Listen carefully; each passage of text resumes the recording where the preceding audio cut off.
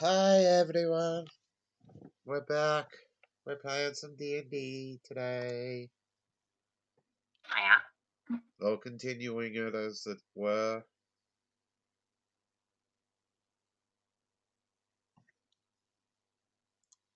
So, that's what we're going to open.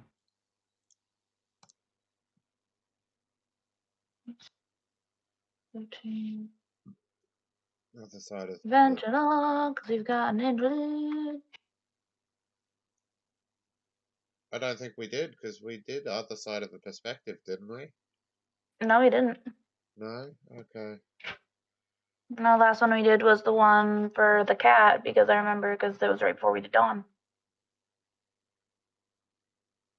So which one are we doing? The other side of a perspective. Okay.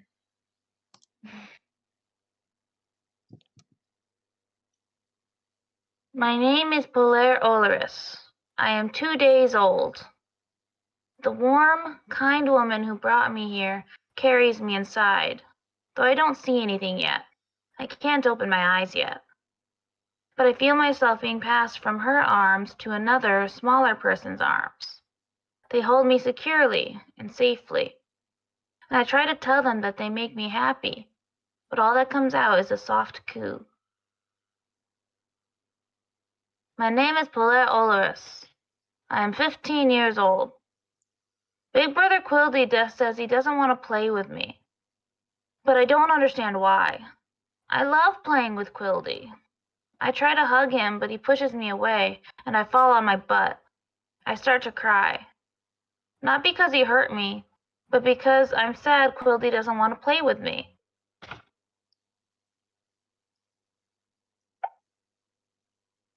While I'm crying, Mama talks to Quilty, and he comes over and helps me up. Then he hugs me and says he's sorry. I sniffle and hug him back. I love you, Big Brother Quilty. Please don't hate me. My name is Polaire Olaris. I am 40 years old. Mama says I'm doing well in my schooling, but I can tell Papa isn't very impressed with any of my accomplishments. I heard him whispering to Mama, saying by the time Quildor was my age, he was way more advanced. I stomp off and hide in my room.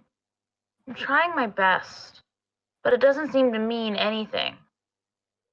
I'm always being outshined by Quilty. It's not my fault he's so smart. I hear a knock on my door and I don't answer. Then I hear the doorknob turn and Quilty walks in. He walks over and sits on the edge of my bed that I'm curled up on. Polaire, you know Father's always been a bit hard on us. But it's only because he wants the best for us.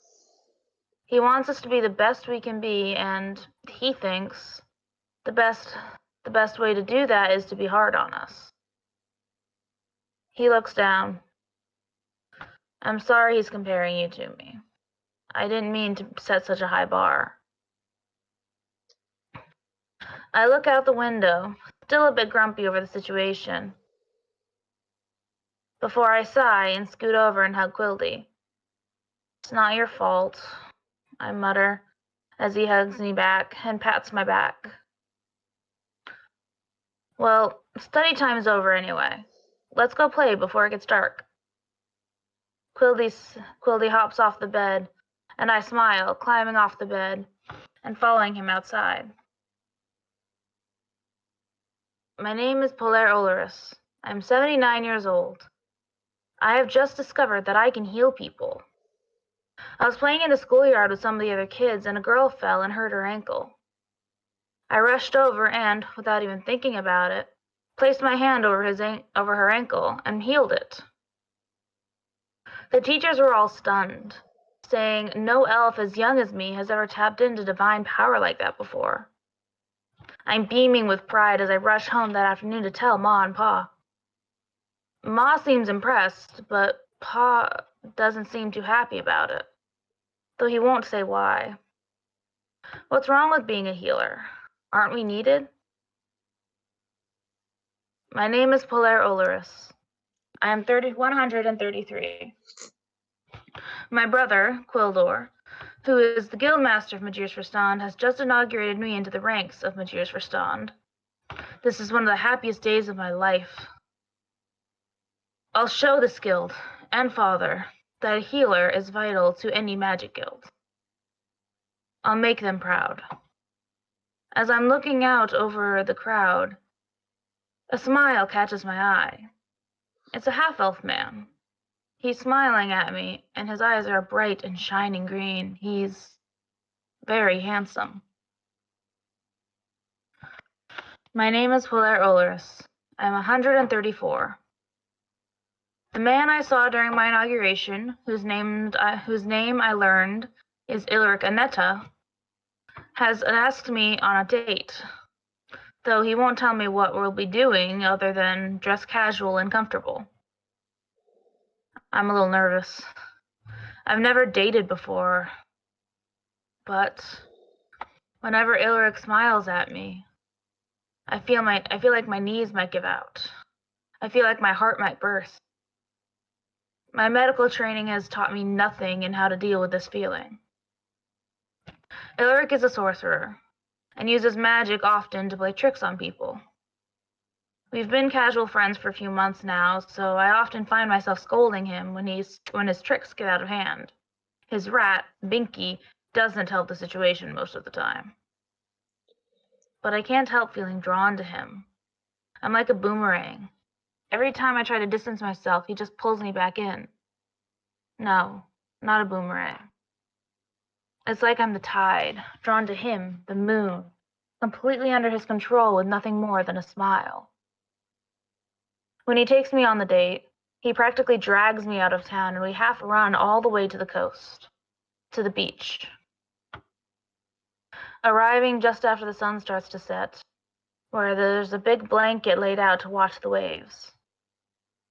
Isn't it dangerous to come all the way out here on foot by ourselves? I ask. Ilric chuckles, and I feel my heart flip. That's why I have you here, right? You'll be able to patch me up. He takes my hand, and I feel my face flush as he leads me over to the blanket.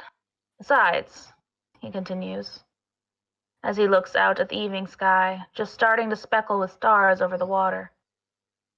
I like running and being out in the open, nature. Something about it is calming. He looks over at me and says, like you. It was here that we shared our first kiss. My name is Puller Olorus. I am 200 years old. I hold on to Ilric's hand tightly, as my brother gives the debriefing of the attack that is about to happen. The attack on the guilds who don't agree with us. Why can't we just find a peaceful solution? My brother divvies up his people, and I am to be sent to Pembenu Septan. Ilric is to be sent to Titres de la Verdad. I cling to his hand tighter at the idea of leaving him at such a time. Ilric turns to look at me and cups my face. It's okay, Puller. Healers will be coming with us too. They're not you, but I'm sure I'll be fine. You just promise me to stay alive, okay? I nod, fighting back tears as I lean into him and his mouth collides with mine in a deep, passionate kiss. And then it's time to go to our positions. My name is Puller Olorus. I am 201 years old. I have just handed in my resignation from the guild to Quildor. I refuse to associate with him and his guild any longer. Not after. No. I can't even put him and Ilric in the same thought. This man, Quildor, is no family of mine. Not anymore. So I leave. Sorry.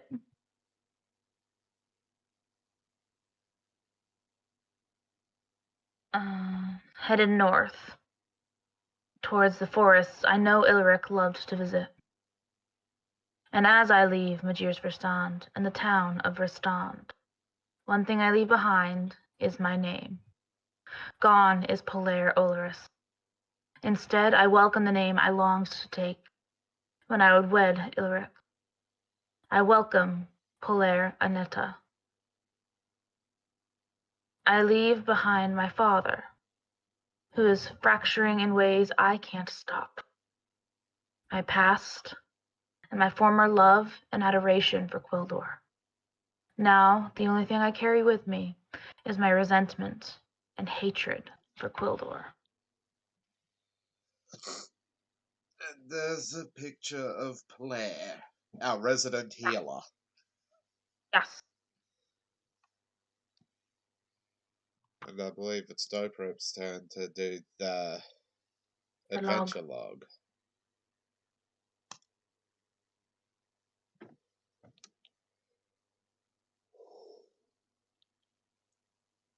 Doperope?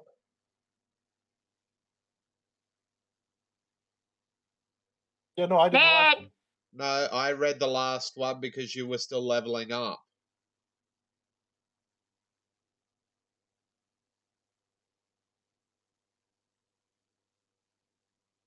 No, because I read about the Jahi. Yeah. You had to do your level up, if you remember.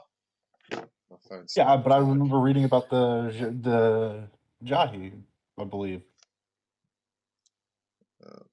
Someone needs to read it. I thought I did. Pretty Because sure I did.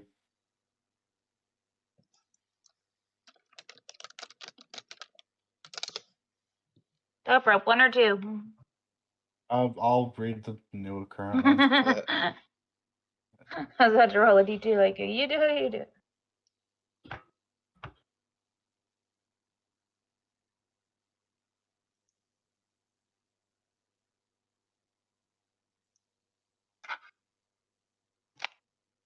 Give me a second. Because I hate reading. I know.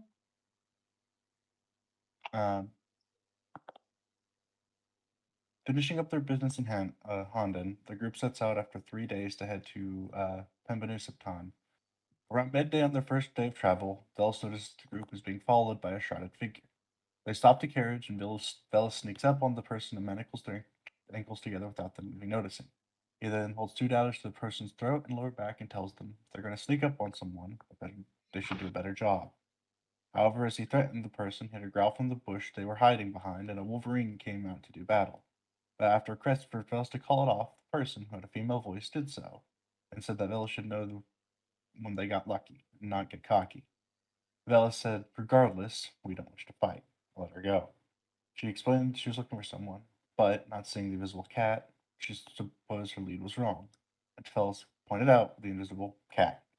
The woman was shocked at seeing her and revealed herself to be another cat named Dawn and Midnight's sister. Dawn requested to speak with Midnight alone near a stream so they couldn't be overheard, but of course, Velis decided to eavesdrop. After learning what Midnight had gone through after they parted ways, Dawn explained what happened to them in the time before Midnight could remember. Our parents had been taken by slave traders, and how Dawn, leading a dinosaur away from Midnight, woke up in Founding Town a week later, unaware of how she got away. Couldn't find Midnight after. She then warns Midnight to beware of people who try too hard to get her to go with them, that you can't trust other races. She then warns her to be careful before going to leave. Velis intercepted her and asked her to tell him what she knew about the slave traders. When it was too much to share just then, and she'd think about giving that information to his contacts in Founding Town. The next day was a torrential downpour, and the group stayed within the safety of the mansion Celestia summoned. The following day, they were approached by a hungry disenchanter, which Amaryllis promptly dropped an orca on. After taking a few heads from the party, this enchanter ignores their presence and heads straight towards Eva, but Velis noticed it wasn't actually headed for Eva. It was headed for Loki. The group then brought it down and continued on their way.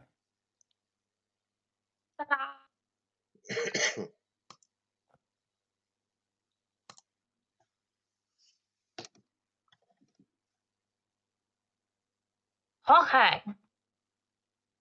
So, you guys spent the night in the mansion And it is once again morning. Roll me a percentile.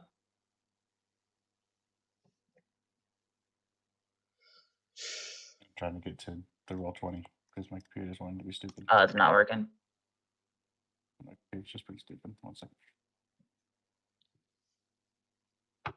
The weather is gorgeous, darling.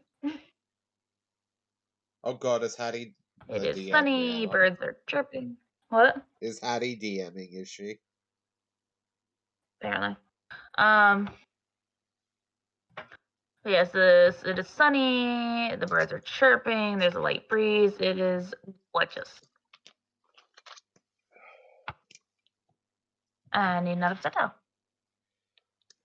Wait for Doper to be able to get in now. Yeah, there we go. Okay.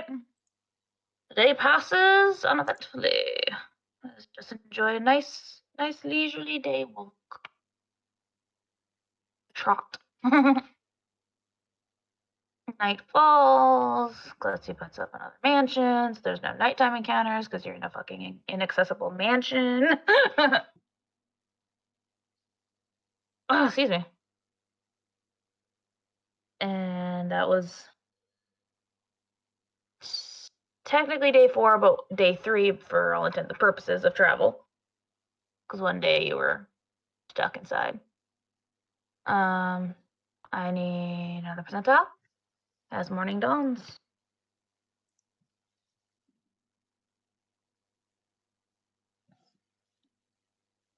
So the weather is a little ucky. Not terrible, just little dreary, little cloudy. And yeah, it's just kind of dull day. I need a percentile.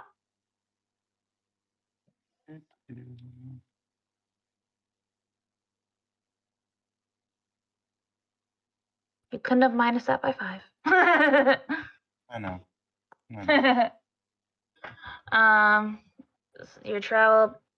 You're approaching the area Pemminucepton's underground city is in, and nothing bothers you the whole way. Just get there unaccosted. What do you do?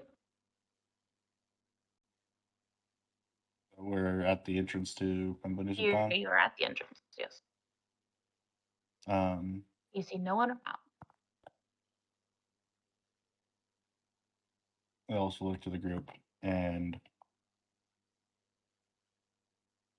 speak up and say, I have a proposition for the group. A way to hopefully stop any conflict before we can start this group. I propose that I go in alone to speak to their leader and hopefully get to an agreement where we can speak on amiable terms. Why would you go alone? Markel will say.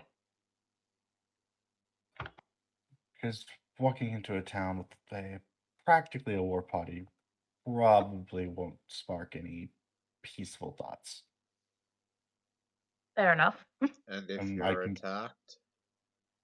I can get in and out probably unseen, and I have my ways to get myself out if I need to. Plus, I've seen the city before. We've been down there once. Oh, that's right. I forgot you'd been down in Yeah, he went and scoped it out.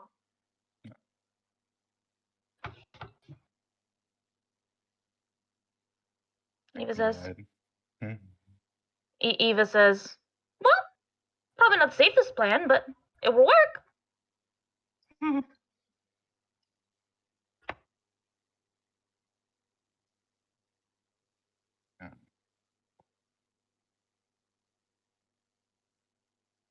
So what does everyone else say?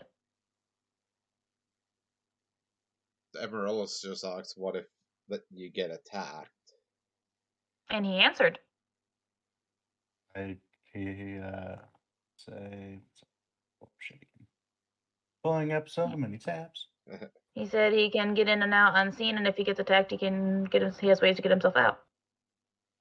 It's a bit hard to get yourself out if you're knocked unconscious with a single attack. That is very hard in D&D. Unless Amaryllis you have has like had a it sweet done spell to that you her. fail. Amaryllis had Yeah, it but that done was when to you're her. like level 5. Let's be fair, Velas has the lowest health in the entire party. That's fair. But He's also got the most. He can move unseen through a city. I Yes, mean, but you have to physically reveal yourself to them because you want to talk to them. And yeah, if that means the guild leader decides to smack you, you're probably getting knocked the fuck out.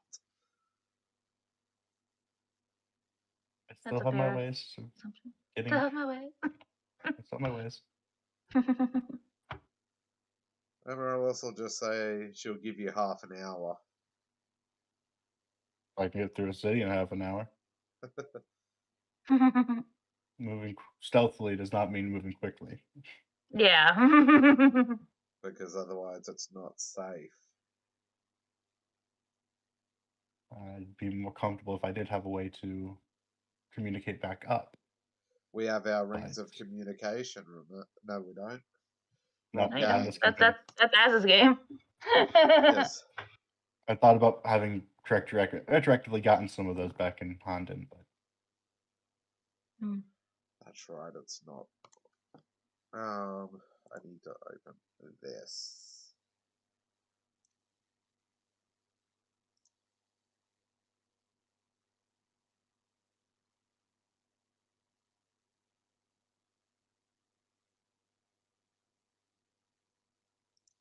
things look like they're going sour before I make it to where I need to go. But Yeah, you were at least given. let me try. You were given time. Not time enough to get to the guild hall from the entrance. Walk. That or the cat goes with you. Eva could go with him. She's from Titular Salavradon. They're not exactly on speaking terms. The cat. No, I mean in terms of the sneakiness. The cat flies and is invisible. I don't think they have any way to detect her. That would breach their whole traditional things. Yeah, they have no magic stuff that'll do that. Yeah. So it's like either have half an hour or the cat goes with. I'll also look up at the cat, and I don't see a problem with that. Though, I'm going to do one thing before we do go down. And he's going to cast non-detection on himself and the cat. Good idea. Cool. Just in case they do have magic users that can find that. I'd be surprised if they have magic users. Right. Okay. Looks like we'll be back with good news. Hopefully. And it's going to go to the entrance that they found last time. And check it for traps. Roll your search.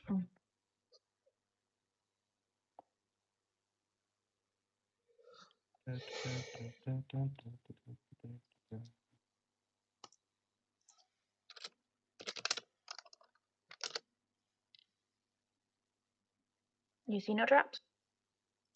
Gonna open it. You open it. And head down while keeping an eye out for traps. You avoid that rung that you thought was a trap last time. You don't want it to break on you. Yep, so you guys head on down. Now, as always, as it was last time, it is very dark in this hallway. It stretches ahead of you, and that's about all you can see because it's dark, other than the cat, which can see within 60 feet, and it's just a hallway. A dirt hallway. Eyes on Mellis. Seven eyes? Okay. So yeah, both of you is just like, it's a dark hallway. Mellis is going to use his Ring of Chameleon Power and make himself look nondescript.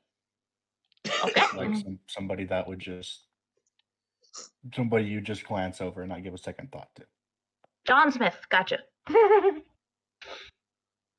I need both of you to make a listen check as you're making your way down this hallway.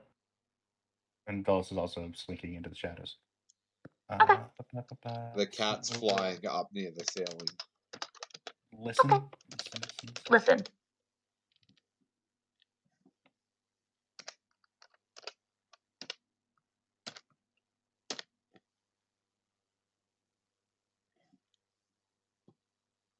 Not bad, cat. Oh, poor Velas. So are you doing the drinking thing, Velas?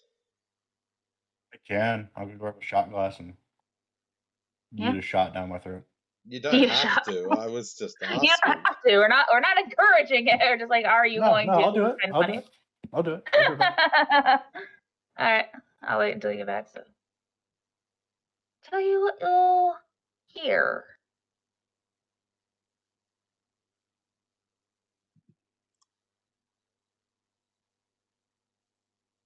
And it makes sense the cat gets this and Phyllis doesn't. Honestly. Because she's got the big ears. Not because she's got the big ears. I used listen because there's not a there's not a skill for this. Today's Shadow Choice brought to you by Jaeger. Jaeger.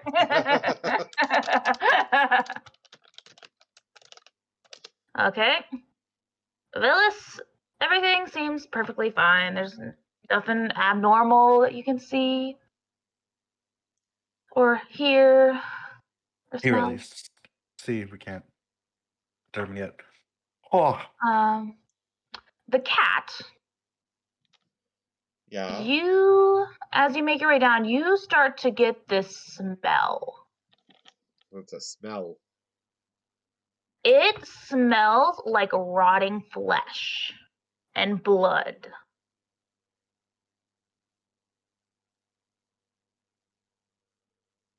The And fuck? it's coming from up ahead. I'm calling it now. I knew it. Well, she's I already had thoughts about what Kitteh was doing. I already had thoughts. She's gonna You fly already had down over You also had it. Velas's shoulder and bap him on the shoulder to get his attention. Mm-hmm. And then she covers her nose with a paw. And then gestures where the direction it's coming from. Which is straight ahead, I guess. Yeah, it's just down the hallway. Because she's aware he can see her now. Yeah. Yep. Okay, so yeah, you do that. Do you continue onward? Yep. Because I'm a hide. Velas is gonna hide. There's a little shadow thing. Roll your hide. Also, I realized Velas is invisible to the cat. Without being invisible. Yeah, because you're hiding. His ring of dark hidden. I'm invisible to dark vision. She's got devil sight, not dark vision. They're different things. Devil sight allows her to pierce any darkness as if it were daylight. D20 plus... Whereas dark vision, you can only see in shades of gray or red. She can see full color. Yep. Okay. So you continue onward. Apparently As my you dice get rolls aren't closer. great. No. As you get closer, Velas starts to smell it too. This rancid, ripe smell of rotting flesh and blood. As you make your way further, before you get to that curve where you were hiding behind that leads to the entrance, you see someone's hand sticking out from around the corner, like they're laid out past it. Like they're on the ground?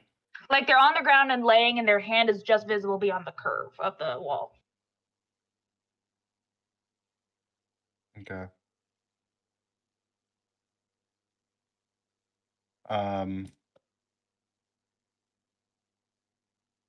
Velas will move forward and peek around the corner carefully. And you see a dead body. The cat is flying back up near the roof and is like looking around. Yeah. Yeah, you see a dead body. It is clearly dead. It has lost a lot of blood. It is wounded in many, many places. And it looks like they were trying to run to the exit but couldn't make it. The fuck?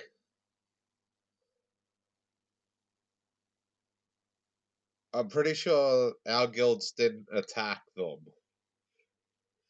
No, which I leaves have an idea. And one Kitteh's other evil for doing guild, this. which does not Yep. surprise me in any, because, you know, they got more soldiers. Yeah. Bellis will whisper out to the cat to go let the others know. He's going to check a little bit further in. Okay. Does the cat comply? Yeah, sure. Okay. So the She'll cat go to runs the cat, out and flies out and you know, broken Velis, common. as you make your way further down the hallway and into the entranceway of this underground city, you see absolute devastation and destruction. And I assume when the cat goes to get them, the rest are gonna come down. Uh-huh. Yeah, Vivea will absolutely be coming down. Okay. Having to squeeze to that tight. I have placed your tokens in here, but you would be more over by the corner, the bottom right corner where the yellow spot is. That's the entrance to this underground area. So who the hell do I have control over those as two? yeah. That's right.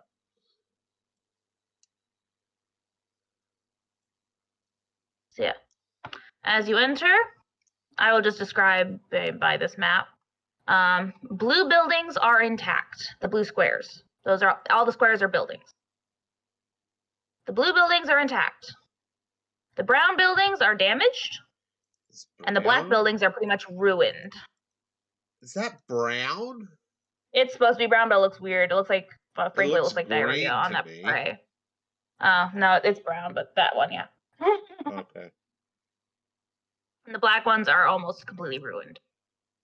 Okay. Can you fucking... What the fuck is your problem? Why are you...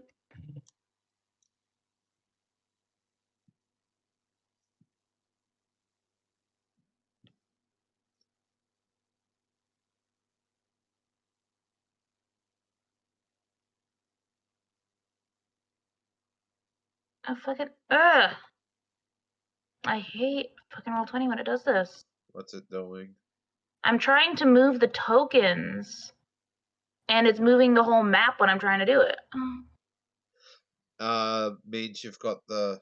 Oh, yeah, no, I know what you mean now. Yeah, it's locked it on wrong. Yeah. You'll have to Anyway. reload the page to fix that. No, it's just I clicked the map moving button again, the right mouse key, and it stopped. Anyway, so yeah, you see all this devastation and you see bodies everywhere.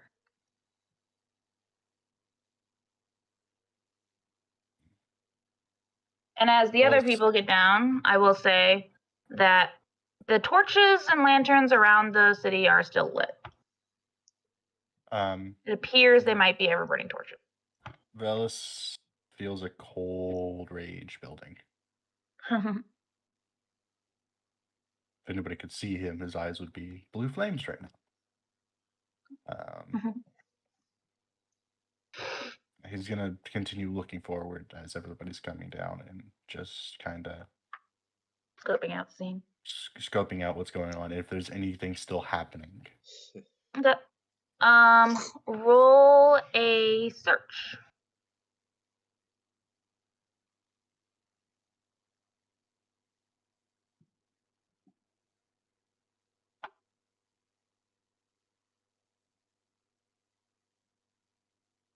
What is with my rolls lately?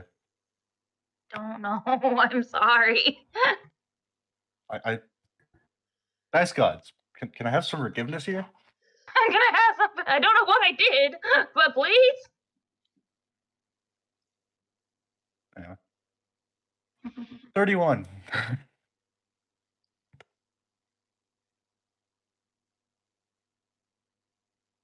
As you are walking around, you see a lot of dead bodies, a lot of destroyed buildings.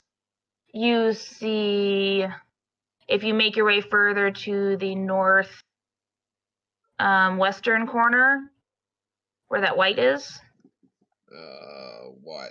White. northwest Yeah. corner. Yep. I see it. Okay.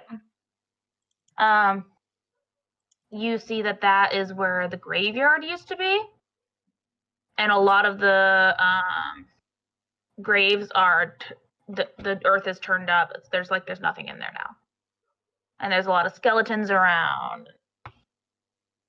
Yeah, Like which is right walking beside the around. guild hall, which is in complete and utter ruins. Because that big black building is the guild hall. No, as it just asked, are the skeletons walking around or? Nope, they're just laying. Okay. I feel like this is a trap. While he's moving around, does he hear Mhm. anything? Hear anything moving? Any voices? Because he's going to be all senses 100% Yeah, going right. roll listen.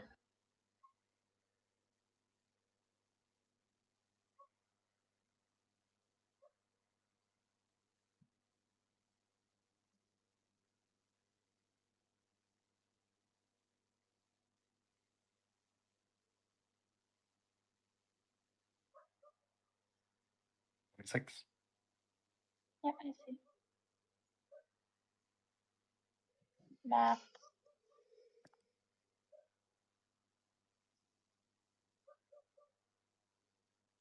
Okay. It is dead silent in here. You do not hear anything that indicates there's any form of life in here. He's going to peek into those intact buildings. Not going to go in, Okay. but kind of peek through Peek windows through doors and windows. check inside them. Okay. And like when I say the brown buildings are damaged, most of them are like there's still parts of them you can look inside and that are still intact. It's just like this one wall is collapsed or something. Okay. So you look around in those intact buildings. Just looking in, just Yep. checking anything, everything before he gets the rest of the party to do a deeper search. Yeah. Inside those intact buildings, like these two over here are clearly residences up in the northeast corner. Mm-hmm. They're clearly, what used to be homes. Things are upended. Things are smashed against the walls. It's like there's clear panic whenever whatever happened. This building appears to be the one in the middle north. Appears to be a shop that looks like it had just like a grocer's shop. Has a bunch of food and meat and produce, all that. The one down in the southwest corner,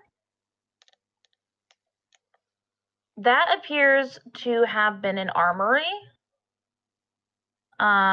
Of course, there seems to be things were hastily grabbed out of here, like people are trying to arm themselves against something. And a lot of the bodies around here have, weapons and shit that are either tossed aside while they died or impaled with or whatever. Okay. He's gonna head back to the group. Okay.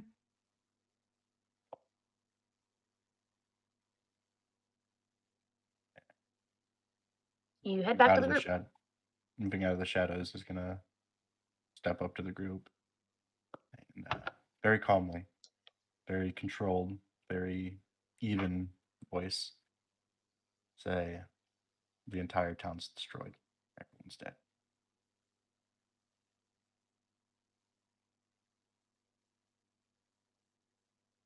The guild hall is in shambles, and the graveyard has been dug up.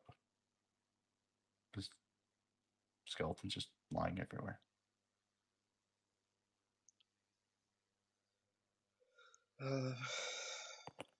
I don't know.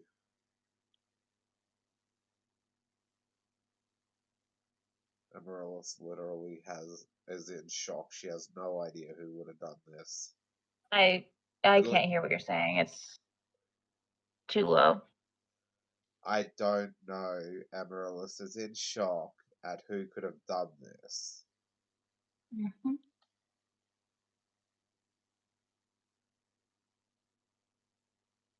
Is visibly angry. White knuckled grip around her weapon.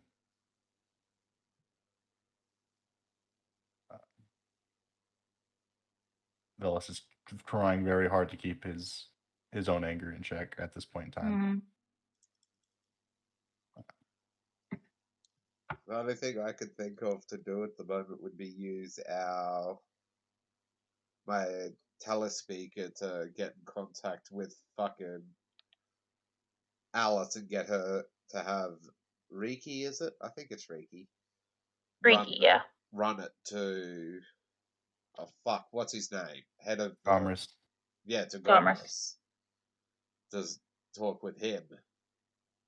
Yeah, that'd be the best thing I could do and try to get back to Founding Town as quickly as possible. Alright, Amaryllis will pull out her telespeaker. As you do. Yeah.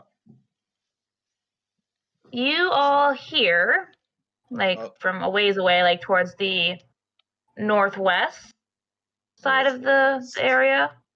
Like more towards the center, but it's in that direction from you. So near that blue one in the center? Yeah. You hear a voice call out. Oh shit.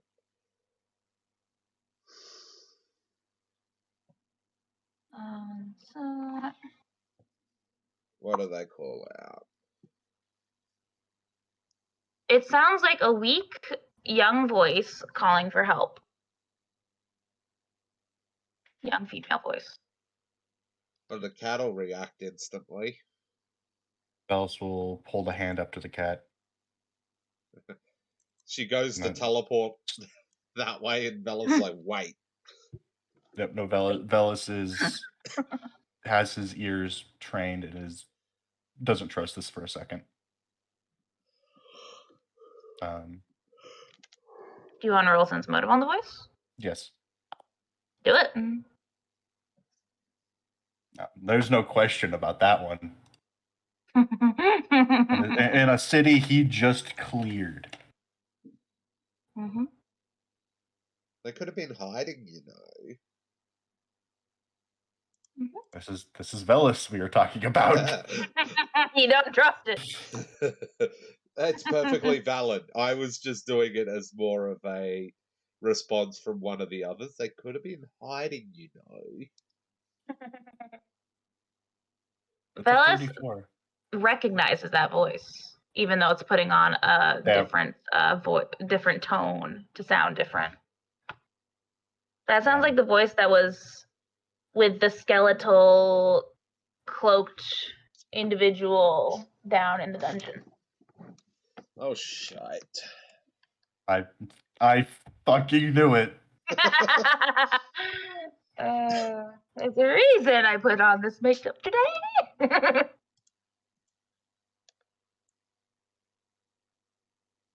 Velas will say that quietly to the group. The same figure we saw back in the dungeon that we destroyed. Same voice.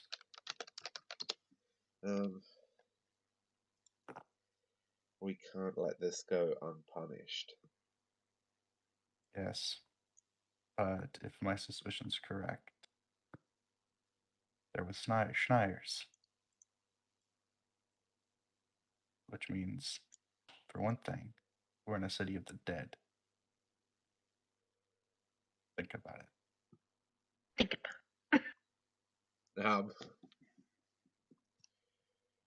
Amaryllis is like, I could always detonate it. in an want underground city. Fucking run. Like, Velos would say, we don't want another crater. You don't want another Everillis is crater. like, oh yeah, about that. This would be bigger. This would be bigger.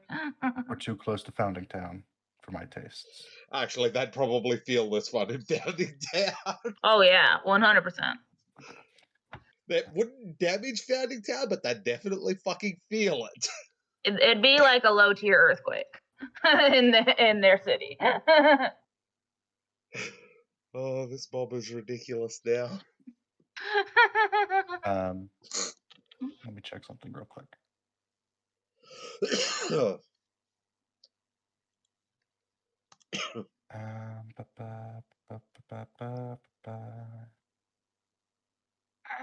I get one more of this. Okay, that's right.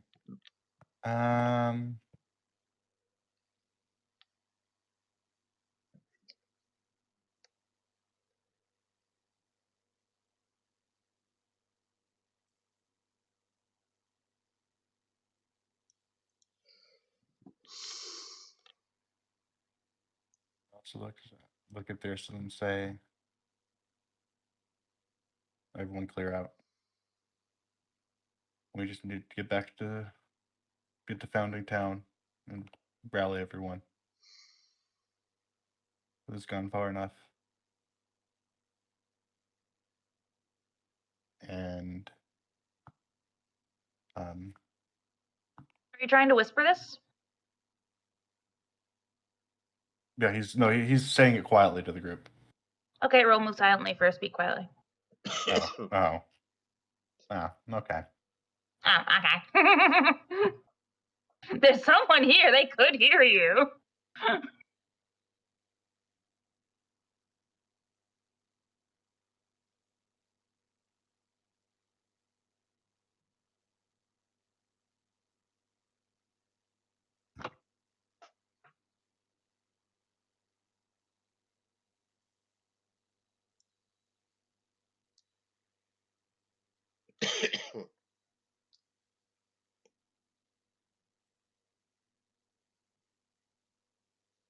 I don't know.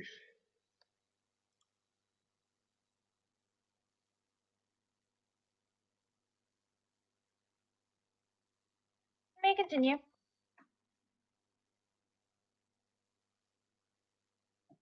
That's what he says to the group. I'm trying to take into account Amaryllis's madness. Yeah.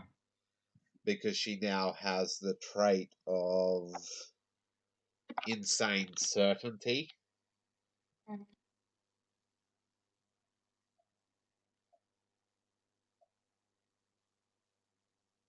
But this is a city of the dead.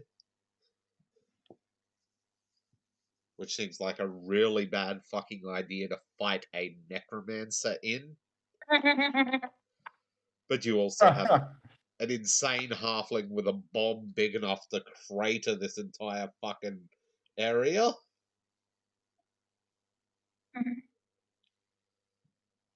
I want to reiterate. Velos is pointedly looking at Polaire and Celestia for this. Pointedly. Yes. What about what? About get everybody clearing out. Pointedly looking at Polaire and Celestia for this. They need to control Why? Amaryllis. I'm confused. Okay. Point. Like she listens to you. I'm just Yeah. trying to figure out whether she'd be mad enough to try and attack at the moment or retreat because the person could get away. Velos also I want to note is also keeping on everything around him. Every dead body, everything. If anything moves, if anything else, Kitteh? He wants to see it, What? and he wants to get them out of there. Devil Sight has a secondary ability the cat's going to activate. What? Blind Sense, 30 feet. Okay. So she knows where everything is around her within 30 feet. Okay. That only lasts a minute per activation, but she can do it at will because of reactivating her Devil Sight. Yep. And funny enough, she gets nothing from Velas. Even though She he's has standing nothing right from there. Velas. Yeah, it's because you have Okay. non-detection on you. Blind Sense doesn't pick it up. No. Plus, you have Dark Stalker. Dark Stalker's what the effect. Non-detection's for magic. Yeah, true. Mm-hmm. But if anything else moves, she'll know about it. Mm-hmm. She got radar So, ears. Vivea will nod, not happy about the decision, but understanding the point of it. Mhm. Knowing it's not a fight. If it goes south, it's not a fight they're going to be reasonably able to win. You know, without Reasonably. without unleashing Amaryllis. Mhm. You could win it then. There'd be a big fucking hole. Mhm. So, you They start will making your carry way Amaryllis towards. out if she has to. I'm not even sure of what Amaryllis's actions were would be as the player. So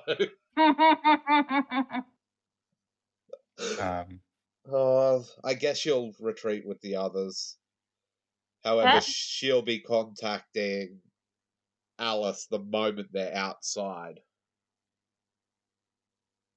Velas is bringing up the rear, like a little bit away from the rest of the group, making sure they're not followed and making sure nothing's getting up to follow them.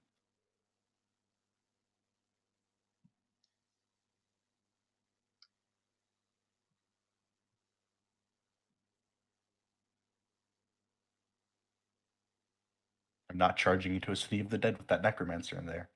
No, not happening. Okay. As you are making your way to the exit, I need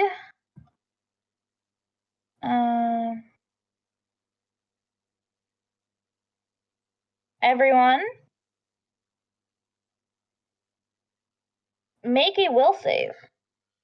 Well, Amaryllis is fine with this. Unless she rolls a fucking nat 1.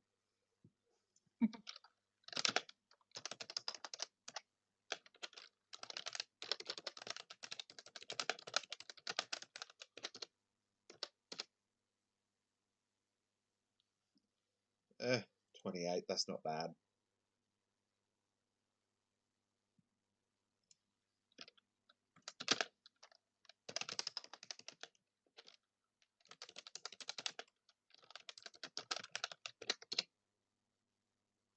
Right. 26. Yeah, I get to reroll that. Do familiars get that whole thing where they're... I don't think they do. I don't think they do. No, I think they have their own rules. Is it a spell?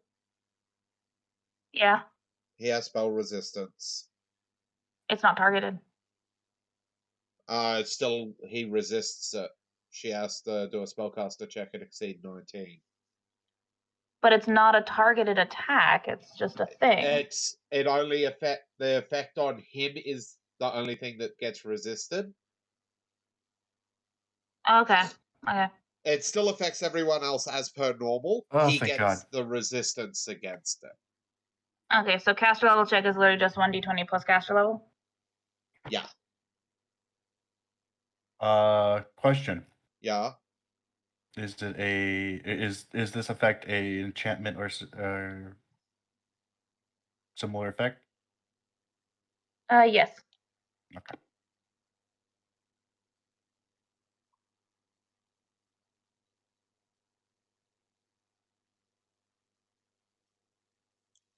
So what was the DC for the 19. spell caster level? Passes. Okay, so now you roll the will save. Now you roll a will save. Yep. Yeah. His Those will math is people not rolled a 26.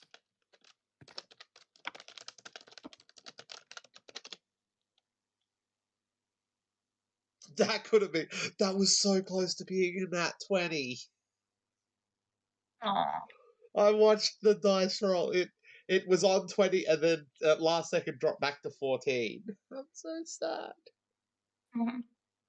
20. I hope that's good enough for Vice to resist. But then again, Amaryllis can use a command to make him stay.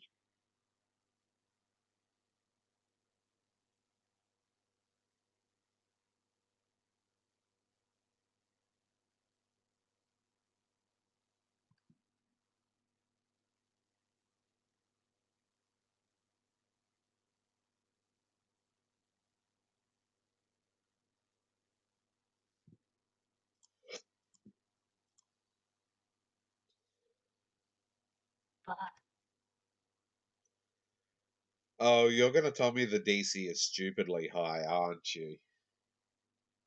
I wouldn't say stupidly high. It's going to be above 25, isn't it? Maybe. Means Midnight has a chance. Amaryllis has a chance. Vivea, Valis. Yeah. He didn't even need the plus 20. He got a nat 20.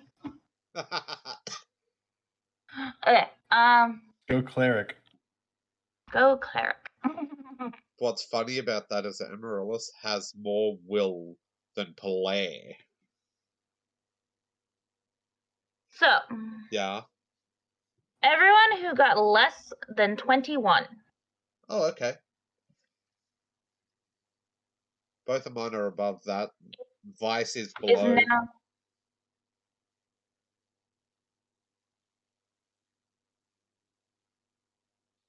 Tricks. What tricks does he know? I better check that. Because I'm pretty sure he Yeah. has stay. Everyone who rolled plus the 21 is what? anyone who got less than 21 is now frightened as a wall of not people, but it looks like it's made of like people's spirits Oh, God. forms in front of the exit. And it's groaning and wails of pain Greater dispel magic. scare you. Are you okay? Are you not frightened? Bellis is not frightened. He rolled a Let 26. the cat do it. Let the cat do it. Let the cat do it. Is yours regular dispel magic or greater?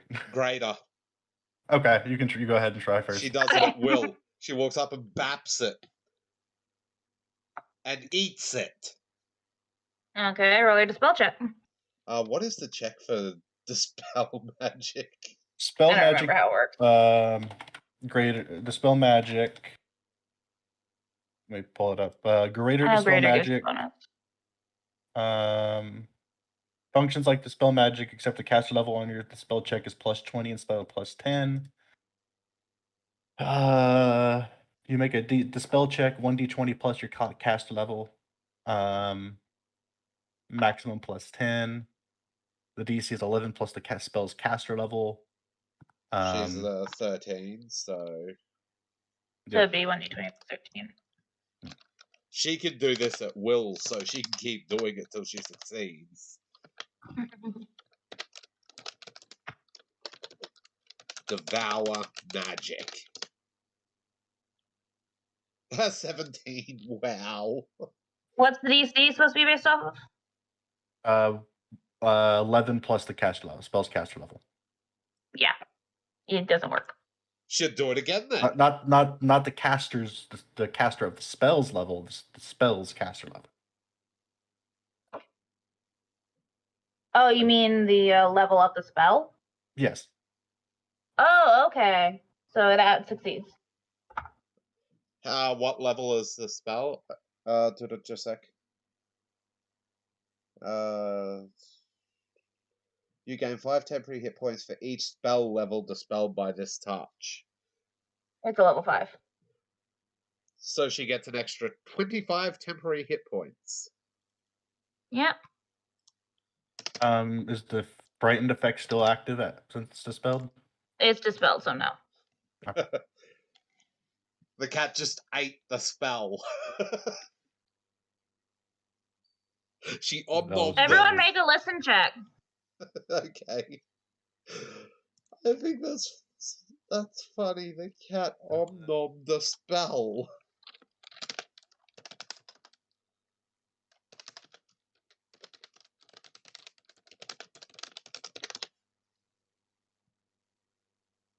Why can I not roll well?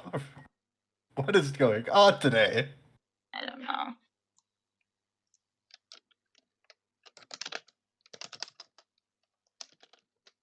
Wait, hold on. I have Hang on. items. I have items. Mhm. 1 Yeah, you do. second. Magic item compendium. I need you.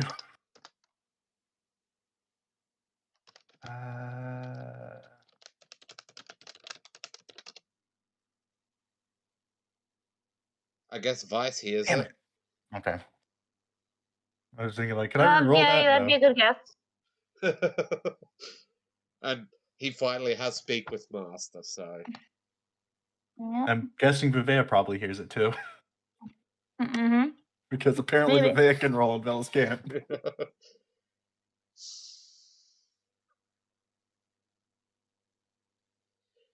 Yes, the reason I wanted the cat to devour the magic was she gets temporary hit points when she does it.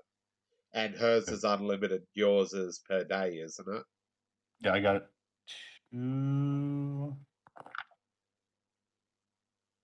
3 per day. 3 per day. Yeah, so it's better off to let the cat deal with things when we're not in combat for greater dispel. Yep. Temporary hit points do fail in a minute, Kitty, just so you know. Yep.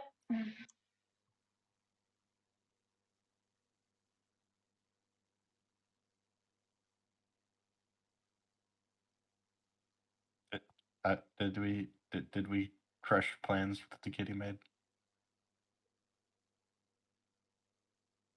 What is that page? I think there's going to be another spell. To be fair, I was not looking through a book, I was looking through my notebook. Yeah. Fair.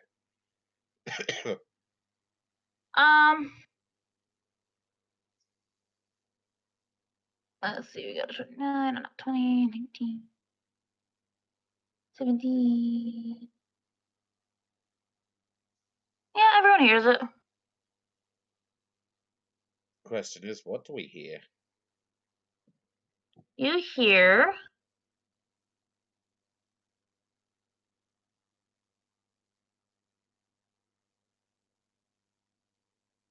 the clattering of bones as skeletons rise up and make their way towards you. Okay. 1 second, please. 1 second. Yeah.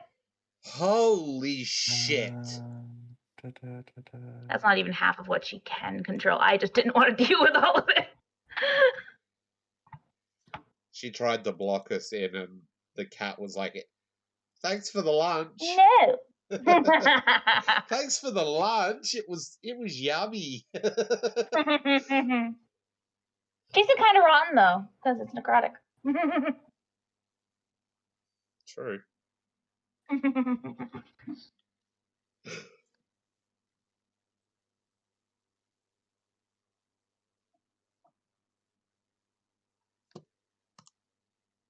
So now do we fight or do we run?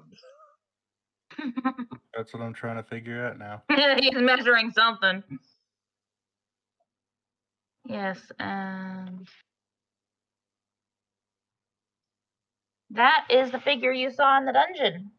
Yes, the skeletal looking thing. It's the one with the skeletal jaw.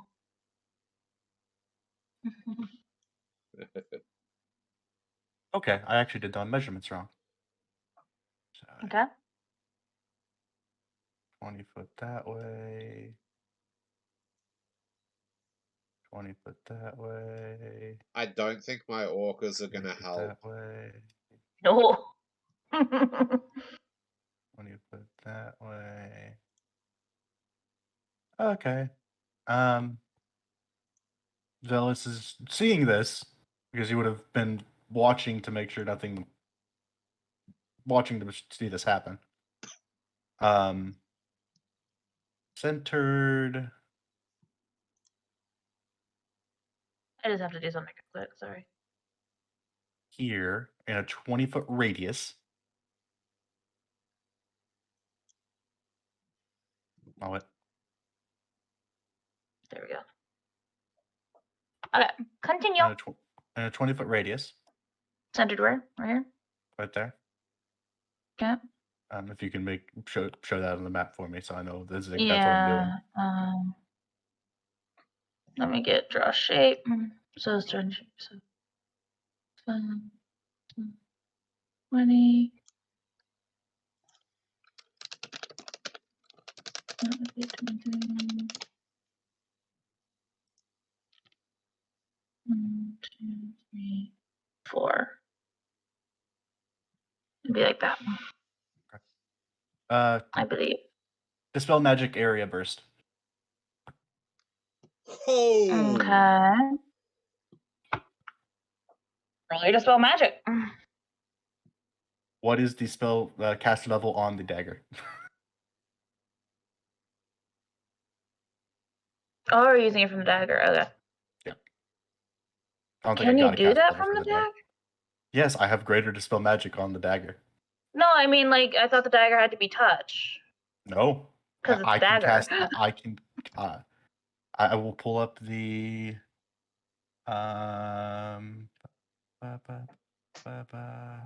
Because I know how dispel magic works. I was just saying I thought it was just touch because it's a dagger.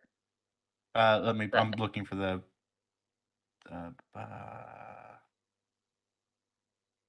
Where is that property? I know it's a thing.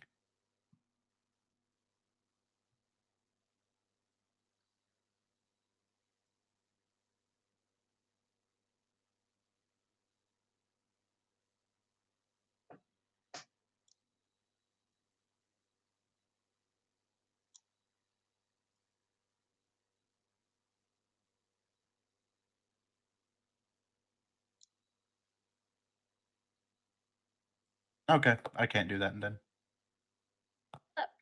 No, if I have to hit them with it. Yeah, that's what I thought. I was like, what? Then instead of that, I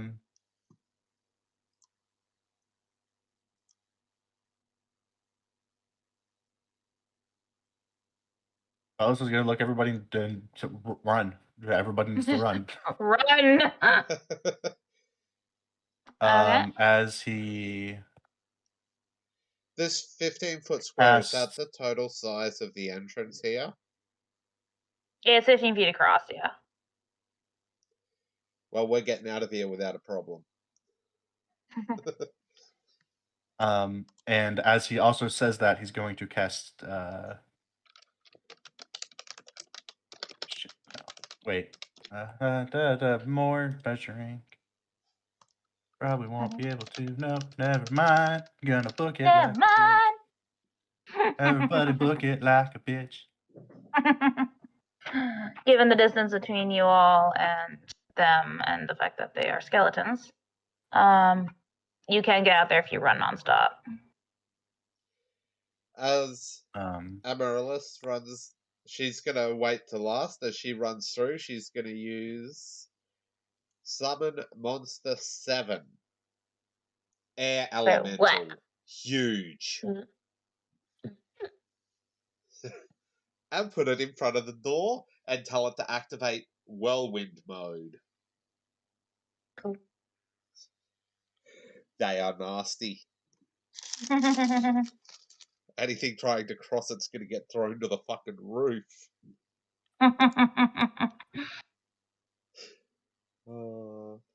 You all book it out of there as that whirlwind's going on behind you. Eventually, a couple of you might hear some bones getting scattered. But yeah, you make it out the exit. What do you do?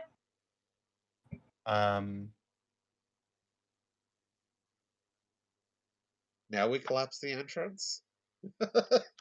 Velos is going to do something like that. Is there a locking mechanism on this door? On the door of the hatch? Yes. No. There's no locking mechanism. Nope. Well, there goes that.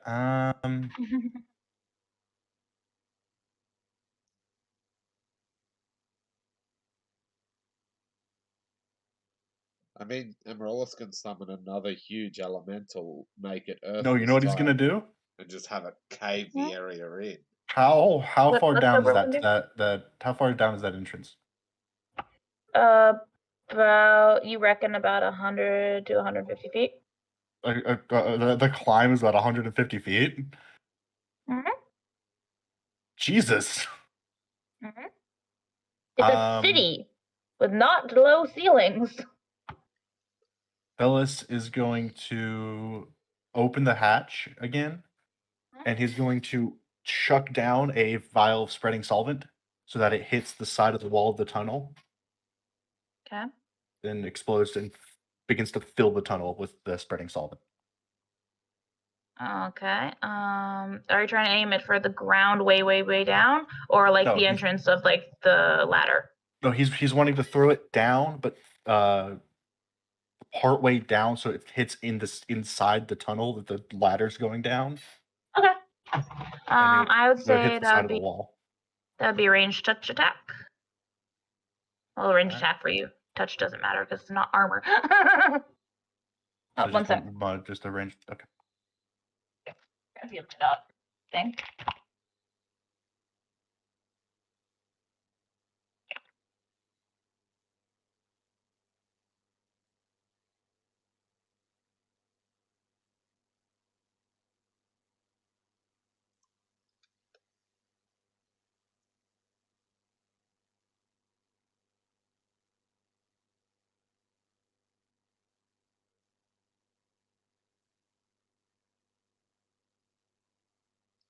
What size do these elementals go up to? I don't know.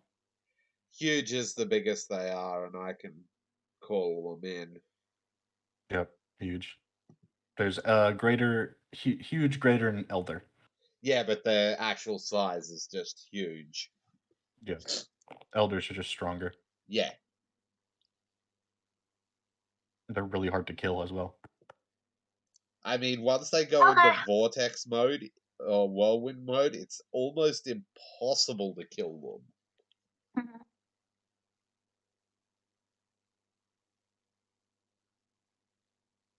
Okay, who was doing what? I was gonna roll that attack, but I was gonna wait for you. Yeah, roll it. My base ranged modifier. Kitty, how big is the roof in here? You reckon the roof is probably about 50 to 75 feet up? Because a huge one entering whirlwind mode is 50 feet up. And Yeah, it's above that. their normal mode, they are 32 feet tall. Yep, it's above that. They are fucking massive creatures. 33. Okay. You hit the wall right where you want to hit it, and it goes boom, and it goes red. Starts spreading. Yeah, and he's gonna Yes. close the hatch. Some drips down because it's on a vertical surface, but Which some of it sticks. only helps us. He's gonna close the hatch, back up, have everybody get to the cart, and he's gonna throw another one at the hatch. Makes sense. On top of the hatch. Are you throwing it, or just kind of like throwing it at your feet and then running? He's throwing it from a distance because it's a 10-foot. Okay. Yeah. Okay. Roll your range attack again. Not a hard target to hit. No, it's not. Yeah. Yep, you're good. And I was like, and he'll say again, we need to get to Founding Town. Amaryllis? Yep. She'll get them moving, and while they're moving, she's using her telespeaker. And gets Alice to get Riki to run it to Gomris. And Velis will look to Eva and Markel. And I believe Eva already said she had a way to speak to Elliot. Yeah. Polaire who has a chooses way me. to speak to Quildor. Yep. And Aaron. And they'll look to Yeah, Markel to chicken. see if Markel has a way to speak to his guild leader. Markel sighs a bit and says, he doesn't trust me as much. He kind of threw me on this mission because so did get me out. All right, we'll figure out something later.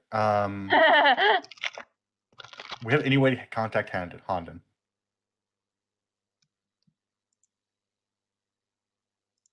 Well, I figured once Quildor's alerted, he can contact He everyone can else. contact everyone else, yeah. You don't have to worry too Yes. much about contacting everyone. Just contact one of them and they can get the rest.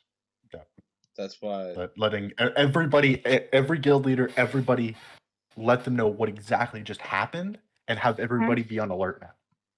Because this wasn't just a town that got taken out; it was an entire guild. Mhm. So everybody needs to be prepared and be on the ready. Yeah. All of you get respective responses of, oh shit, okay. Oh shit! And you continue on your way. And why do I picture Sleigh Razor sitting in his room and he's like, "Now the fun begins." Am I wrong?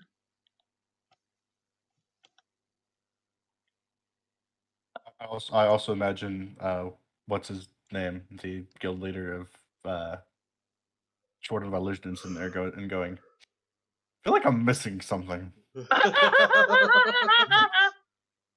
Yep, Guildmaster Octane. Yep. Better not miss a damn thing. Oh, he wants a war. He can have a fucking war against Schneier's. This has gone from Velis trying to make peace now to Velis is. You got a warpath? Velis is now on the warpath. This is this went from maybe we can write things to they have just declared war. Yeah. Well, it's a good thing Isabella isn't currently in Schneier's, isn't it?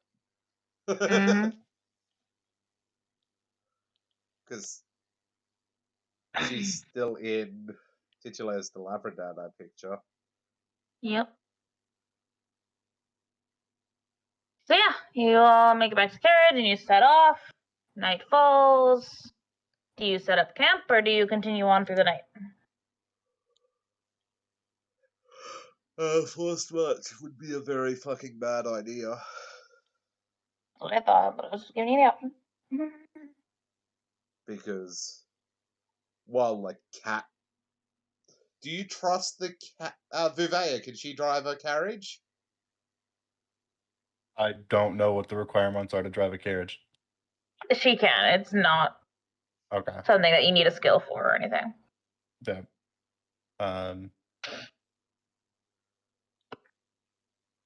We can.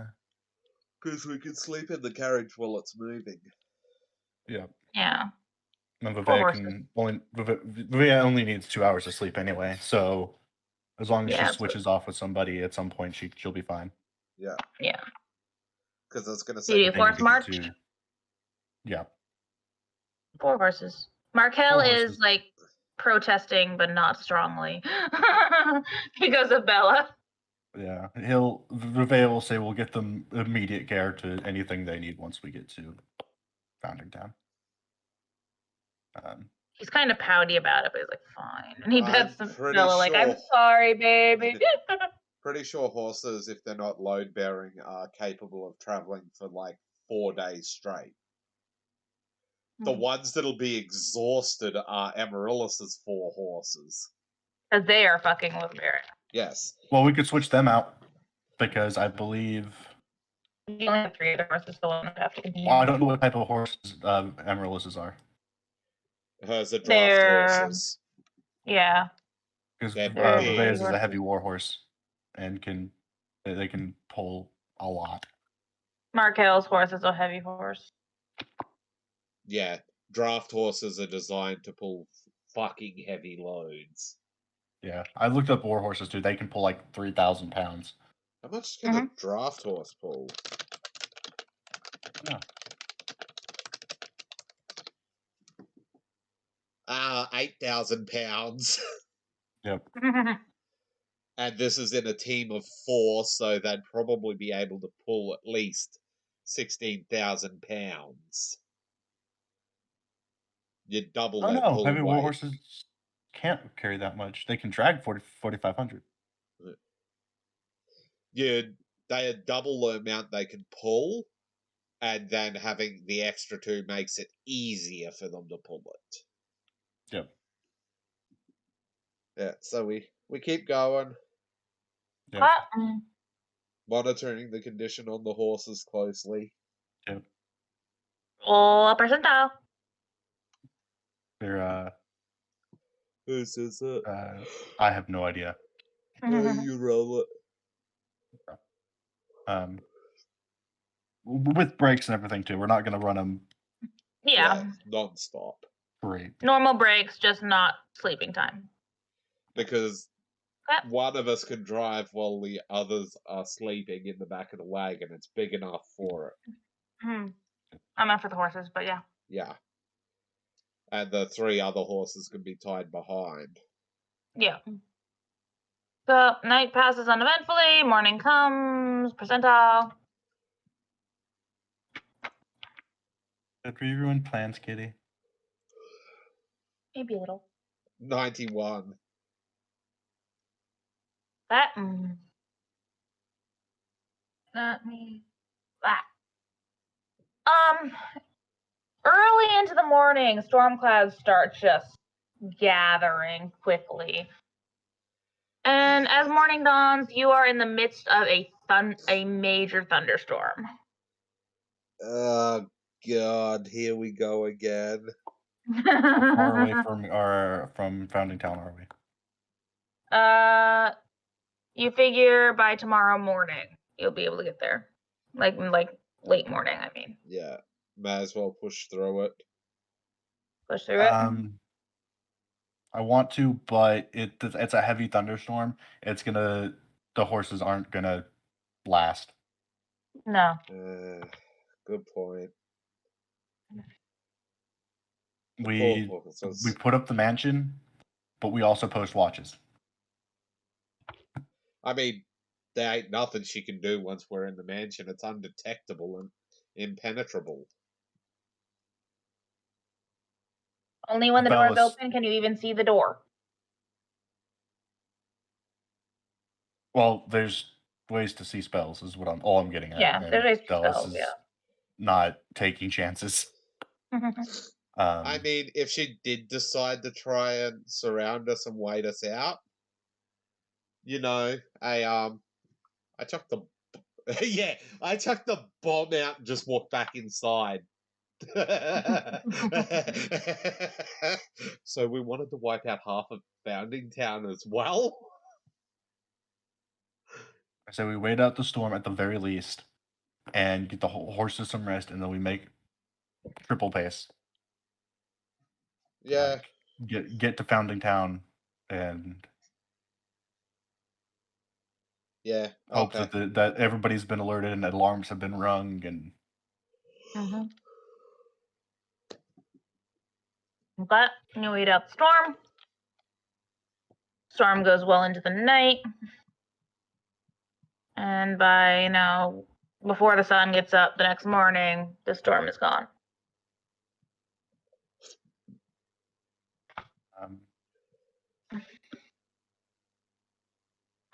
Back on the road. On the road again. Yep. Captain. Pushing the horses hard again. These poor horses. Yeah, they've been through a lot. They're going to get a lot of rest, though. Remember, Amaryllis did want to buy that self-driving cart, but she doesn't have the 100,000 fucking gold required for it. So morning dawns. I need a percentile as you continue on your way. The sun is out again and drying up all the fucking rain. Okay. Day pass uneventfully. And force march. And forced march, so you make it to Founding Town by the time the sun is setting. Because you're going faster. Thank fuck. Bells will isn't even gonna, Bells is gonna make sure somebody else is taking care of the horses and getting them put away. And he's going to head straight to the Markel guild. Markel will take care of the horses. Bavay will stick with Markel to do the same since he's not. Things are going on, so he's making sure nothing's gonna happen. Velis is just booking it to the guild hall. Yeah. You make it in the guild hall. It is late, so there's not a lot of hustle and bustle in the front entrance. Velis is going to straight to Gomer's office. Fucking Gomer's. Okay. Do you knock or do you just burst through the door? He's gonna knock, but it's gonna be a fast, hard knock. Yeah. Boom, boom, boom. Oh, excuse me. You hear Gomer's booming voice from inside say, "Come in." And Velis comes in.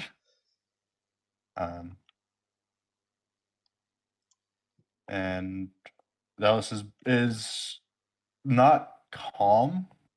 He's trying to be calm, but he's very still angry. Like yeah. It's in him.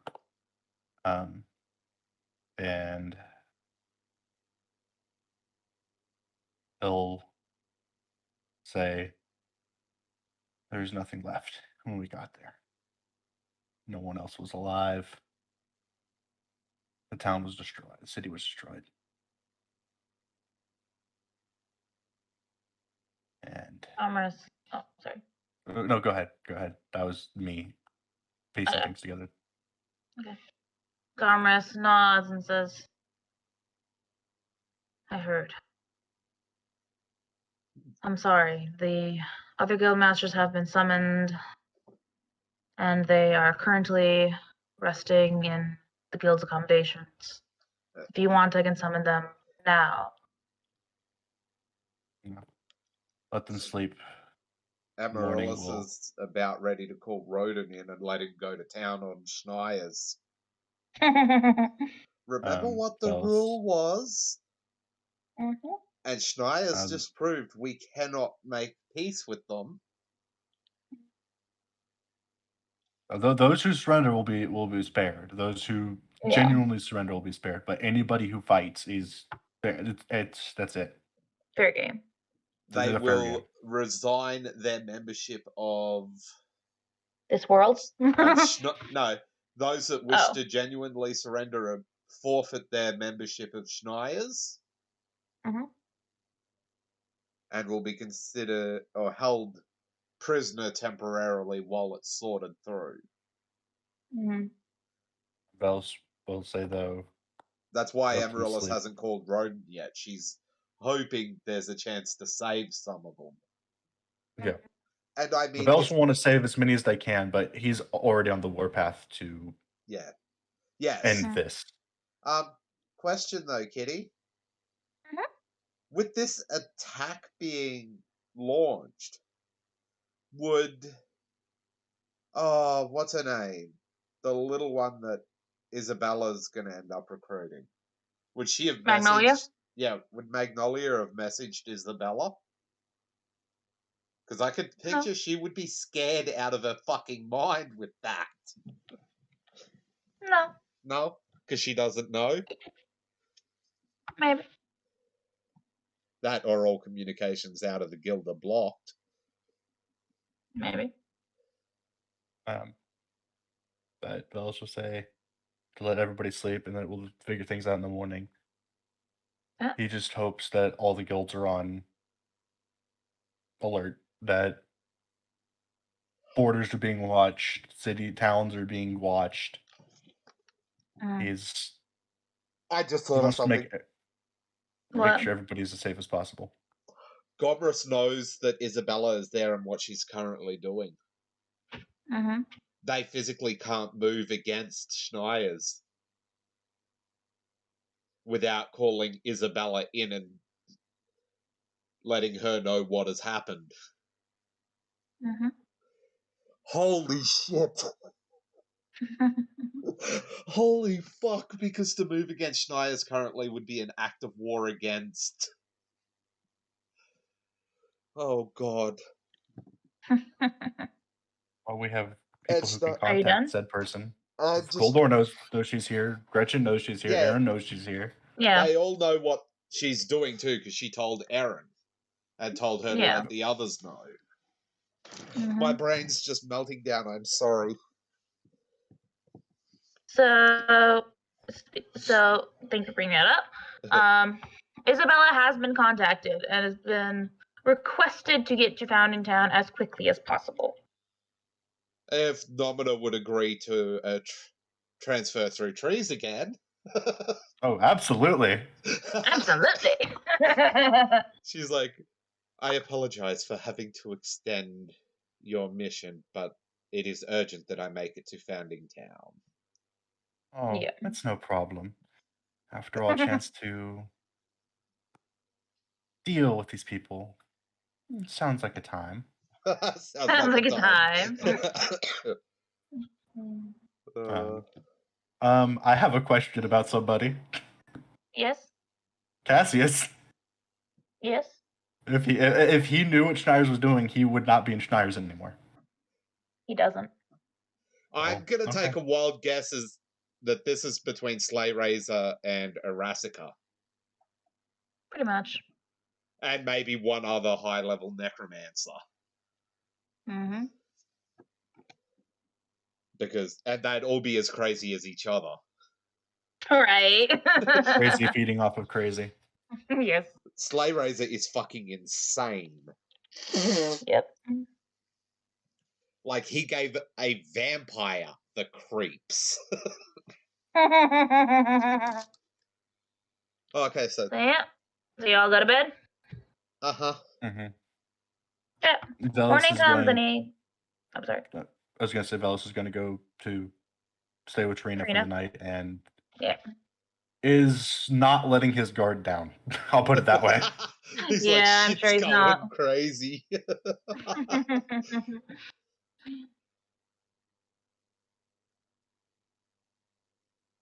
Yep. So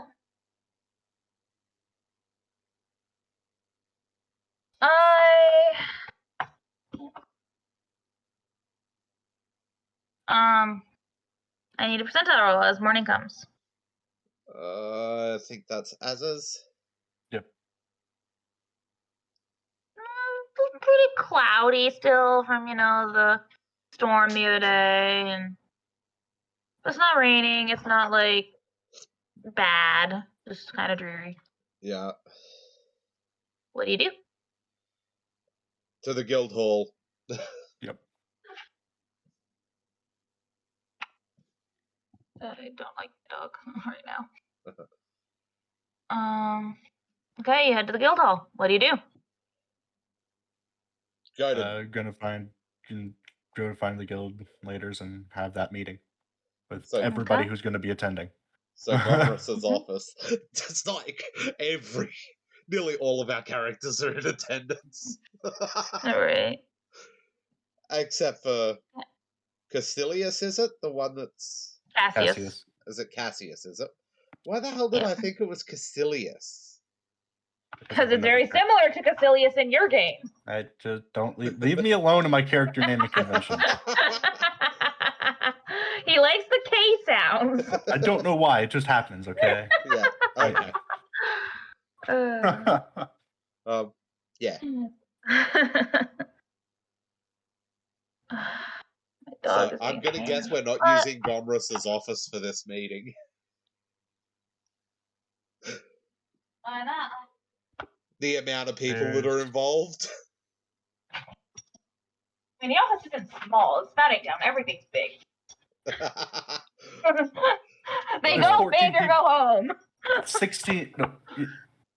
14 people in that office. They do have a meeting hall, so. Yeah, they do have a meeting hall. Probably a war room. Yeah. So yeah, what do you do to find them? Head to Gomeris's office, I would guess. Velis's probably first stop that morning is going to be Gomeris's office. Okay, Gomeris is there, and he is waiting for all of you to show up so he can lead you to the meeting. Yeah. Yeah. Let's do this. Do this. I'm curious how the others will react walking in and seeing a fucking dire rat. Not to mention the actual, like, almost huge tiger. Yeah. Oh, yeah. Just sitting there, just chilling like a villain. Yeah, As you walk in, you see all the guildmasters except for Guildmaster Bactane, because they haven't set up communications with him yet. They did send a person to the guild to get him, but they haven't come back yet because they don't have teleportation for circles. Yeah. Other than that, you see all the guildmasters there, and Elliot. What are you doing? Crazy puppy. Oh, yeah, she's nuts. I had to let her out of her crate because she wouldn't shut up. Oh, is Elliot here and not Not a nameless one. Yeah. Quote unquote. Elliot. Isabella does know her name. Yeah. What else doesn't, though? Yeah. No one else Nomina knows her name too. Anyway.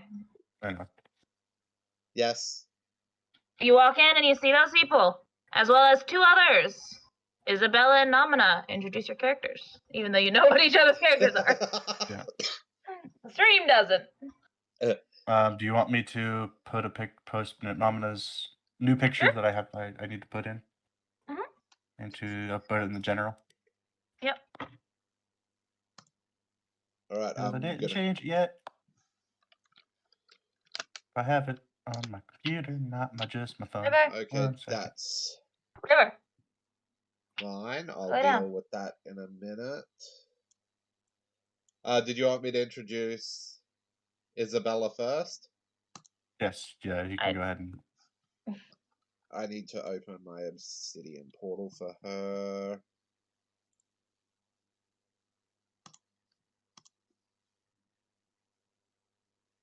Isabella Cross. Oh, Jesus Christ. What the... Yeah, that's her in pissed off mode. And here we have Isabella Cross. She is a vampire in service of the Von Crimzo family. She can barely tell you of a time before she was a vampire. Her family has always been intrinsically linked to the aristocracy of the vampire world, serving as a branch family and as breeding stock to create more nobles or to serve as blood donors if they were deemed unsuitable of the prestige of the family name.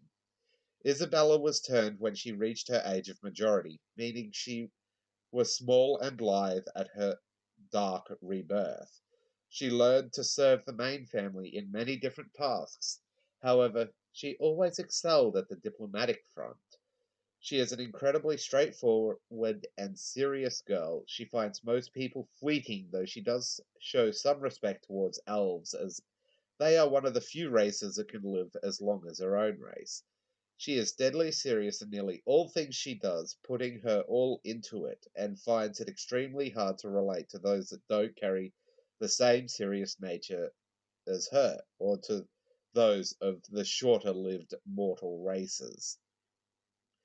Was several months ago, yeah, quite a few months ago now, All things she. Where was I?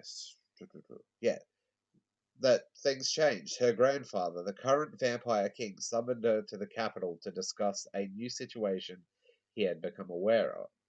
Apparently, a small island had begun a major shift in the monstrous race paradigm. A town was being formed with monstrous races at its core, and it seemed to be gaining traction.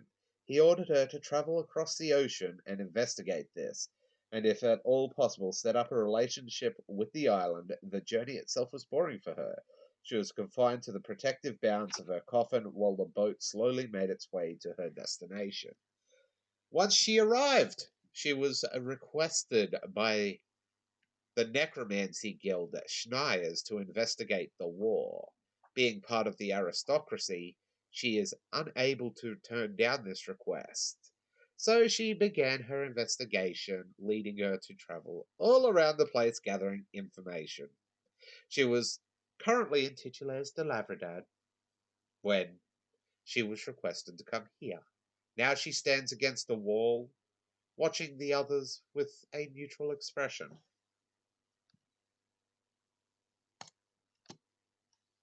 Ta-da! Oh, That's Asa. and then in general. And In general, yep. okay, there we are. I'm Open not going to original. do her whole backstory because No. I just wanted you guys to say this is what they look like. I'm sorry, you didn't. I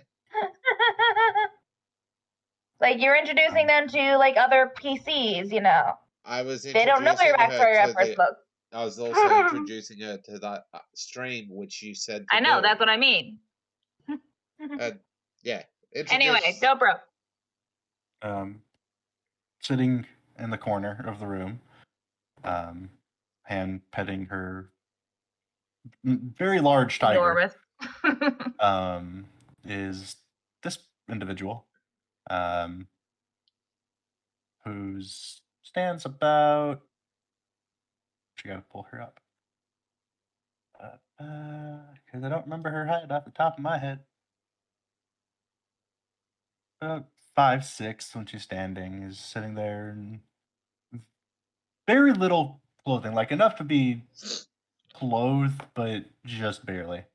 Just barely. With this dark skin, long wavy hair, and vibrant eyes that speak of life and the promises of such life. And there's a gentle fragrance of blooming flowers that seems just to go everywhere she does. And she's just smiling and looking around the room. She is from Merivite. Okay. As you guys enter and see all these people, Gomer speaks up and says that, you know, we have sent for Guildmaster Voctane, but because he doesn't have means of direct communication with us, and because he doesn't have a teleportation circle, he has yet to arrive. However, the urgency of this matter deems that we must work on it now. And then asks you all to describe in as much detail as you can what you encountered in Pembernews of Dawn. And Bellis will go out to explain. When we arrived, I had plans to speak with them, to try to get them to meet a peaceful meeting with us, to hopefully get some peace going. But even before we made it to the city, we had found our first body. It had been suffered many wounds and was laying dead on the path to the entrance. I went ahead and investigated the entire town and found it to be in ruins. Most of the buildings were destroyed. Some were damaged. Only a few were left fully intact. But there were bodies everywhere. There wasn't a sign of life that I could find. Even the cemetery had its graves dug up, and the skeletons from those graves strewn about.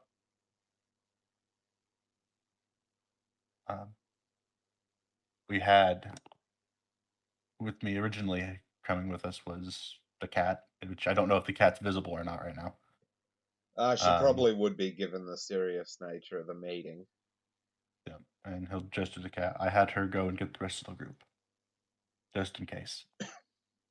And arriving, I managed to search the town just one last time, a deep search as much as I could.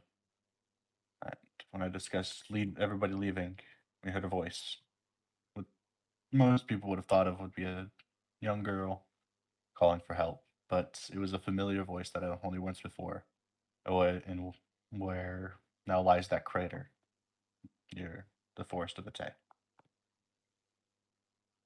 And as we went to leave, we were blocked at first by a wall of spirits aiming to block our passage away.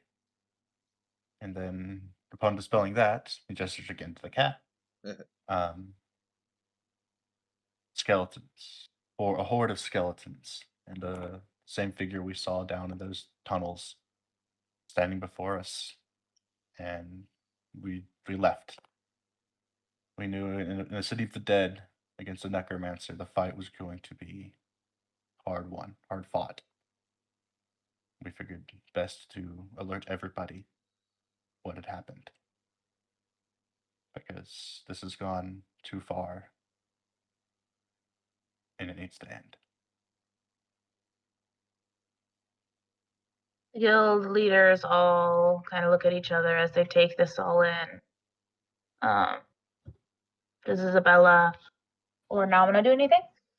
Isabella would want to do a sense motive, but that's, I know he's telling the truth. She doesn't. Yeah, go for it. Sense motive versus diplomacy, I guess. Let's go. Give me a second. Diplomacy. Yeah, diplomacy. I want to eat lipstick on. She got a 27. Fine with you. That's pretty damn good. Yep. 35. Now you're easily able to tell he's telling the truth. Yeah. She nods and says, "This is most disturbing. Do you have any idea who the necromancer was affiliated with?" Alice will look to her, and very calm, very professional at this point. Yes. He's like, carefully reining in his emotions. he's like, "Who the fuck are you to ask questions?" And he figures if she's in here, she's meant to be here. Yeah. And say, my guess would be Schneier's. But that's around where we first saw this individual. It was around there, one of their bases of operation.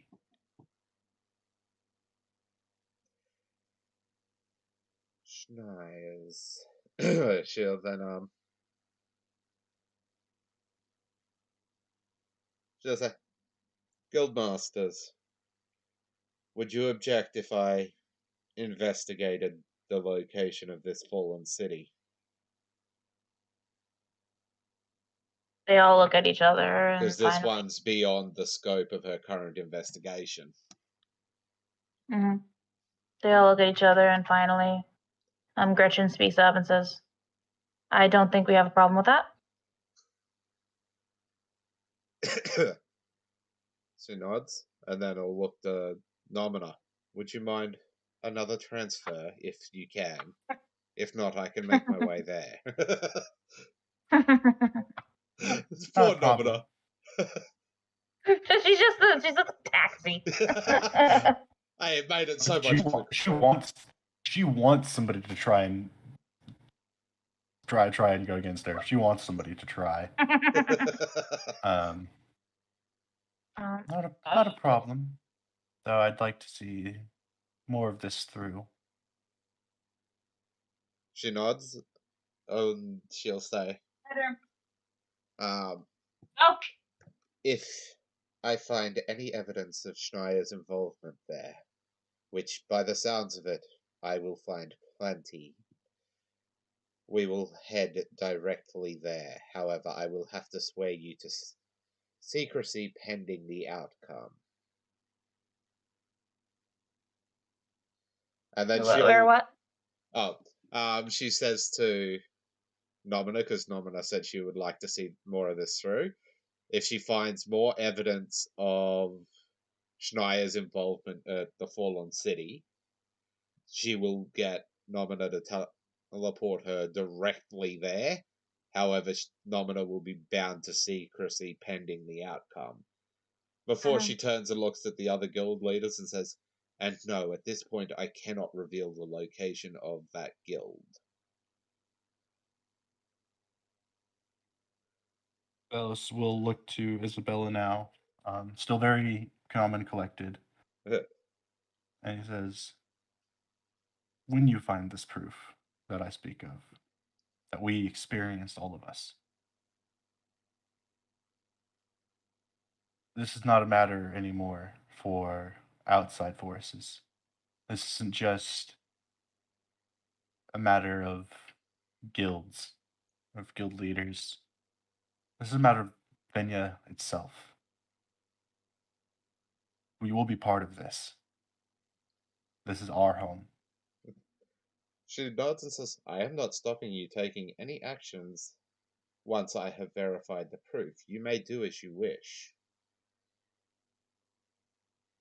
However, as I said, I cannot supply information as to their location until I have spoken to them directly.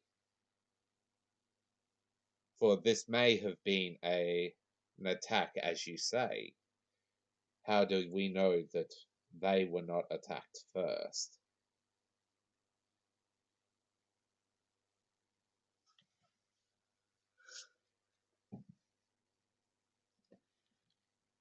I'm thinking of response because I have one. Isabella is dead calm at the moment. Like, she's completely neutral. Like, this is everyday shit she's dealing with.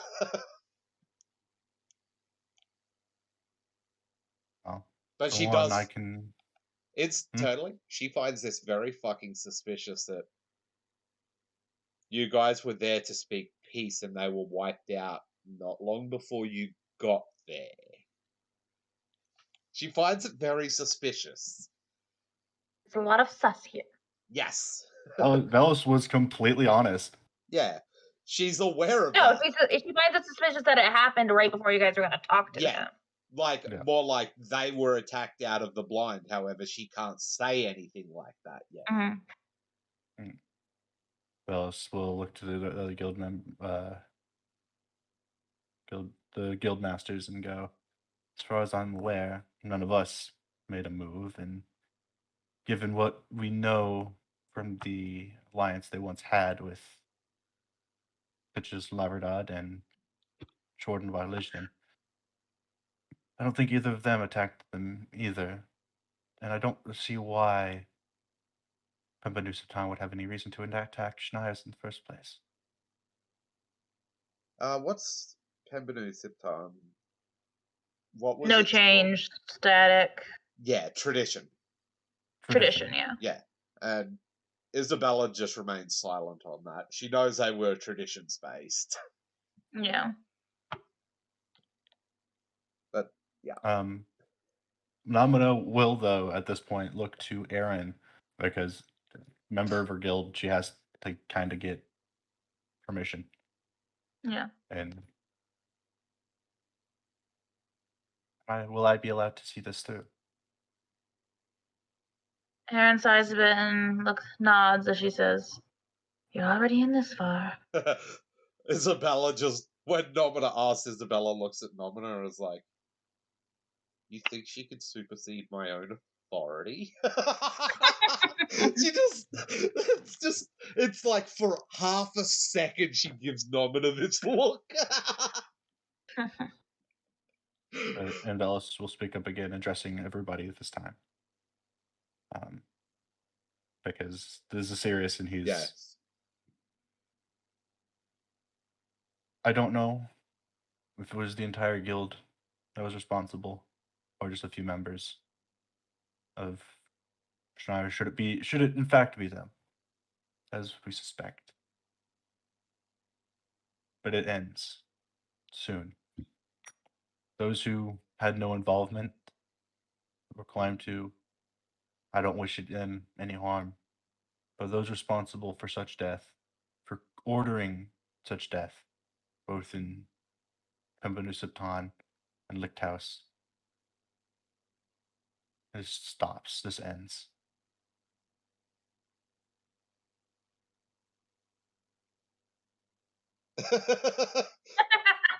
I That sounded like the end of like a graduation speech or something. Like, just the way you were saying it. it's, No, I'm not making fun of you. It was very good. I liked it.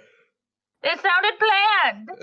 Isabella's gonna nod at Valis and say, "Very well put, young man. Should I verify that they were responsible for this attack and it was unprovoked,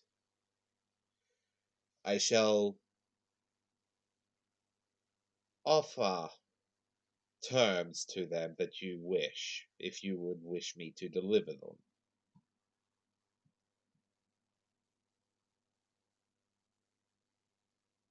And yes, she did just call Valis a young man. She's studying her. And yeah, she My looks terms a would lot be- younger than Valis, and she called him a young man.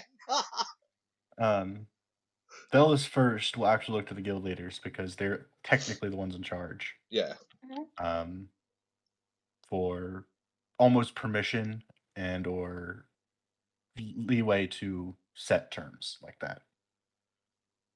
They all nod to you, kind of like, yeah, go ahead. It's like, basically, if Isabella's asking you for something, go for it. Velis will say, the ones responsible, they'll face punishment. That's for sure. For the deaths, for everything that's happened, all the lives, they must be held accountable. Then should a new leadership be instilled, my terms are the same for the others. For all the other guilds we have had sign on, be to make peace, to have this island be what it once was. Those terms will be written up in the same way they have been. I don't want more bloodshed, but this has gone far enough, and someone needs to pay the price. She nods. She likes it. She approves. For half a second, Valis will notice she looks like she approves of his words before she returns to that neutral state. Velis will look to the guild masters now, and I take it precautions have been taken from city to city, from guild to guild to man the borders, protect, to watch. I'll nod, and Quildor speaks up and says, mages, warriors, everyone has been sent to the different towns across the island. I believe my calculation had been correct, which it probably was. That every town has some form of guild protection. No Hearing that, Isabella's gonna say, "How many soldiers do you have stationed in each town?" Minimum of 2, depending on the size of the town. She looks thoughtful. Does somebody here have the ability to cast the spell Sending?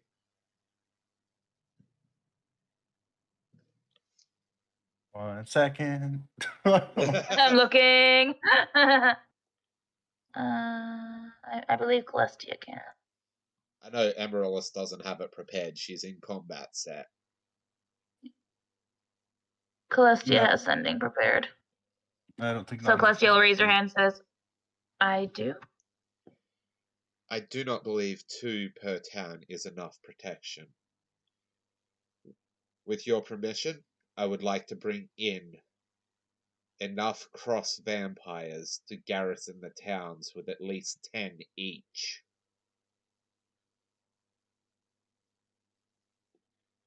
The guild leaders all look at each other for a moment as if like, what the fuck? It's like, you are mobilizing how much? If an entire city fell, she doesn't believe 2 is anywhere near enough. Yeah, no, it's not. They just don't have the manpower to Yeah, that's why man she's every offering them. town with that many. The Cross family alone can support her request. Yeah. They look at each other for a moment before Gretchen says, with that much manpower, we can more easily guarantee the safety of our citizens. It would be much appreciated. She looks to Celestia and says, please, contact Wolfram von Crimso. Celestia nods and casts a spell and speaks up and says, hello, Mr. von Crimso?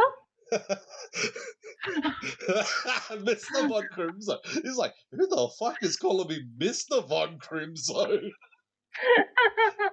Then they have a bit of a conversation back and forth, and she tells him what Isabella said. Yeah. And you all can't hear it, but his response is like, "Oh, okay, yeah, I'll pass it along. I'll get him down there in a couple days." Like, yeah, they'll just teleport in. Well, it'll take a couple rounds to get that many people in. Yeah, So he'll probably a couple just days. use like a 9th level fucking spell circle. But it'll take a couple of days to get them in. Oh yeah, so I'll tell her I'll get him in a couple days, and you tell my granddaughter. Now Celestia. When she gets my back, granddaughter and the spell ends. No, they'll say, you tell my granddaughter. When she gets back here, she owes me a game of chess. Now, I picture Celestia's eyes, when he says that, her eyes just go like this.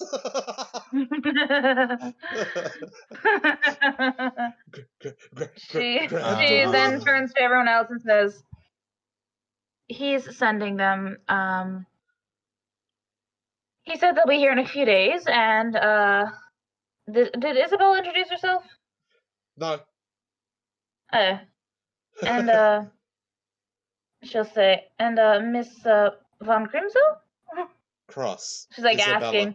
Knight Isabella Cross. Yes, Knight Cross. Your grandfather says you owe him a game of chess when you get back. And at this, she literally face palmed. And that was within the original mission she was given, because if the island is destroyed, the monster town can't take place. Nope. Yeah. But well, after all of that, he's a bit more relaxed now. They have support to protect people. I think they're all taking it rather well, the fact that she just said she's bringing in how many vampires? They all looked at each other like, what the fuck? But they also know the Von Crimso families. Yeah. They're like, okay, they can do that, but... Valis, Vuvea, Amaryllis. Amaryllis would be like, wait, vampires? Do you think I could have some of your blood? I'm surprised Amaryllis isn't just drooling over Namina and sitting in the corner right now. Oh, she is. She's sexy. She is. She's plotting on how to get her into bed. Celestia's already like making eyes at her, like. Yeah, they're both plotting on how to get her into bed. Yeah. There's a present sitting in the corner of the room. Oh yeah, Celestia and Amaryllis would totally try to get her in bed if she wasn't probably leaving like immediately. Yeah, because the moment this meeting's over, Isabella's leaving. Yeah. Velis will once again look to the guild leaders, specifically this time. And no more of this. I don't know what happened all those years ago that started this. But it ends. By this point, would Isabella have had access to the files, or was he still gathering them when they were summoned? This is like right when your RP left off, so. Oh, okay, so they. She will conclude her investigation, but her punishment won't be as strict because it was so many fucking years ago. It'd simply be the person she finds responsible will be kicked out of their guild and forbidden from taking a leadership position again. Yeah. Which Velis doesn't know what Yes. her plans are. And she's not volunteering that. All the other guild leaders know. Yeah, okay. Doprop, what were you saying? Story. It's like saying, I don't know what happened. I don't know what caused all of this to start in the first place. But it ends with this. Let this be, from this point on, be a change. Not for just the guilds, but for the island of Venja itself. Because the guilds have been hurt, yes. But most importantly, the people of Venja, her citizens, the innocents that go about their daily lives, no part in any of this, have been targeted for nothing more than a grudge. I want this island to not be separate in its guilds. I want to restore what once was, be once again an island, the island of Venja and her people. And once this is over, I move to restore the ruins at the center of the island. A meeting hall for all 4 guilds, all 8. 7, as it was now. Should this all come to terms, we can all be reasonable. And that we move to make sure this never happens again. From internal struggles or external, we will settle this. So that way, those for the future can grow up in peace, protected, and safe. The leaders all look amongst each other, and eventually all eyes just kind of land on Quildor. Before he nods a moment. Well, Quildor and Elliot. And they look to each other before Quildor sighs and nods. And looks back to Velis. Says, it's something that should have happened a long time ago. And it is mainly me at fault that it has not. These deaths are on my head, and we will avenge them. Isabella will look at Quildor with that and say, "What do you mean it is your fault?" I am the one who I'm trying to think of the word. Orchestrated. Yes, orchestrated. Who orchestrated, led, suggested the attack on the Dark Guilds.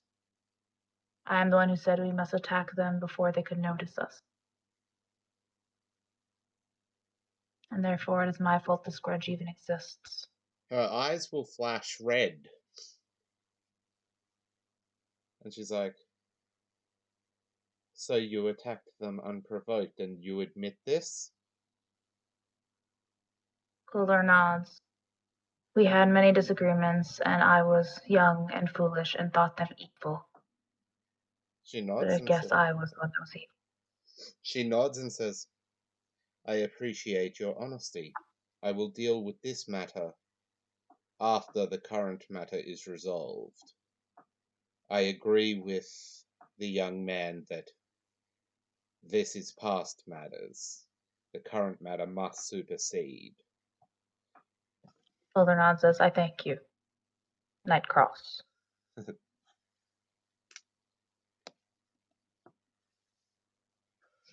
Well, that just made her job how much easier. This has been weighing on Quilder for fucking centuries, so I he's wonder ready what to he admit it. thinks she will level as punishment for that. He's like, she's probably going to execute me.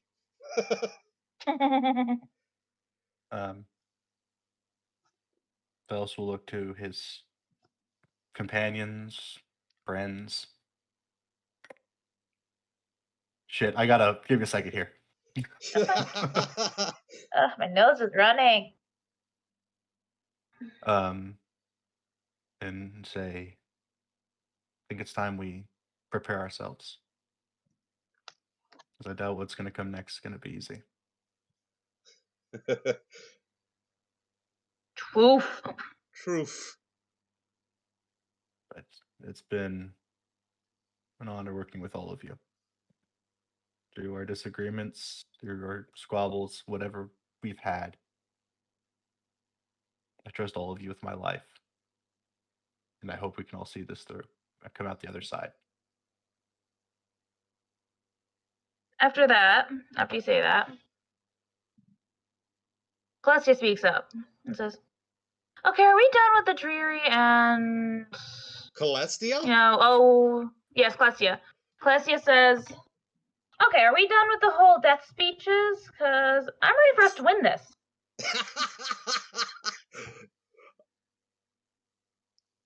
Eva's like, we're totally gonna own this. Umbrellas like, hey, worst case scenario, we just drop this here, or drop my bomb off, and we don't have a problem anymore.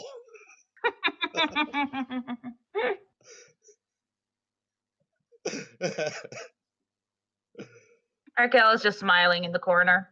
He doesn't quite feel part of the group yet, but he likes the group. It's like, Naman is giggling in the He's Naman's petting his giggling in the puppy. corner. And then Isabella will be like, if this meeting is concluded, I shall take my leave. The Guildmasters all nod and say, the meeting is adjourned. She gives a curtsy to everyone before turning to head out again. Oh, first she has to ask for the exact location. So that Nomina can transfer via trees.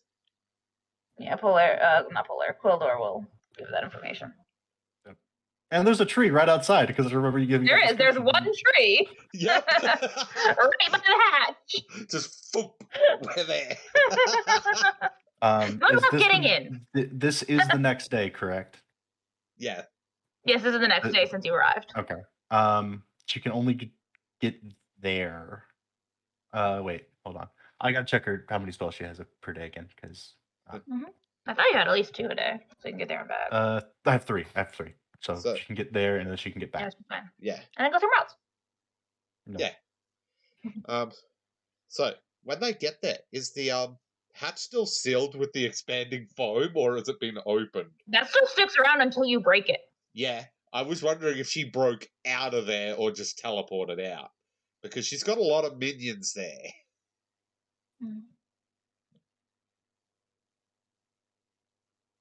When you get there, it is still sealed. Here's a good pausing point. Can we pause so I can take off my makeup and eat? Yes, we can pause. I'm okay, gonna everybody, we'll be back.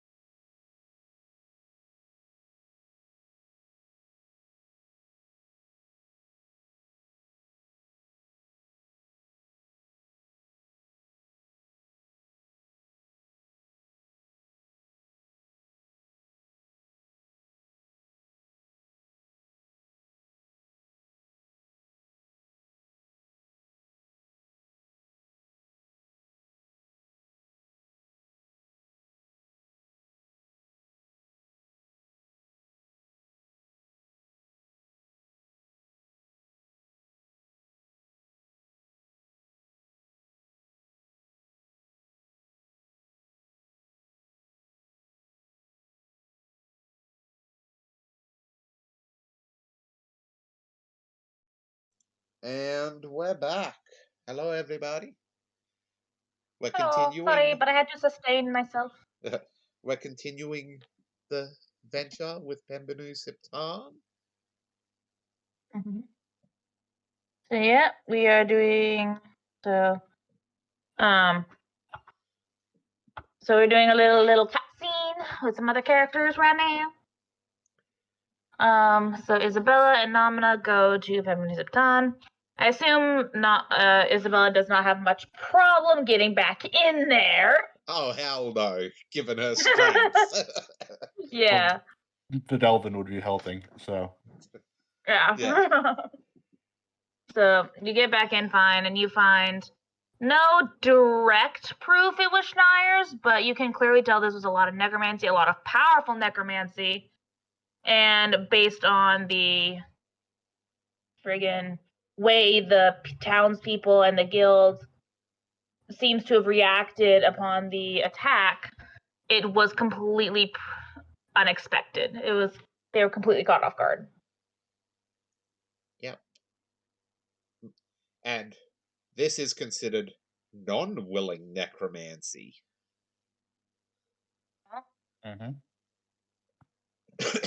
Which is a breach of all of the Von Crimso laws. Okay, then from there, once they ascertain that, they head to Schneier's, which before they do, Isabella doesn't force, tells Nomina if she is to come, she must swear to secrecy pending this outcome. Which she shall agree to. If she ever reveals this location or uses it in any manner other than this trip, her life will be considered forfeit. She'll agree to. Then she'll reveal the location to which the closest tree that she's seen to that ruins entrance. In 1 second, I gotta do something for Nomina. Okay.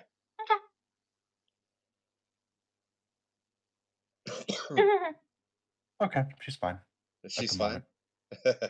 At the moment. At the moment.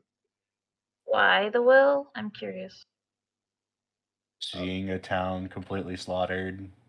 She's not happy. Oh, gotcha. Trying to keep her cool. That was a very delayed reaction of a will save, so I was like, wait, what? Yeah. I was trying to get to that as things were being said. So, gotcha. Yeah, no, you're good. She's. Nomina can clearly see Isabella is not happy.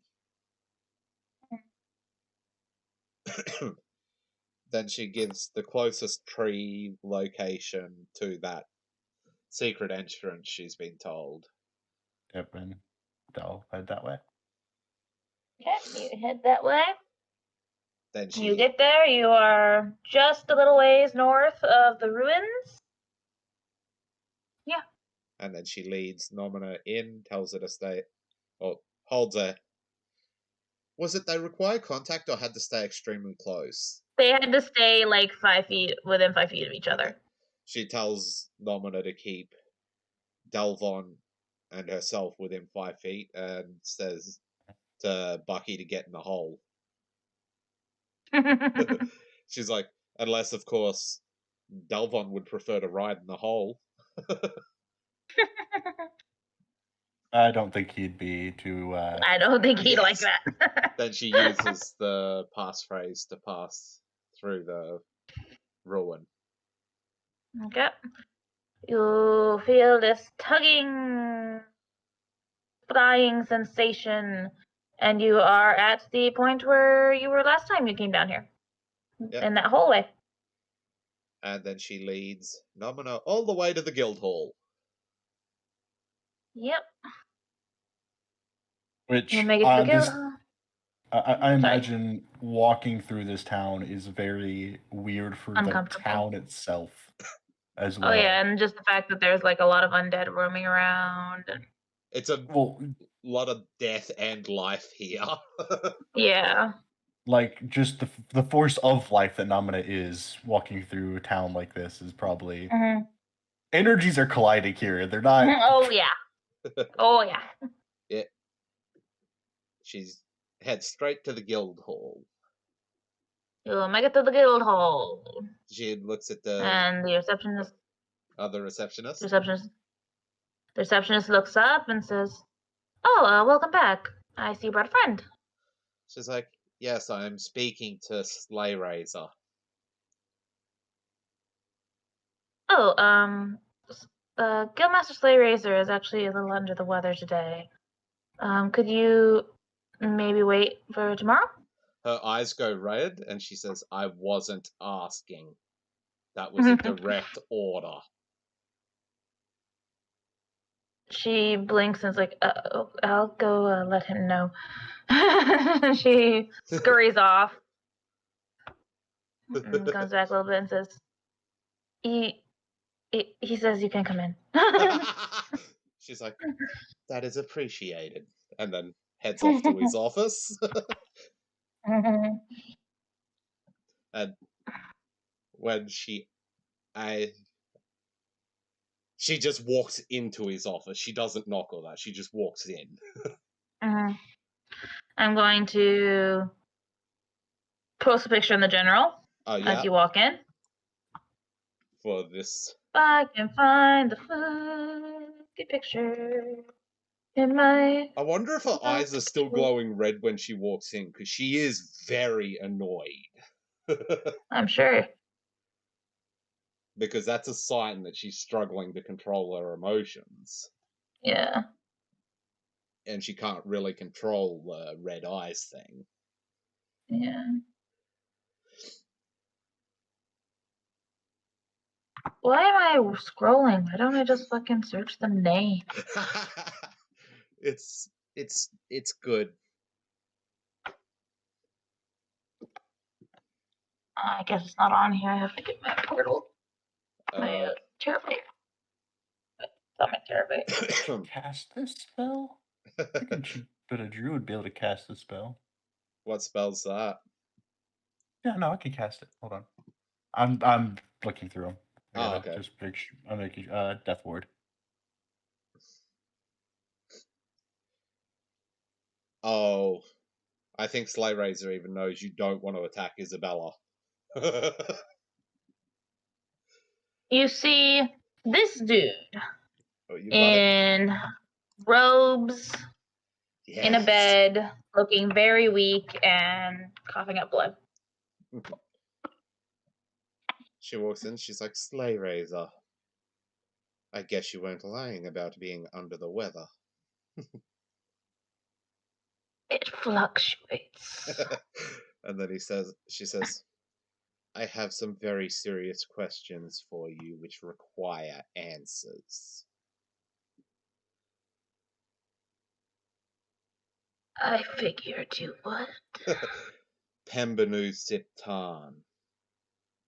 What happened? They said they were going to betray us. So you wiped them out? Not directly. I ordered our resident servant of the Dark Lord, Rasika, to do it. There was unwilling necromancy committed. I suppose she left with some of our own. But in a situation like that, I suppose sometimes a bit of force is necessary. This is in direct violation to all of our laws, as I have warned Phelan. Do you accept responsibility for these actions? I accept responsibility for my lord's plan and my part in it. She says, "You will call this Erasica here."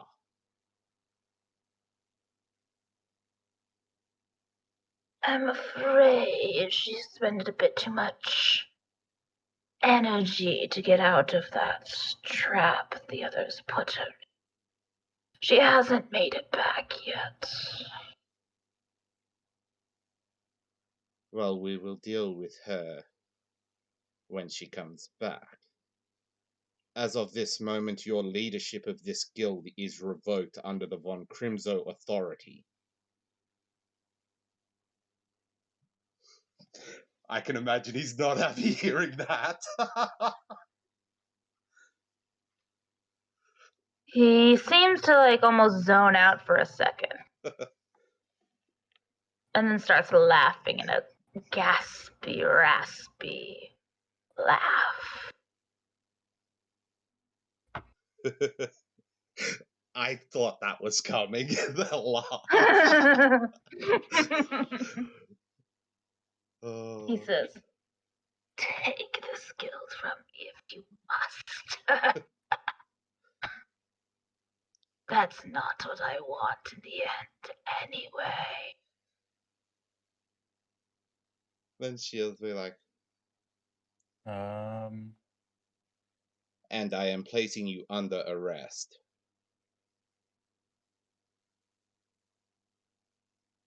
Hold up, I need to open something. Please I'm tell me looking he for has something real greater quick. teleport or some shit, because I don't feel like dragging him across them. Because I feel like that's going to be a bitch. I'm trying to find something.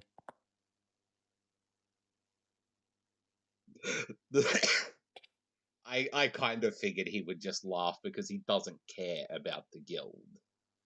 Mm-hmm.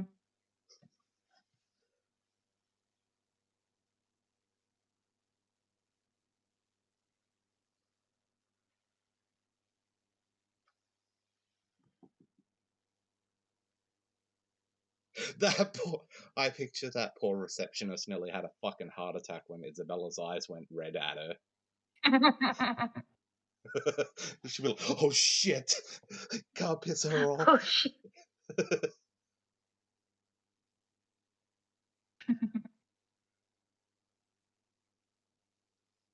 He'll just smirk, and as he does, roll a spot check, both of you. Let's do this. All three, but yes. Yeah, because Bucky's still in the hole. Oh yeah, all three of you.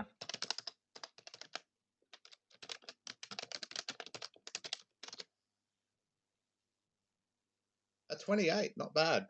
May not be good enough, but that's pretty good.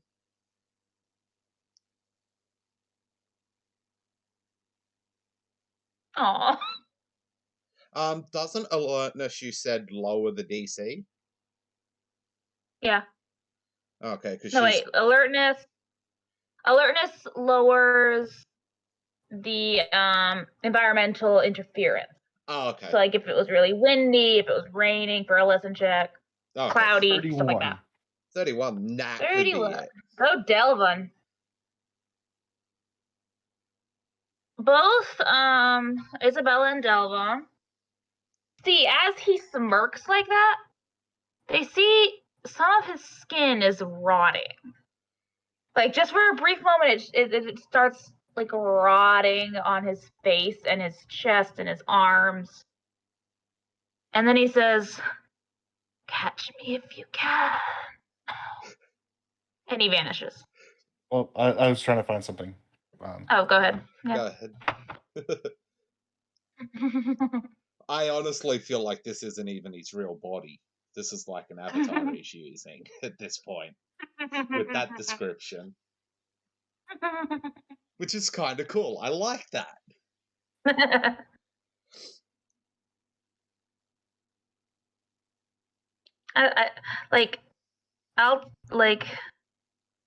Fucking Slay Razor. Did I give you his first name?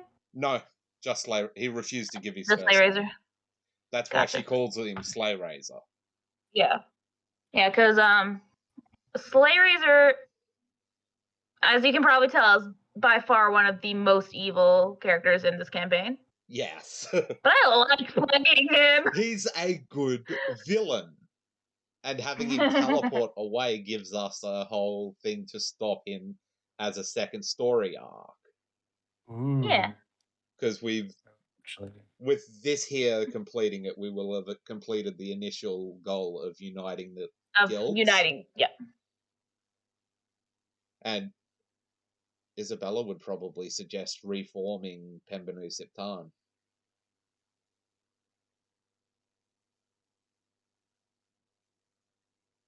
You still there?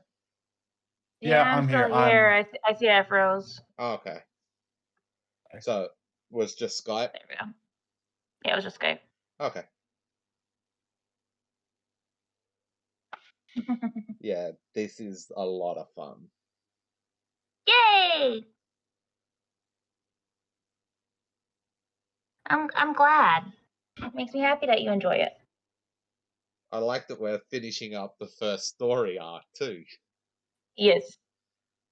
Why reform Pembenu Siptan? Because the island is stronger with all 8 guilds.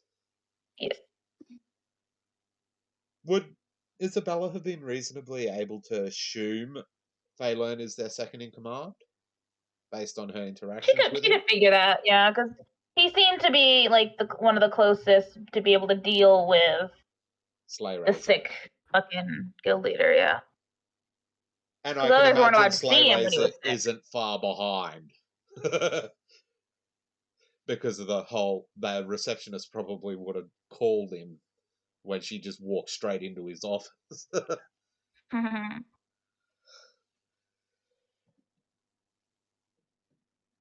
Sorry, there's a lot to go through. That's okay. We're just discussing things to buy you time to find what you're looking Yeah. for. Yeah. Way too many spells. Yes. Druids have all the spells, okay? Yes. So, because today was so focused around Schneier's and skeletons and dead, guess which dice I picked out for my secret dice? Which ones? Black? Ooh, nice. The black and white ones Yes. that are very skeleton-y. Yeah. It's a pity that Isabella only gets 2 spells. Mm-hmm. Summon Nature's Ally 1 and Lay of the Land. Yeah. She's been slowly mapping. Everything. Yeah. Lay of the Land is an awesome spell, in my opinion. It is a really good spell, especially if you're in a campaign where you're going around and exploring a lot. Yeah.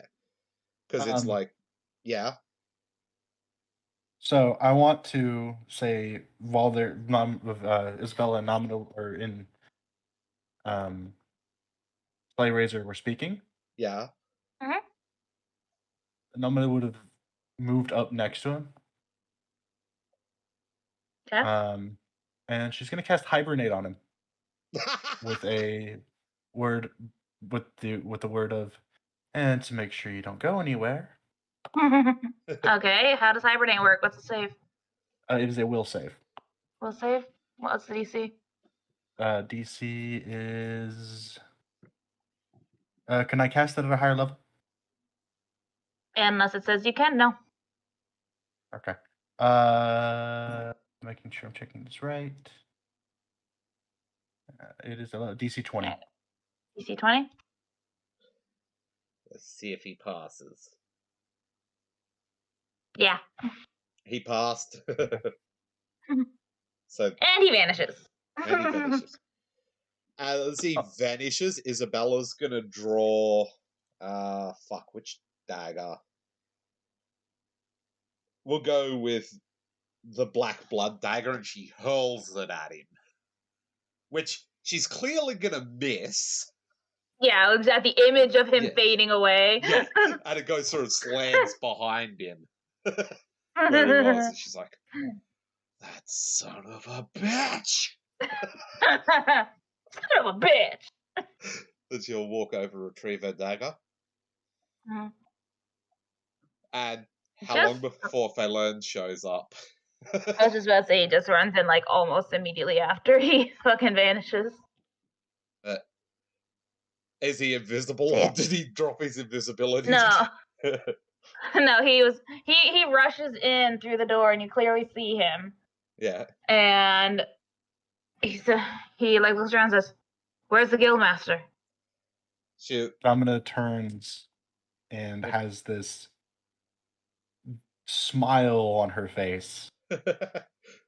Little insane smile. No, it looks sweet, Mm-hmm.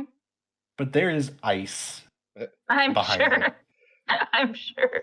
Isabella is going to look at Phelan and say, "Your next words may change this, but currently I'm looking at him." Taylor like looks confused as what? Like you can't see his face because he always has that hood over his face. But it like his face is his mouth because you can see like from his like nose down. Yeah, he's like, his mouth just kind of like tightens and very confused looking mouth. He's like what? Namina looks at him and goes, "Your former guildmaster thought it correct to order the destruction of Pembenu Septan. Did you know about this?" Roll sense motive. God, is she Do I have that spell? Do I have that spell? What spell? I have to. I have to see. Remember, Damn it! Damn it, no. Every spell I want, I don't have access to. Aww. Isabella is a diplomat at heart. She could do sense motive.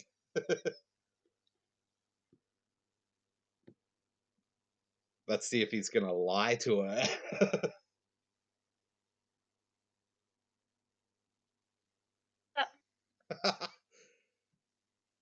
I think she beats him. Right. Yeah. I forgot his hide was that much better than her. Oh, he was a fucking phenomenal hide for someone that's not from Titular to Lavradon. Oh, even Nomina could see through it. Yep. So, both of you can see, like, just from the angling of his mouth and jaw and shit, and this way he holds himself, he, like, stiffens a little. And he seems very... I'm trying to think of the word for it. Like, combination regretful and concerned. As he says, I was made aware after the rest had been deployed. Isabella nods. Her eyes are still blazing at the moment. I'm sure they are. Namina's actually visibly angry now. And as such, the plants are growing in this room. She's like, where there are no windows and no... Isabella will say in a tight voice, "Were you able to in any way stop this?" Phelan sighs and says, I tried to convince him otherwise, but in the end, the guildmaster has the final say. He's telling the truth? Sense motive. A 30. Yeah. Yep. Yeah, he's telling the truth. She's like, very well. As of this moment, you are now the guild leader of Schneier's.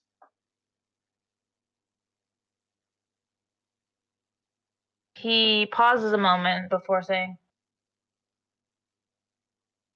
may I ask again, what happened to Guildmaster Slay Razor? He vanished. Roll sense motive. Another sense motive. Fuck it. Another sense motive!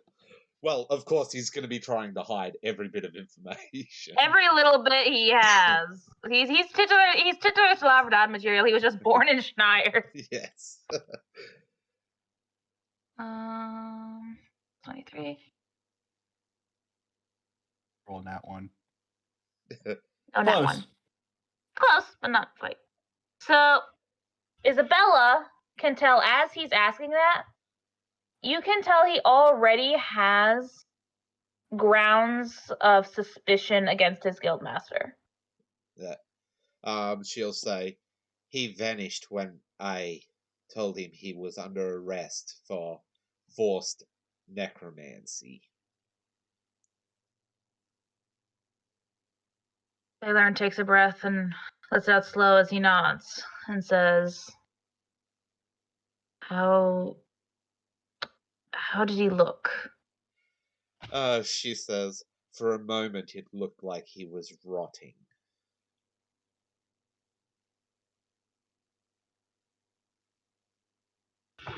I need to do something real quick. I'm pretty sure that was an avatar body. Maybe a simulacrum. Or he's turning into a lich. Oh, that is entirely possible too. That one, so he don't know shit. He looks concerned. Well, his jaw looks concerned as he says, we have to find him. I agree. We have a pressing matter at hand, however. I do not believe your entire guild should be punished for the actions of the ex-guildmaster, and a specific member, which, should she return, is considered excommunicated under my authority. Baylorn nods and says, I will see it through. Then she says, I also have another request for you. Will you accompany us back to Founding Town? You will be under my protection there. We have matters to discuss that I believe will be beneficial to your guild. Baylorn hesitates a moment before nodding, says, I will just need to alert the second now of my absence and make sure they're running things while I'm gone. She nods. That would be appreciated. You may take... She looks at Nomina and says, how long do you need before you can transfer us again? One more use today. So she looks Delvin will thoughtful probably and have says, to sit with Sir Buckington in the hole. I have a limit to how many I can carry with me. Yeah. She'll nod and say, I would appreciate this being done quicker so that the other guilds don't get antsy. However, if you would prefer to return immediately after the discussion, we can leave tomorrow morning.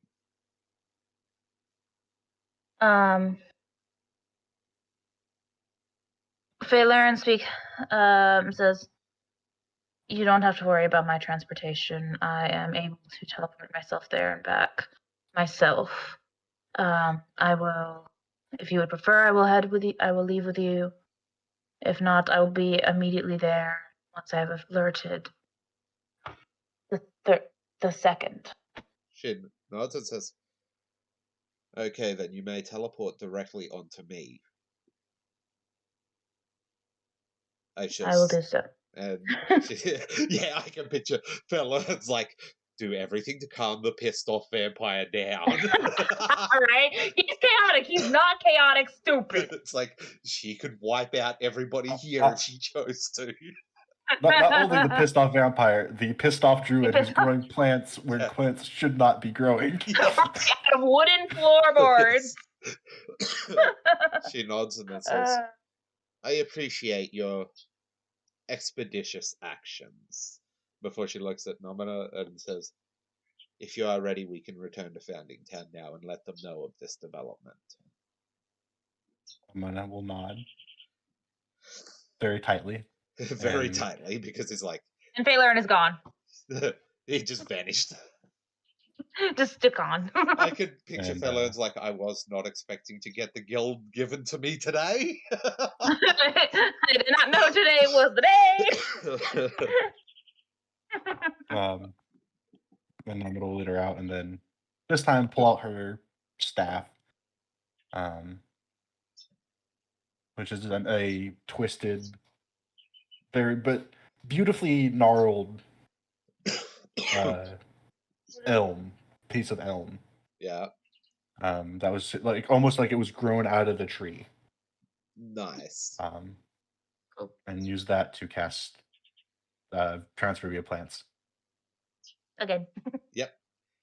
But her last time. You make it to the park outside of the guild hall. And then they go straight back to the guildmaster.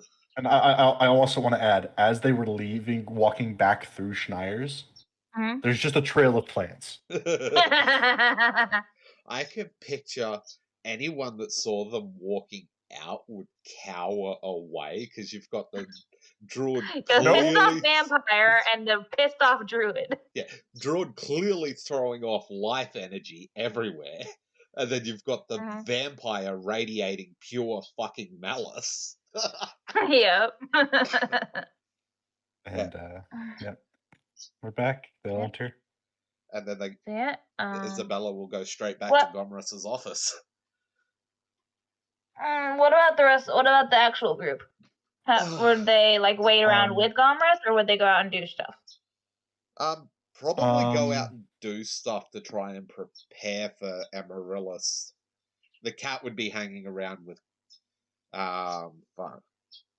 Oh, I can't think of her name. Celestia? Eva? No, Mama. Oh, Erin. Yes, Erin. There we go. The cat would be with Erin at the moment. Yeah.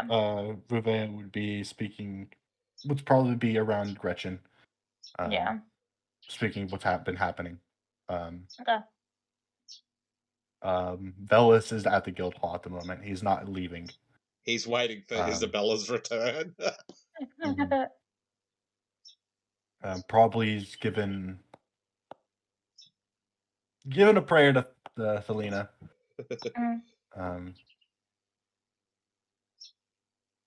But trying to tone down his anger, trying to focus. Yeah. Yeah. Yeah. I roll percentile. Percentile? I got it. I already the dope rope. Dope rope. Oh, dope rope? Okay.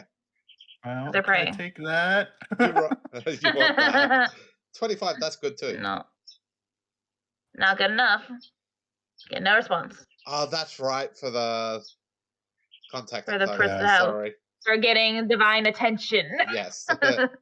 Only I could have taken that 10. I would have loved to have taken that 10. It would have been nice, but... Fair enough. Yes. I didn't expect anything, but it would have been nice to have a little support. Nice. Yeah. So I'm assuming Velis is like around in the front entranceway. He's in sorry. Front hall. Front hall, yeah. Hall. Yep. So he would probably see tapping Isabella his foot walk against the ground. Yep, so you see Isabella, a very angry Isabella and Anomina walking in. They look ready to kill something. They look so pissed. Velis look at the situation, weigh his options, and realize I can't stay out of this. And he'll if you didn't know Isabella was a vampire before, you do now. You do now. Also probably with because Phaler's not there yet. No, he's not there yet. No, he's not there yet. He will be soon. He'll walk up with them. Velis will walk up with them. Yeah. Okay. She goes. Gomris is in his office. She goes to his door and knocks on his door. She hits it hard though. Clearly. Good, because Gomris is lacking in hearing. He's been in the forge too much. Velis would probably realize that she's hitting this door far harder than she should be able to. The whole thing is shaking. These big, heavy wooden doors. Like, if Vuvea was to hit it, that's how hard she's hitting it. When he calls, come in, she'll open the door and enter. Carmen will as well with Velis. I don't know if anybody else is coming at this point in time. Aaron and the cat are in the park. Gretchen and Vuvea, I assume, are getting drinks somewhere. Probably. Amaryllis would Amaryllis probably is be probably an alchemy shop or in something an like alchemy that, lab. trying to get more shit together. With Celestia. Yeah. Polaire and Quilda are actually off somewhere. You guys saw them leave together. Yeah, which is good. It's good. And oh, sorry. Even Markeller somewhere. Yeah. She'll say to Gomrus, "Can you please summon the others?" Oh, actually, Eva would have been sitting beside Bellis, just sitting there, swinging her legs, like. I'm not here. Just a crazy little Eva. Yeah. She says, "Will you please summon the others?" Yeah. Gomrus will nod and hold up his hand and like tap his finger where a ring is, and be like, Nightcross and Nomina have returned. Everyone please arrive as soon as possible in the meeting hall. Yeah, then she'll head to the meeting hall as well, so that Verlaine has a good place to teleport into. Right. Yep. And just as everyone has been, just as the last people have walked in, just before anyone says anything, Phaelern appears. And of course, everyone in the main group, the cat, Amaryllis, Bellis, Buvea, Polaire, recognize this dude, or at least his chin. Where do we recognize There him is from? a dagger in Bellis's hand. He was the dude you followed into the secret part of the dungeon. Oh, that's right. Yeah. He was that dude. When Isabella sees this, she will say, "Everybody stand down now." Phaelern is here under my protection. Wait. Before you said that second part, okay. Here, you must speak. I'm saying, I've heard us stand up, but how does one stand down? Amaryllis will lose it laughing. Bellis, the reaction you get from Bellis is ready to fight, and then the audible face palm of just.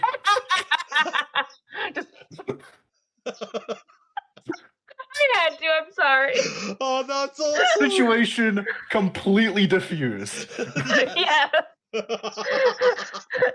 want to know something though? That was intentional diffusing.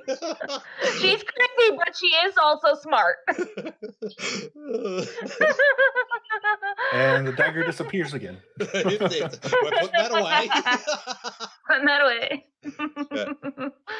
Then Isabella will say, "I thank you.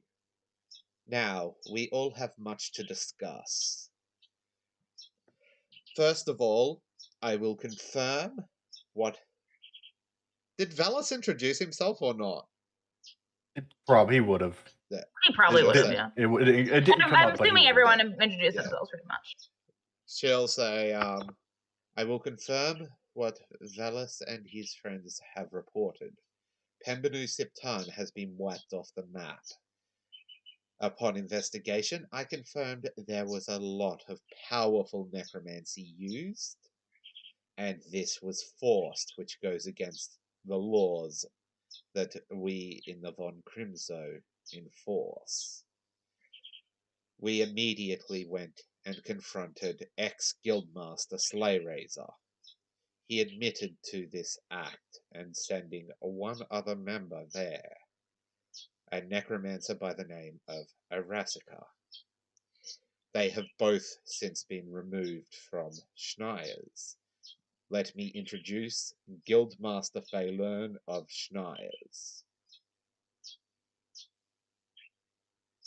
Phaelern bows to the group in his somewhat extravagant manner like he normally would, and says, "If you wish to be proper, it would be Guildmaster Elamer."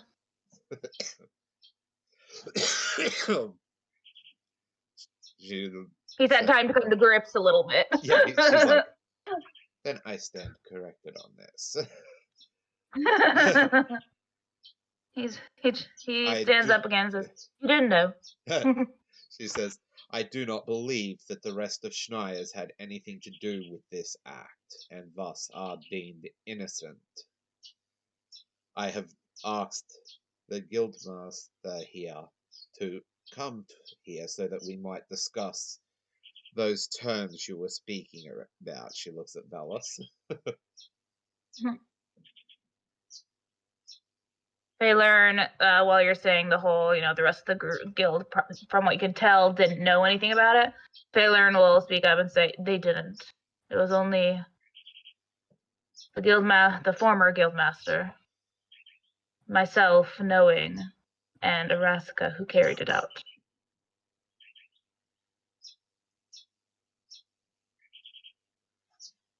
She says, now onto the big concern that I currently have. Irasika is still at large. She was not in the guild when I was there. And Slayrazor vanished when I attempted to arrest him. These two are to be considered highly dangerous fugitives, and I will be discussing it with Grandfather. However, I believe a bounty will be put on their heads due to forced necromancy.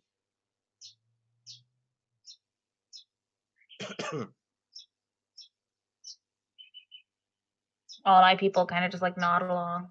But she says, now then, I shall let you talk and come to your arrangements. However, I would suggest one more thing before I take my own leave. That all of you look at reforming Pembenu Septan. This island is stronger with all 8.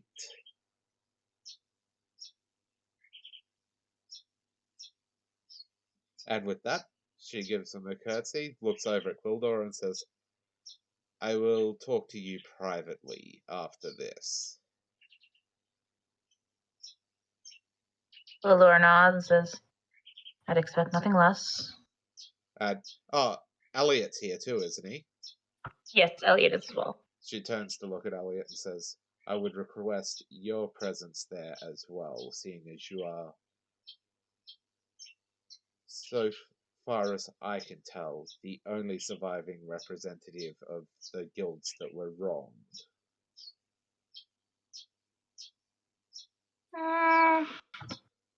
Yeah, so far as she can tell. He thinks, yeah, he thinks also.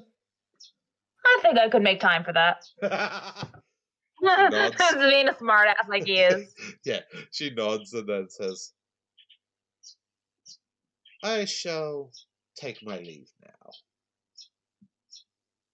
And then she looks at Nomina and says, if you would like to accompany me, you may, or you may choose to stay with your guild leader. She's going back to... Where exactly is she going? Oh, she's just going out to give them their privacy.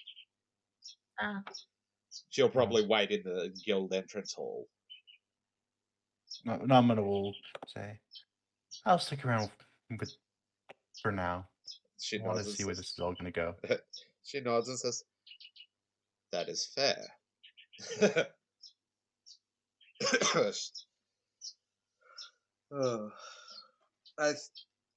That was fun. I'm glad. Now we get to switch over to the others after Back to the Isabella regular walks group. out. Yes, and as Isabella is walking out, she hears Eva just like waving, like, bye. It's because now that investigation is closed, these further events have nothing to do with her. Mm-hmm. She gave them her recommendation and got Phaelern there to discuss it to minimize the blood loss at Valis's request. He And didn't Bells actually will he didn't actually request that, but she took it as a request. Mhm. and Bells will now look to Filern Mhm. and say, "We have been to cross this island. We've met once before. I'm sure you remember that. Mhm. We don't want more bloodshed. We don't want more death. We want the guilds to stand together, all of us, like how it was once in the past, but make it better, so that situations like this never happen again. I have a contract that was originally meant for titulars de Laverdad, and he'll gesture to Eddie and say,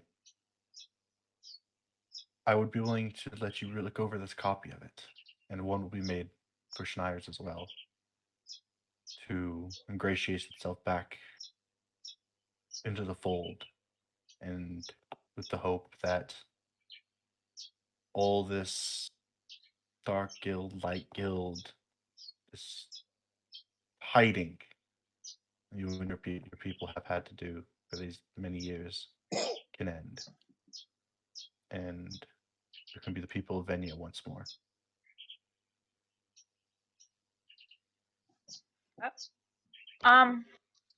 Anyone, roll an intelligence check. Intelligence? Plus Oh, 5, boy. I think. Just straight intelligence. Great intelligence. That's my real skill that fits this. Okay.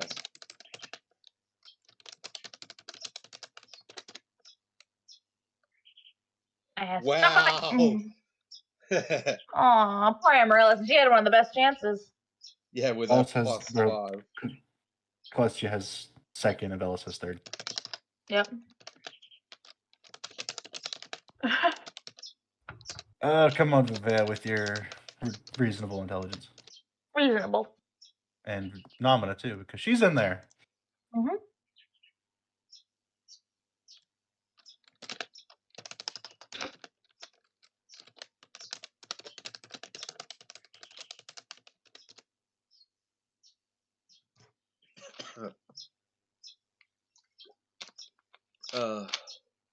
Wow.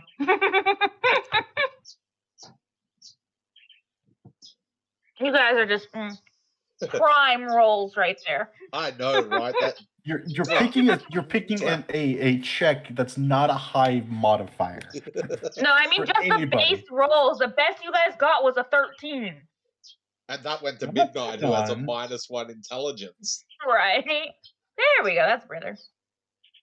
Uh, Oh wait, Nomina can't roll that one Why? because she wasn't there. yeah, she is. She stayed behind. No, she wasn't. This is a memory check, okay? Oh, okay. She wasn't there.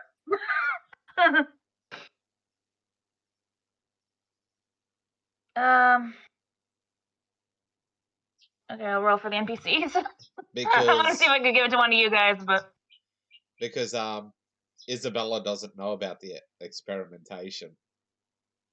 nope. So, and again, that could have been carried out on not Phalon's Well, There we go. could have been carried out on Slay Razor's orders, Slay meaning Razor. Phalon never had a choice. He could Possibly. Could have But tried. still, Yeah. to remind you guys of something, you hear Akil just cough and go, experiments. At that, Amaryllis's eyes narrow instantly.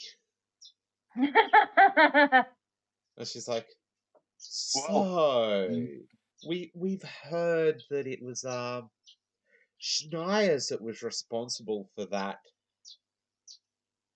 tunnel that we blew up. What?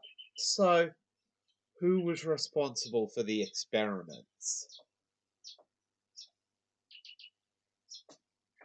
Failure turns to look at you and just says, we were completely unaffected. Oh, she's like, But he doesn't sound like boisterous or like yeah. cocky. He's just stating a fact. She's like, oh god, mental blank. So you thought it was okay to experiment on civilians?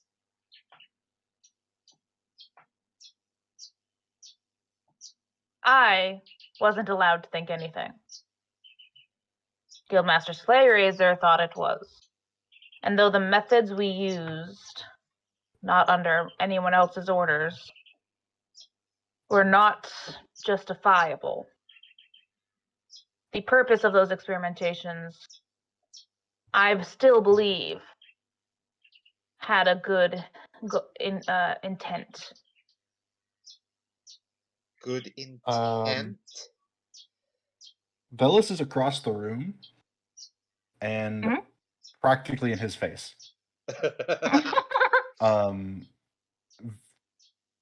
Velis is no longer looking like Velis at the moment. He's got Dark Angel mode. He's completely shrouded in writhing shadows, and his eyes are blue flames. And he will growl out, "Children. You took children to do experimentation on, and you feel that that is justified." I specifically said it wasn't. The methods we used, the people we took, that is not justifiable. The goal of those experiments were for a good purpose, but the way we did it was inexcusable. Amaryllis Again, will say, it was not by my order. Amaryllis will say, Velis, we don't want more blood here. You can see Amaryllis is like biting her fucking, or clenching her teeth together. Schneier's. Oh, she goes, would Schneier's be willing to compensate those victims? I already planned on it. Frankly, I expected our guildmaster to leave one way or the other, sooner than later, and that would leave me in charge. I had already started setting aside a fund. Velis backs off, and the shadows still, but he's pissed. Visible. He's angry, and it's come to a point where he can't hide it anymore. Yeah. All of this is just culminated to a point where it's visible how angry he is. And it's like, Phelan isn't really the target of that anger, it's Slayrazer. No, it's just everything that happened. Phelan's the one that's there representing it. Yeah. Velis will say, my offer still stands. But any such experimentation like that goes through the proper channels and does not follow that same path ever again. There would be plenty of people that would agree to those types of experiments. And that is how we did it in the past. When we were attacked and had to go into hiding, it was harder for us to find people who needed the help and were willing to subject themselves to our tests. Again, that does not excuse what we have done, but that is the reason. As long as the guild is willing to make up for those mistakes. He nods and says, I have a fund set aside already of about, I think at this point it's about 80,000 gold. Holy shit, they're rich.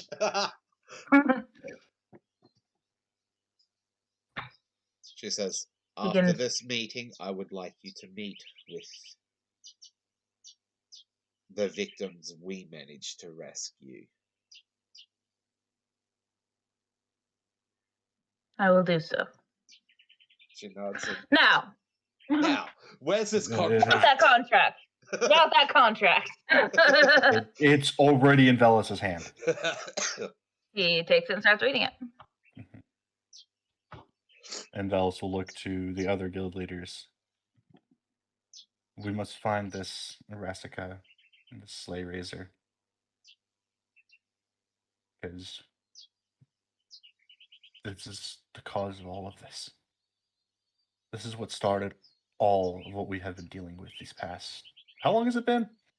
Months. I don't I'd remember. say it's been about half a year at least. Really?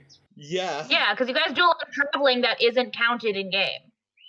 Okay. It's been months. It's been months and months. What started this so long ago? I can finally put this to an end. Does anybody have a way of tracking these people? For Raska, it is doable, Phaelern says. Slay Razor, will be harder, especially with what he's becoming. What do you mean, what he's becoming? I had my suspicions, but I didn't want to believe it. He has made a deal with...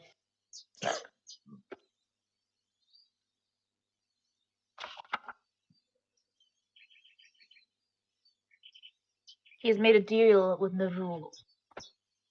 And is becoming a lich. Shit! Okay, talk about an elder evil.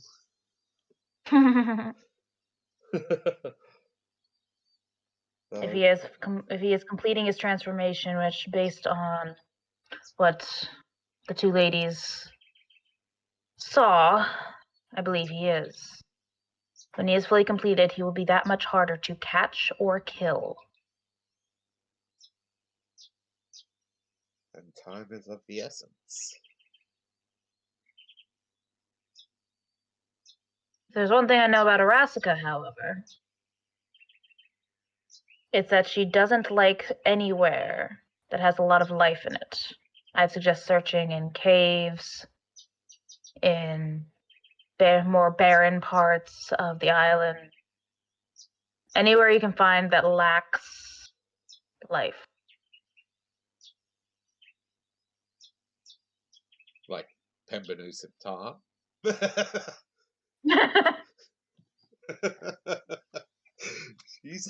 No, I'm just thinking. Give me a second. Yeah. Okay. You can go on. I have to find a spell I saw before. Yeah, that's fine. Uh, Sure. Yeah. So that is what he says as he's reading over the contract, and soon enough he finishes it up and is like, he'll just discuss. I'm not gonna have you guys do this again. So he'll just discuss with you what terms he wants in his contract. Yeah. One of those terms I think should be added is the allowance for them to continue their experiments, however, as long as it's on willing participants. And their necromancy is to only be done on willing participants. Willing deceased. Yes. Yeah. Nominus will raise a hand. How big is the island? I have it written down. What's up? The island is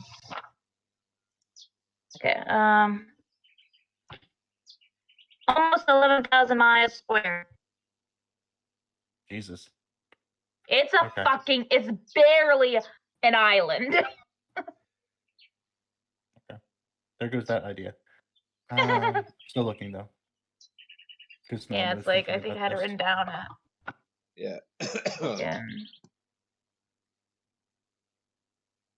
Yeah, 10,852 square miles.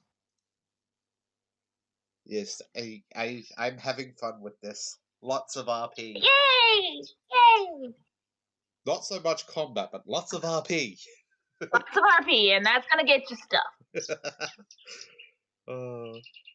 And we managed to complete this. Hey, funnily enough, the main party still hasn't discovered the secret of the ruins. Nomina knows what the secret of the ruins is. Namina and Isabella do, but Yes. the main party doesn't. Wait, what? In the XP I give you guys, I have yet to take out Explored the Ruins, meaning you have not completed Explore the Ruins. Yep. Because there's a secret entrance there to Schneier's. which is when Kitty revealed that's where Schneier's secret entrance was for Isabella, I was like, oh my god, I love that. Oh. But yes. Because I completely agree, they should be able to do those experiments to help people. Oh, by the way. Yeah. Dobro. Mhm. Akil got a nat 20. Oh, yeah. Yeah. I'm getting I think we missed a few nat ones, shot. but The shot's brought to you by Jaeger. yes, 1, Kitty. 2, 2 other nat ones right in the last little bit. Kitty. What? I believe they should continue those experiments, but on willing participants. Because I just still find it interesting that you guys haven't even asked what the experiments were for. I not was getting yet. to that. Other things were popping into my head Okay. as I was thinking. We're trying to Yeah. get this contract done to avoid Contract done. Yeah. all Yeah. bloodshed. Yes. God damn. I have some really good spells. I'm just trying to find one that might help And this entire I situation. picture all 4 of the hidden guilds would be able to move their cities back to the Up surface. ground again. And Or, they you know, can in this keep realm. keep their guild halls hidden for all, like, Yeah. no one really cares, but they can let people The come and town should go be able to again. access everyone. Yeah. And I think the festival is the best idea. Reforming. I will say, Yeah. you guys did kind of spoil my plans a little bit, but I really like this too, so we're good. Of avoiding a Rassica. Avoiding does a run. It's like, hey, Rassica, no, fuck you. No. But now, No. you want to know what I thought of you can do for the story arc? Next What? story arc? A Rassica didn't return because Slay Razor told her not to. Mm-hmm. He sent her to another location, and when he teleported, where did he go? Mm-hmm. Because he's still in that semi-weakened state. Yeah, he's not fully transformed yet. And Arasica is a devout follower. Mm-hmm. So it's like, she will defend him. I mean, to be fair, he already is pretty potent with just his magic. Yes.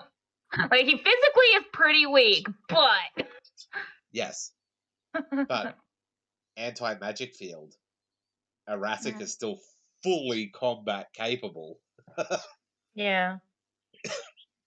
Because anti-magic doesn't disable skeletons. When we finish the story arc, Day already knows it.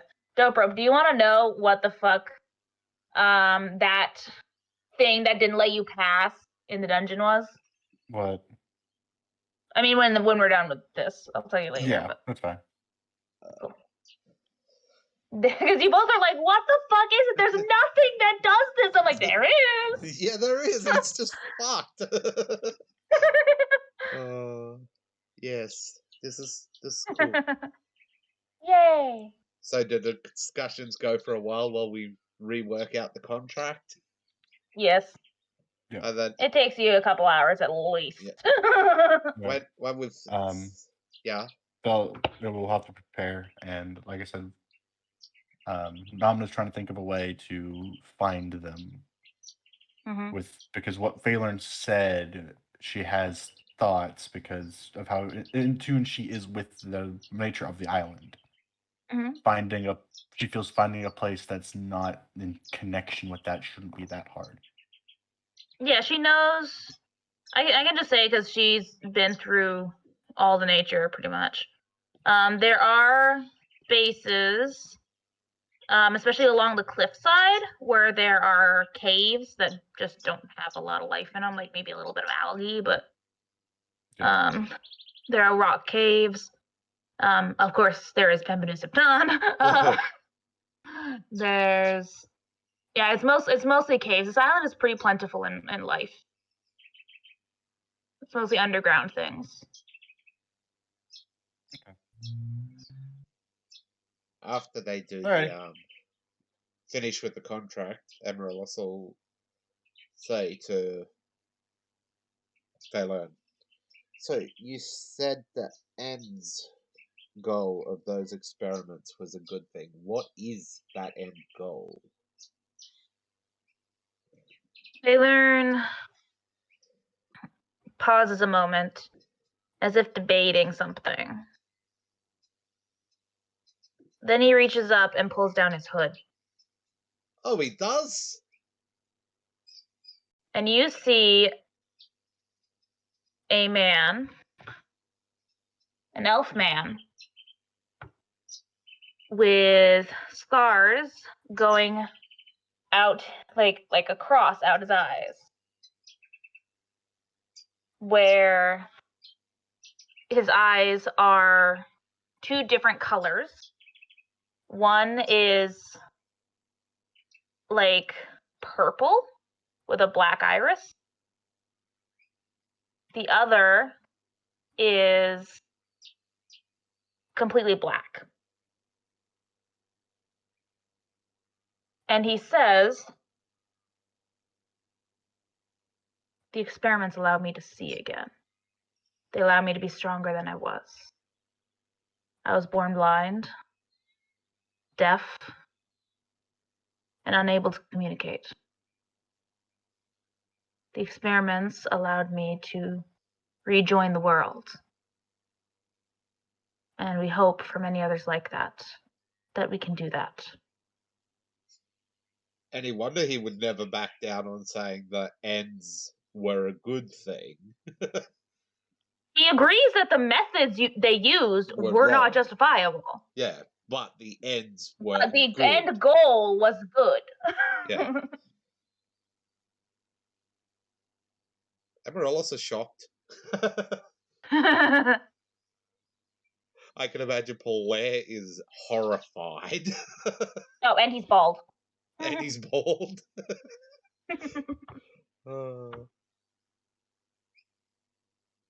And now that his hood is down, you can see a cat around his shoulders. That's Just where resting his there. cat is. Oh yeah, she usually just drapes around his shoulders.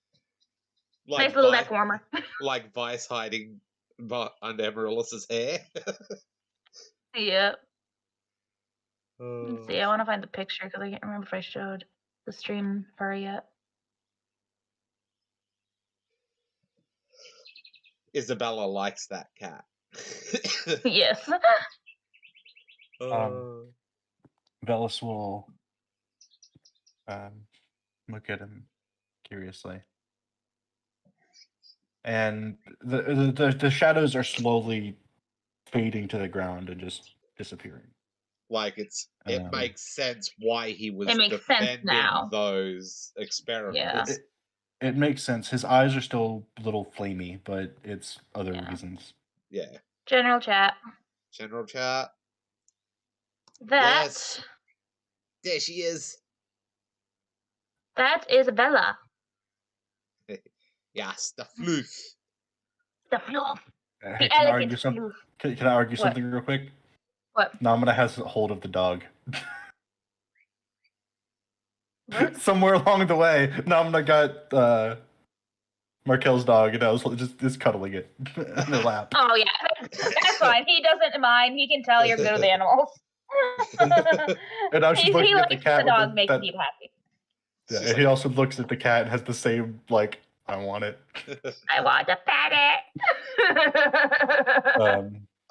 Nomina hasn't seen Vice either yet. Maybe seen a nose poke out. She has seen Rye though, because Rye just kind of clings to the back of Celestia's shirt. Yeah, no, she's eyeing every animal in the room. Every animal in the room. Velis will. I can see why such things would be important and necessary.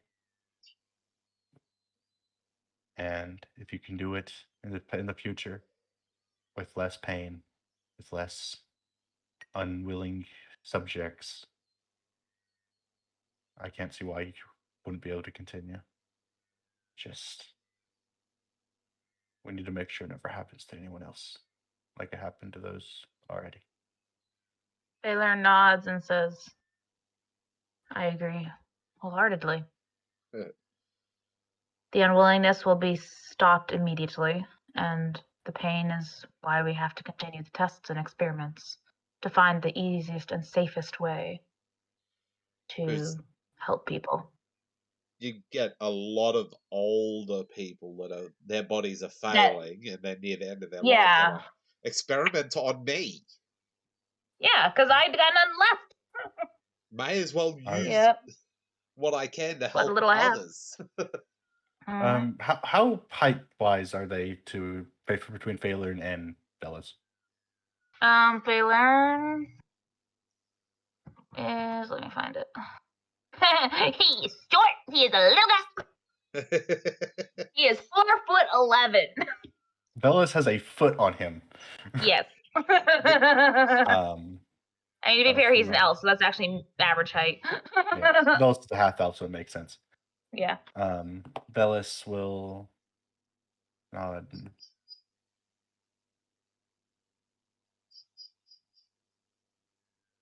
Isabella made a good choice in new guild leader. I think normally she would have given him time to do handover of the guilds and that. But the severity of his crime and the fact that he showed no remorse for it, it's a case of this is in effect as of now. Yeah. Velis will say, I think with these guild leaders we have, we can make this work. Make this island better. But first, we need to purge sickness from it. Yes.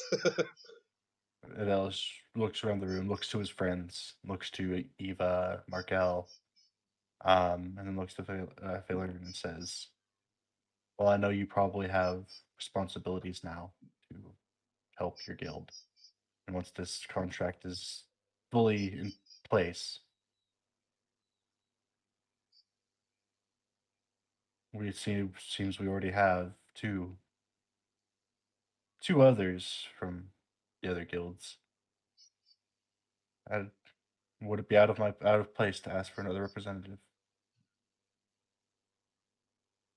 And now he's looking at all the guild leaders. Asking them if it's out of place for you to ask Phelan for another representative? Yeah, like he's asking if another representative is okay. Like basically saying to have more with us. The guild leaders all look at each other and just kind of nod, like, yeah, that's fine. Phelan says, I'll have to go back and decide on who to send. But I will get them back here once I do. All the help we can get to deal with this. Thank you. Like, this was a huge job. Now we've got another huge one of tracking down a lich and ending it. and a very powerful necromancer. Yes. A fucking terrifying necromancer. If I'm remembering correctly, she's still a living creature. Sort of. She's not undead, is what I'm saying. Not fully. I would call her half dead. She's half dead. Because she died and Nerul brought her back. But she still has like a dead soul kind of thing. Yeah. Yes. She feels like no emotion. She exudes the stench of death. Yeah. Yeah, she's a nasty bitch. Velos will then say, I'd say we explore these because Namina would have said something about the caves, and the places where they might have gone to ground versus something like this. And Velos will say we should send small groups, investigate, find any signs of anything to report back. There's a lot of ground to cover. We need to find them soon.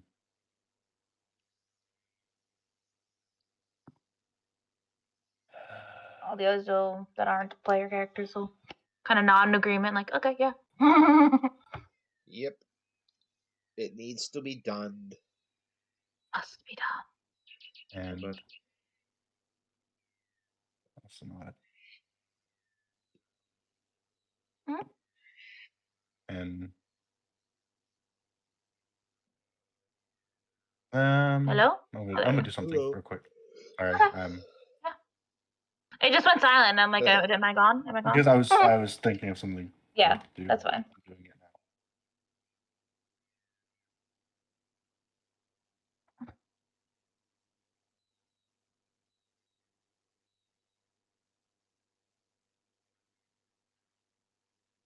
now.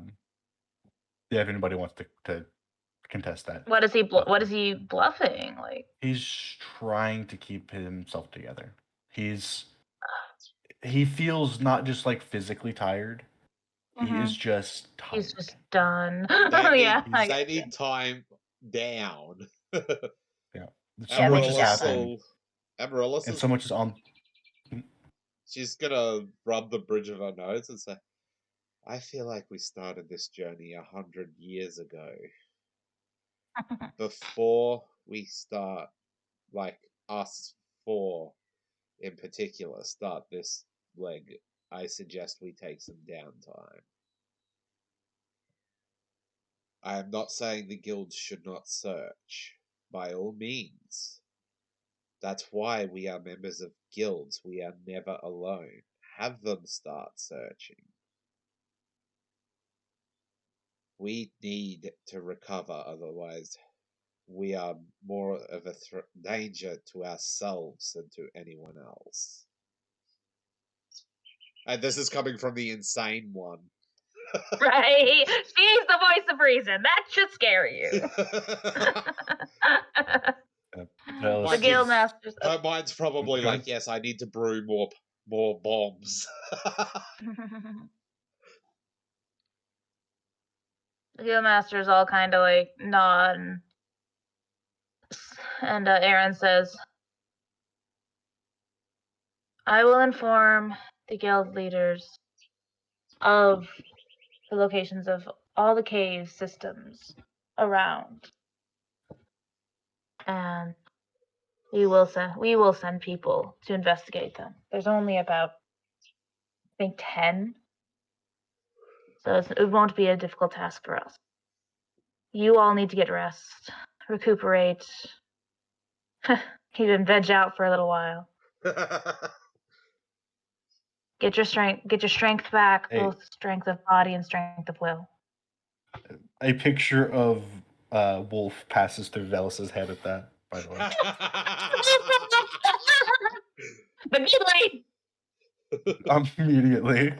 And Amina will stand up, and we're still holding the puppy. Is curled up in her arms, passed out. Nodding. Sorry. Go ahead. Sorry, go ahead. Amina will say, I can lend my aid to searching these caves. I know the locations, and I can travel quickly across the island. Aaron will nod and say, that'll be appreciated, Nomina. We guild leaders all discuss who takes what caves, and we will send out groups. No one should go alone.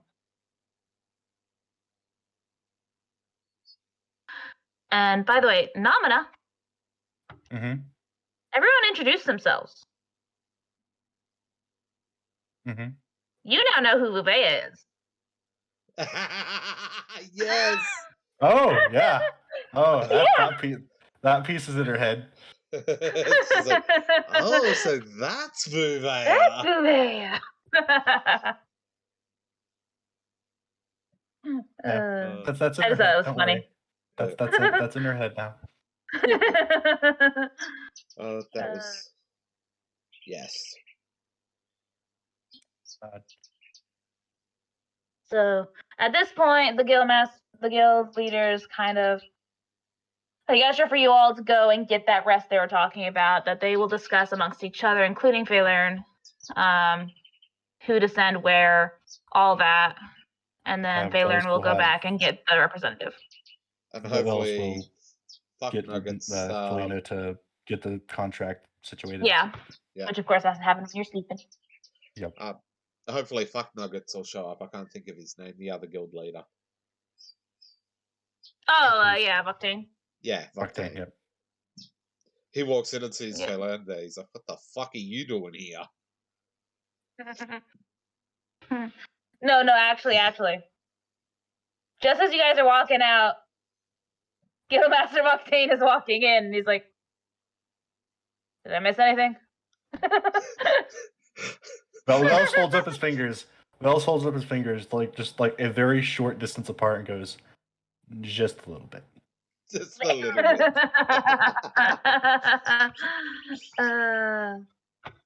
Then he goes in, and you all hear, "What the fuck are you doing here?" As you're walking out.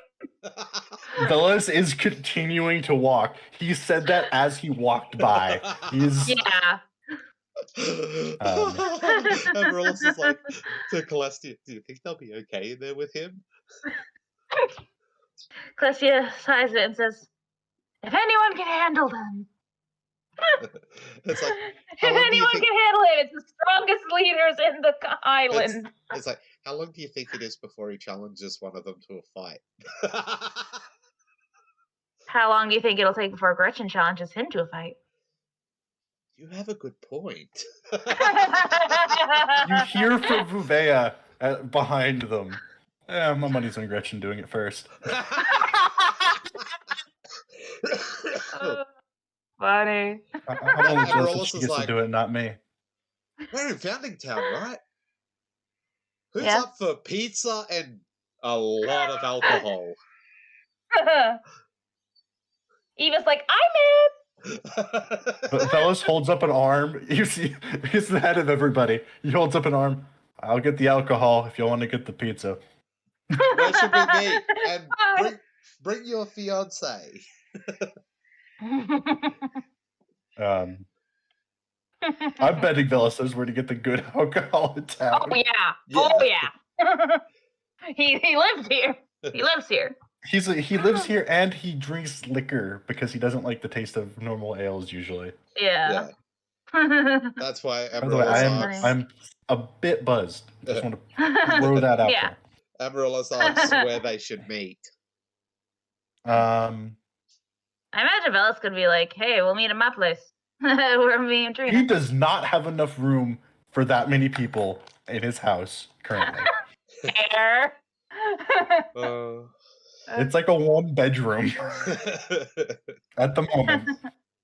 It's still a house. It's a house. It's not. It's just them though. They don't have a lot of room, especially for that's fair. Vuvea. If they stay out, do they have like a function room? Yeah, they have like little, gathering. She's like, I wonder if they'd let me book out a function room for us to have a party in.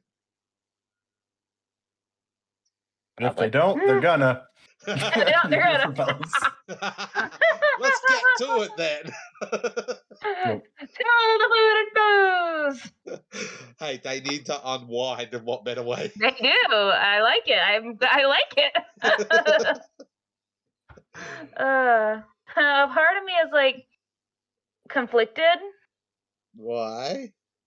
Because this point in the story is a really good point to stop for today. But we still got like 2 hours left. We can stop here though, so you can plan out what you're gonna do with the next bit. I mean, we can always just RP it out. I mean, just have a little beach Party. I mean, beach that's day fair. session. That'd be And fine. I've also got to do the whole thing with Isabella, Quildor, And the and guild leaders. yeah, she'll do it with Yeah. talk to just Isabella and not Isabella, just Quildor and Elliot to start with Yeah. because they're the two directly involved. Yeah. And once they come to an agreement, then she'll ask all the guild leaders because I'm going to take a guess they're not going to all fuck off immediately. No, they're gonna stick around and talk and shit. Yeah. Quildor will be Yeah. like, I better go get this over with. Yeah. She's being very patient. Yes. Yeah.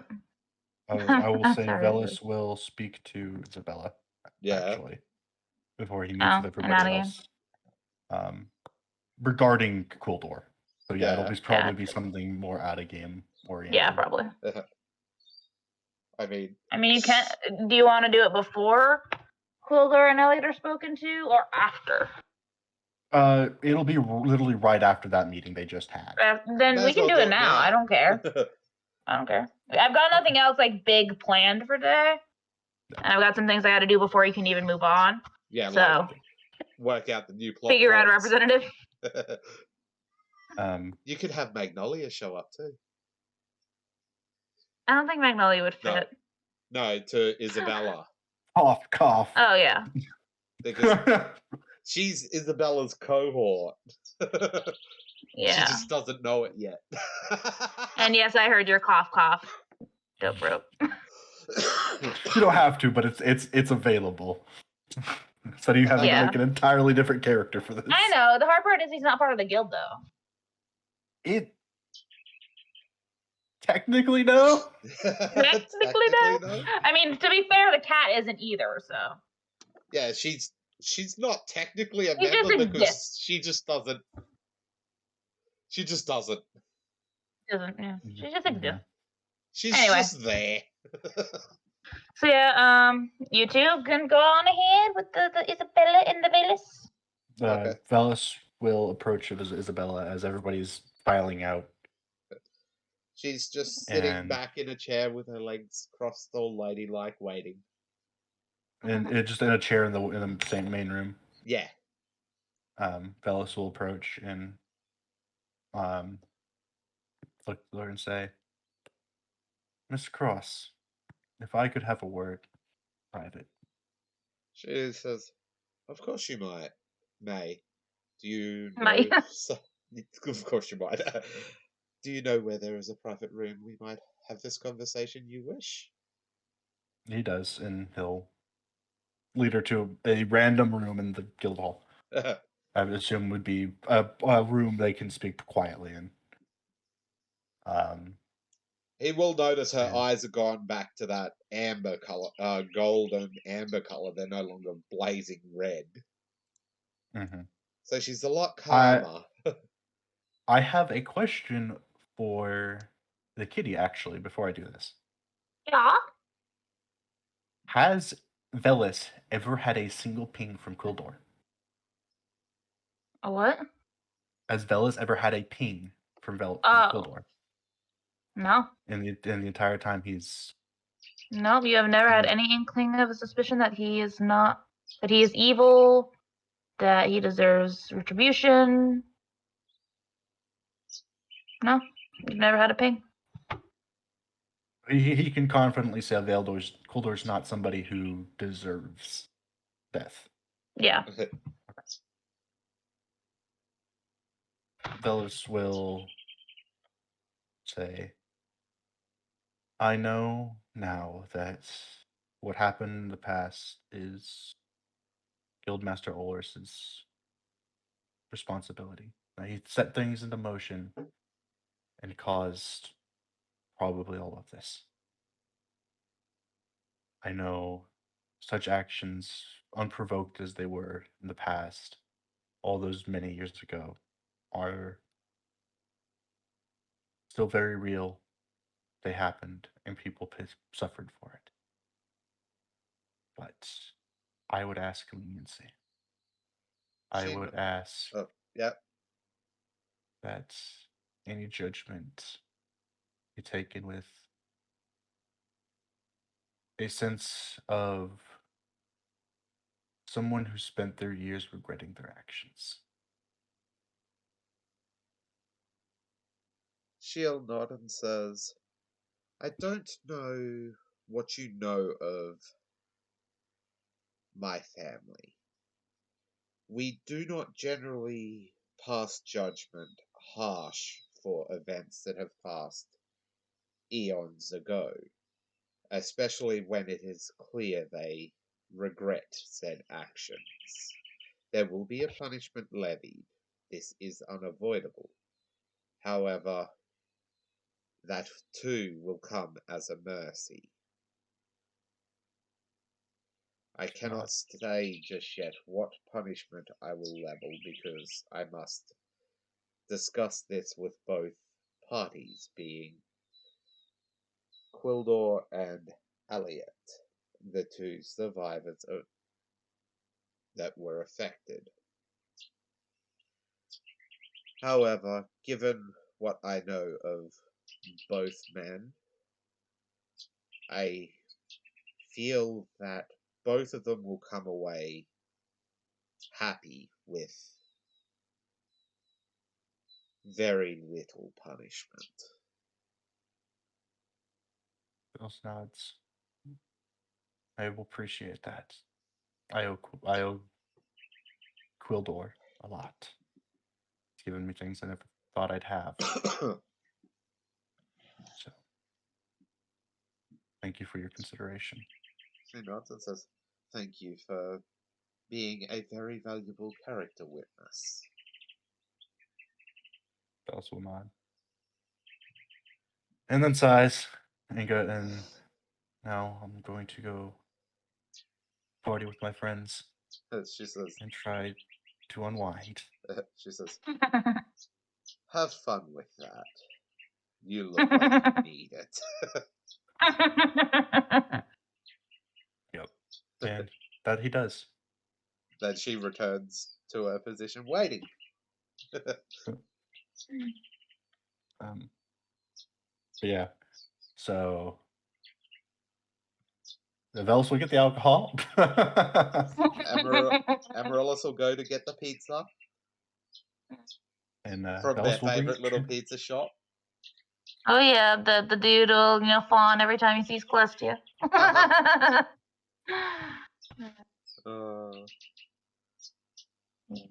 And for the meeting place, there is a rather nice park.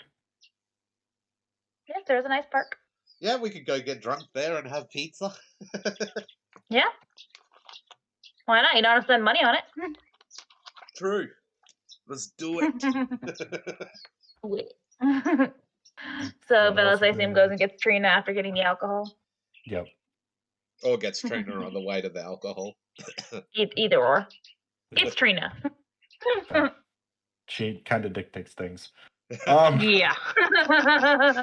Especially how tired he is. It's just honey. Can you just decide? just pick for me, please.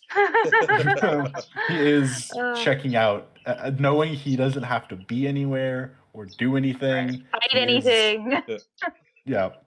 Yeah. And knowing that even with those two on the loose, nearly every town in Venja will be protected. Mm-hmm. Heavily protected. Within a few days. Even the cities will be getting vampires. Yeah. Because the vampires are far superior combat soldiers than a normal person. An interesting question, though. Yeah. How would genie blood be to a vampire? I know Faye I say it would be like fucking. I think it'd be like fucking steroids. Like give them extra magical boost or something. Because if Feyblood's like a drug. Crack. Yeah. Oh yeah. Oh yeah. I imagine somebody like Caliph with his genie blood. Yeah. Because that's like almost elemental spiritual power. Yeah. Oh yeah, that'd be like fucking nicotine, cocaine, fucking everything. But yeah, so they get there. Velas has a couple bags. Mhm. And meets everybody there. And you party. I don't know how many boxes of pizza Amaryllis would have bought for this. I imagine Probably it'd be at a least few. 5. I was At least thinking more 5. like 10. Yeah. You're like feeding a Goliath. You're feeding a Goliath. That is true. Like if any passers-by come by and like want to They join might in, have some come pizza. in, have some fun with us. What are you guys celebrating? You don't want to know. Does it matter? You don't want to know. Doesn't matter. We're celebrating.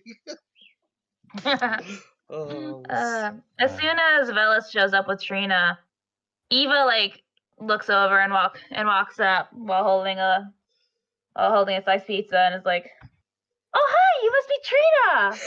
Velas told me a lot about you." Trina's like, "Oh, did he now?" There is a moment in Velas's brain where 2 sparks finally connect. And you're like, shit, I saw her in a towel. 1,000-yard stare, and mentally, his mother just hears, shit.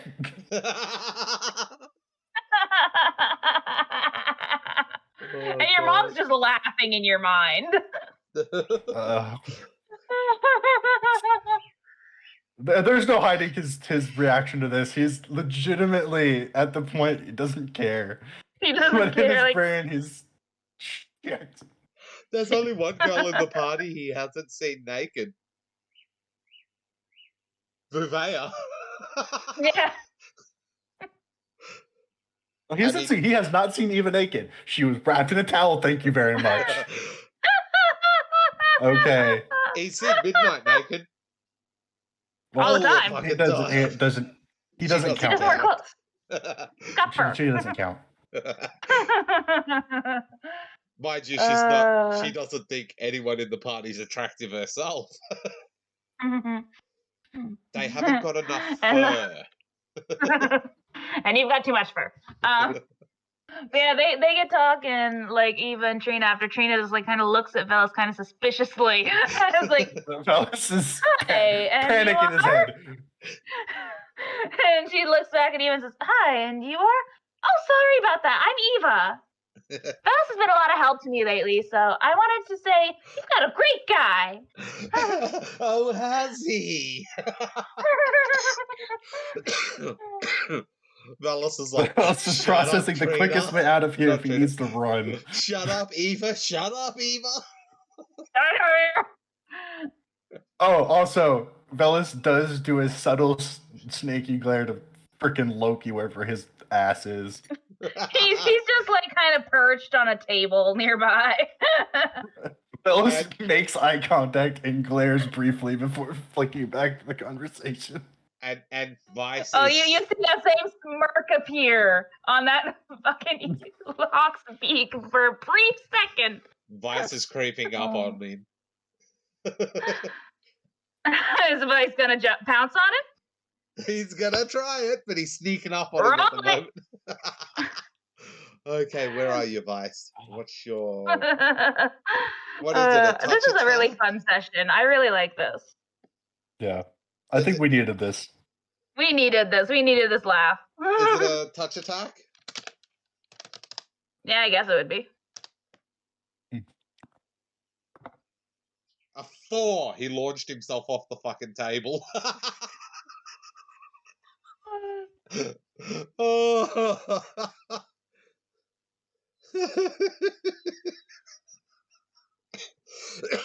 Velas is just watching the Eva Trina conversation, and hope and panic are both evident in his mind right now. Eventually, while they're talking, you notice they start getting really close. Like they start getting like really friends. Like you can feel like they're gonna get along really well, and that feeling terrifies you.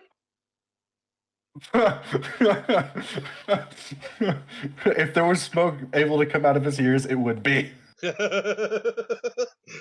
Oh no. You see him grab a bottle of indiscriminate liquor and just take a long drink. Like, I'm gonna need this. Okay. He has enough trouble. He has enough trouble to deal with Trina on a regular basis. Okay.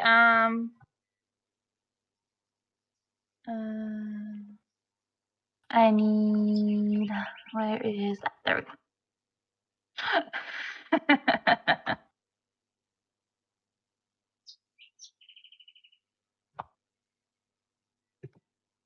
You know, all the. Oh boy. Hey, look, hey, Weasel. Yeah. Does a 21 hit? Touch. Oh, definitely fucking hits as a touch. Make an opposed grapple check. Oh god, he can't grapple for shit. Like, wait till you see it. If you have it's a grapple, then attack of opportunity, unless he has improved grapple. He does. Okay. A -5?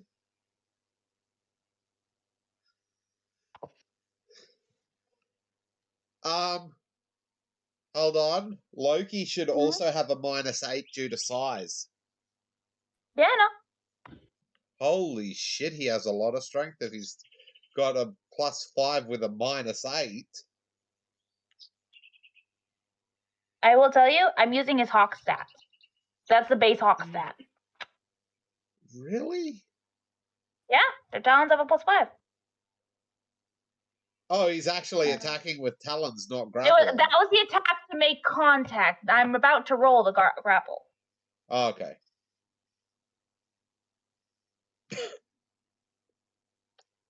There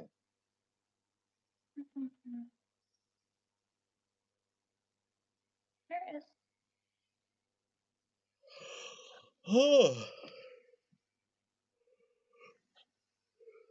An owl perches on the nearby tree. Owl perches, eh? Whose owl is it?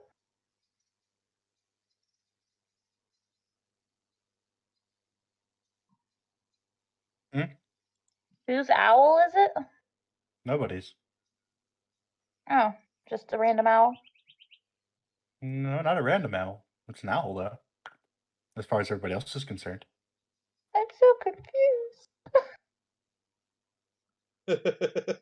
Druid. Oh, Nomina! I completely forgot she was there. I was very confused. She didn't go with the group originally. She's just in owl form now and is perched on a tree.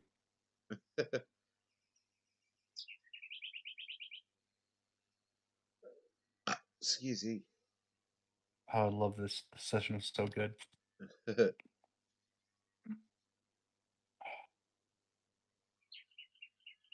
So Loki, when Vice goes to pounce on him, takes flight, and just as Vice is about to face plant in the table, he grabs the little weasel with his talons and flies into the air. And of course he's squirming and shit. Oh yeah. Shits. Let me out of these claws, I'll tear you a new one, you fucking stuck up bird. Go ahead and try. With his little horns and everything.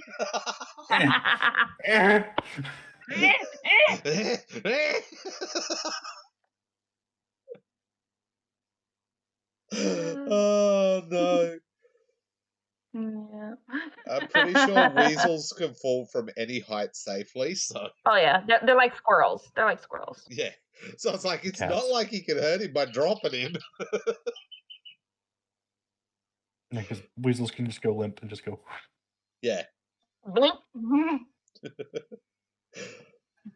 Amaryllis is like, what the fuck?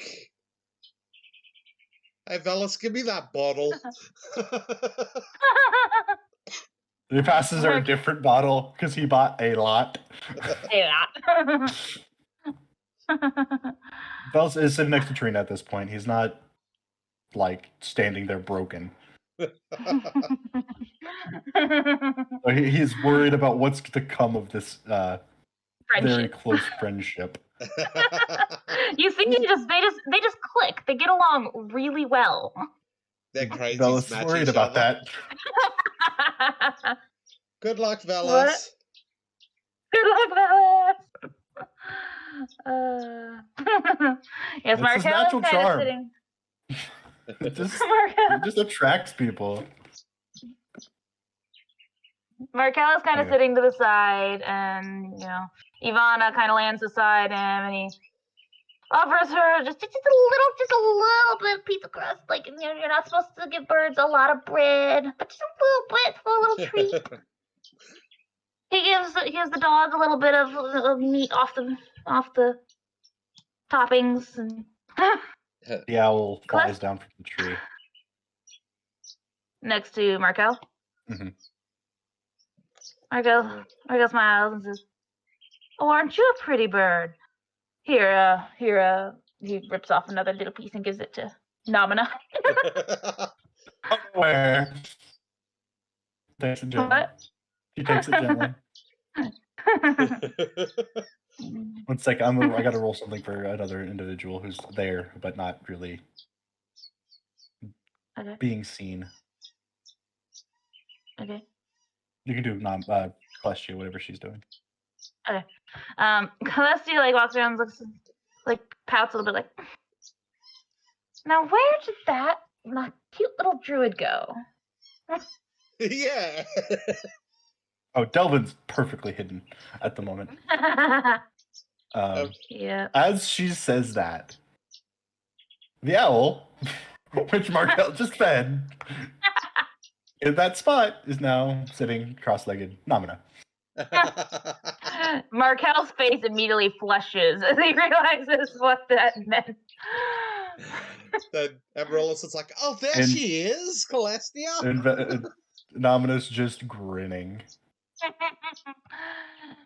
And Celestia just saunters over to both of them because she thinks Markel's cute too. And she's like, "Hey guys."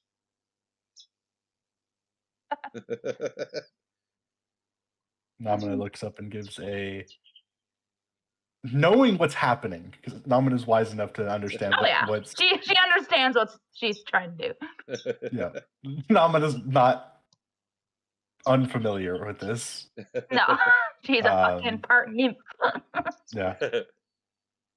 She looks up at Celestia and gives the most sultry, just the sexiest smile she can.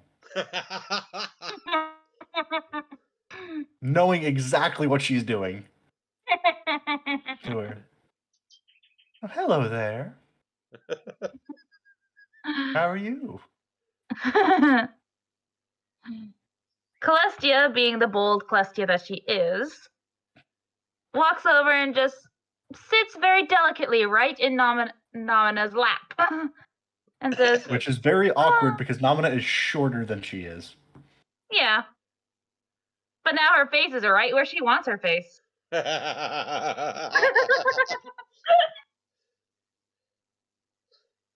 Interesting. Right in her boobs. Right in the boobies. And she, just starts working her charm on both Nomina and Markel. Markel is clearly just very embarrassed and flustered.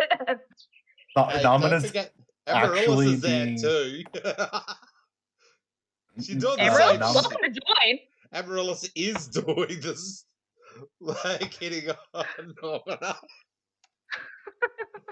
Nomina's actually being really sweet to Markel. Yeah. From the flirty that she's being with Celestia, she's being a sweet and gentle and not as embarrassing. Yeah, no, she's because she sees what he is with that to animals. Yeah. But she's also laying the charm heavily on both women. So Yeah. Yes. Out of curiosity, is Namina lesbian or bisexual? she's nymph. They It doesn't sleep matter. with everything. Preferences. Nymphs can have preferences. Namina doesn't care. She doesn't actually have a Okay. lot of experience in this field. And Nibson doesn't have experience. Well, it's a Sorry. choice. It's by choice. Yeah. She wants to find people or a person who she can connect with on more than just a physical level. Good point. That's fair. But yeah, so there's a lot of flirting going on heavily over there. There's a very worried Bellis watching two women talk over there. There's a hawk flying around carrying a weasel. Who's yelling weasel protests? I picture the There's- hawk and the weasel are just arguing with each other. Oh, they totally are. There's a large tiger curled around a tree that nobody has spotted. Nope. Hilaire is just kind of like sitting under a different tree, just eating and not even drinking anything. He's just had one slice of pizza, and now he's just kind of watching the people and their shenanigans. The chaos that The is this party. Akila's getting drunk off his tiny little ass. He's drunk a whole fifth of vodka already, hasn't he? Yes. Yes, he has. Each character's alcohol preference, go. I'll let the player characters go first. The cat. Something with catnip in it. Oh, Fair. does this park have any wild catnip in it? Roll percentile. This is great. And I'll be right back. I need to go get food. No problem. Just go get food.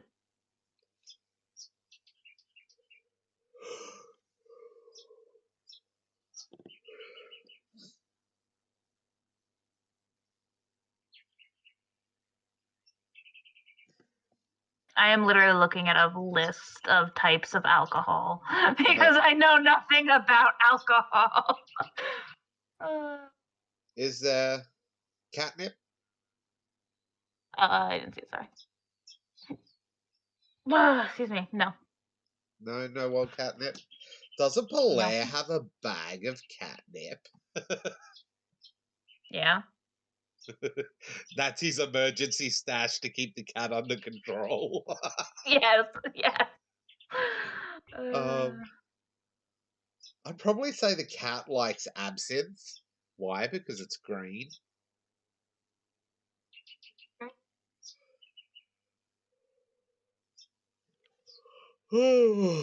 Amaryllis would probably be a vodka girl. I'm waiting until Loper gets back because he's the one who asked the question. Yeah. I feel like Celestia would be a rosé girl.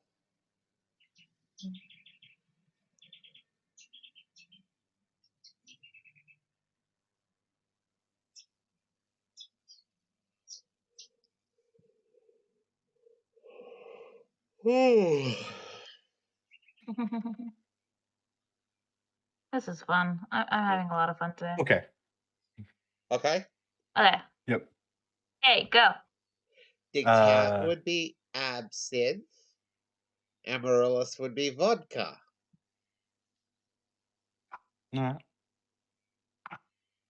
Ruvea is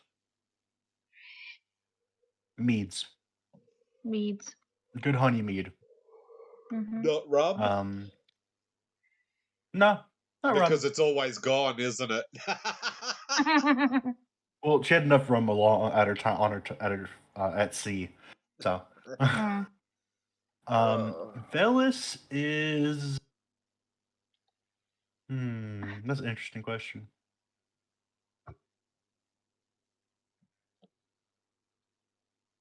Velis is a whiskey guy kind of person. phenomena.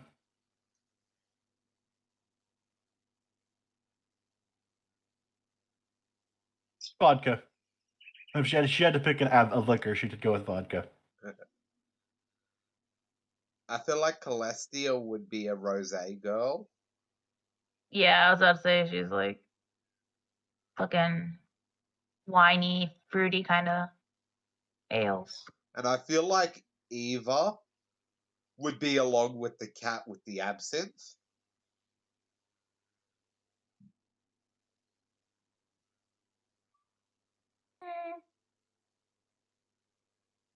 I was thinking she would be more. Where is it? What is it fucking called? I can't remember. But then it'd also depend on the mood she's in as well. Yeah. When she's just relaxing at dinner or whatever, for Eva it's hard cider. Yeah.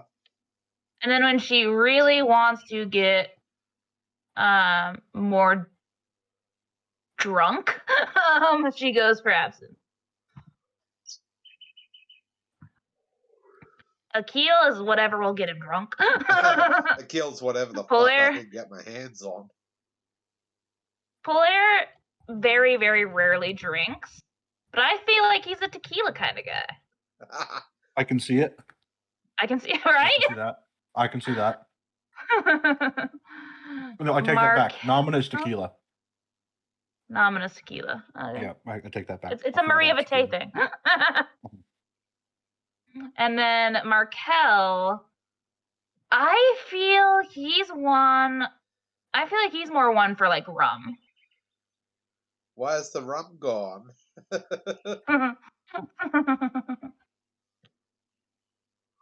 Yeah. And then Loki, well, it's Loki. Nothing's gonna get him drunk anyway. And Vice is an animal, so. No, you don't give animals. You don't give animals fucking alcohol.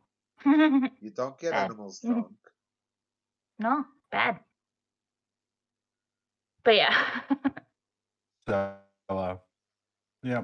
And they'll talk, and Velis will talk about what he can about their journey, adventures, leaving out the part where he almost died. Yeah. I picture he does that as, like, Amaryllis and Eva, not Eva, fucking, yeah, maybe Eva, start getting really fucking drunk. Amaryllis is just like, hey, Velis, you remember that time, right?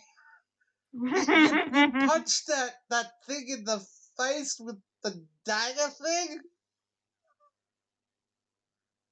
Velis just kind of shrinks a little bit at that. It's like, yeah. Good times. I remember. I picture like half a dozen times she almost comes close to saying that he nearly died. But then And he's just like, on edge all night. And then she's just like, good times. Good times. Like she comes so close to saying it, and it's just like, good times. Velis is throughout this encounter where they're drinking and they're having fun, is popping in and out of the shadows just to scare the shit out of people. Oh, good. That's funny. Just to screw with people. I imagine you try to pull that with Polaire, and as soon as you start to like leave the shadows, he just raises a hand, like, "Don't."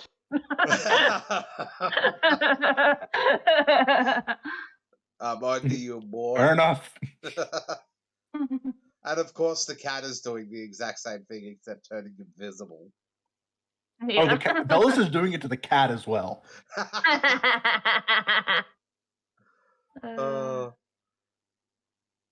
The cat knows she can't get Velis, so she goes over to get Trainer instead. Yeah, she's that ballsy. She's that ballsy. Oh no! This becomes something entirely different. This becomes a game between the cat and Velis of keep away. Keep away. Intercepting, just No. You don't want to die. That's not good. That's not good. oh, Sirens. Oh. And a lot of sirens going down the um, road.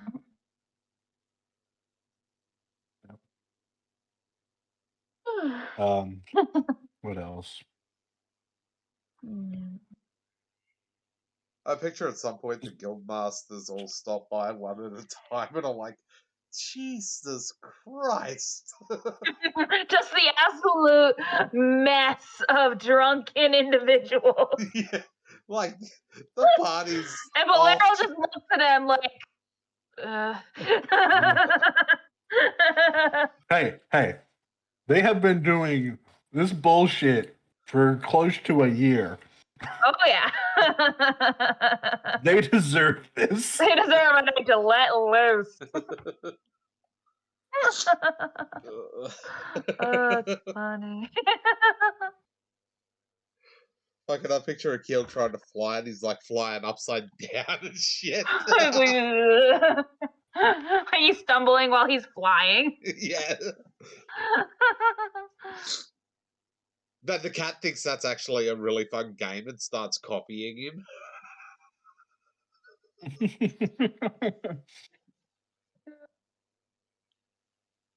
Eventually, Vay is actually a lot less drunk than ever. Sorry. Go ahead. No, go ahead. I was gonna say, eventually Loki gets a little bored of lugging Vice around, just drops him on Amaryllis's head.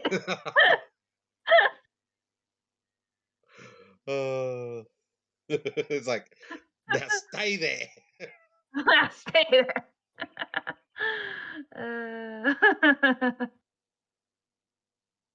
Delvin will eventually mosey over to Namina and keep her from getting out of hand. Out of hand. Like if she gets like too drunk or something, and he just picks her up by the back of her little tiny shirt. It's like no. No. What ends up happening, I imagine, is Namina has Amaryllis and Celestia under her like total control. Yes. Yep. They brought out the nymph, and the nymph is going to play. The nymph is going to play. And then Delmon just walks over and picks her up. And he's like, nope. And you're done. And you're done. You're going to bed. And then I picture both Amaryllis and Celestia like, no! Come back! And then they both turn on Markel. Well, Celestia would turn on Markel. Yeah. Poor Markel. He's too pretty to be embarrassed. I was like, hey, Markel, you can fuck her while I ride her face. How does that sound?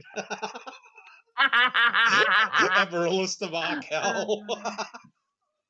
As Namina's being dragged away, she just leans forward, looks at both of them, and goes, no, before leaning back and being dragged away. What is she knowing? What Amaryllis just said. It's basically her way of semi sort of claiming Markel.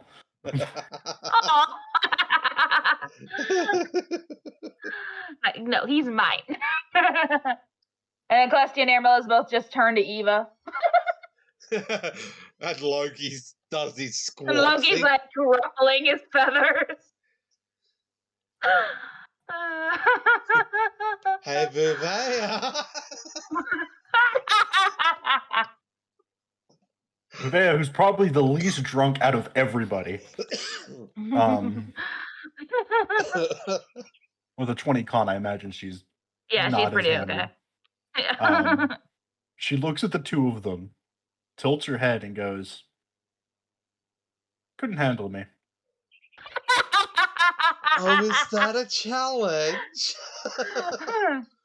Quasi says, "You want to bet?" Like, I think it's next level. Amaryllis becomes a fucking succubus, so. And Quasi's just a bard of wizards, and she has lots of experience. Uday is a mountain they cannot climb. Not to mention, what's her name? Yaylee might get upset.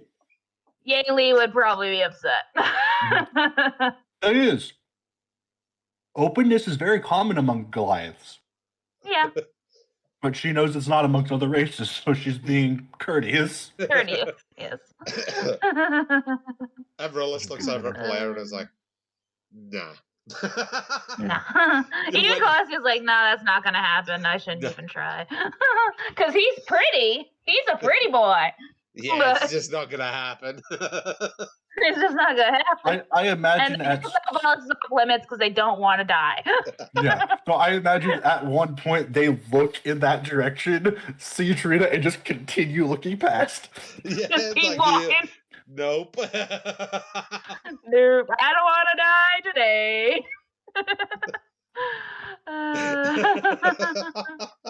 Oh, what is Javelis like when he's drunk? Oh.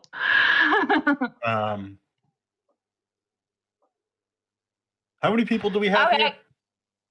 here? 1, 2, 3, 4, 5, 6, 7, 8, 9, 9, 10 if you include a keel. Not counting Polaire or Keel. Not counting. Okay, so that's 8. 8. 8. Oh Somebody wait, roll not me a 9 D8. because Trina. 9 because Trina. Still 8. Somebody roll me a D8. 8. I'll do it. No.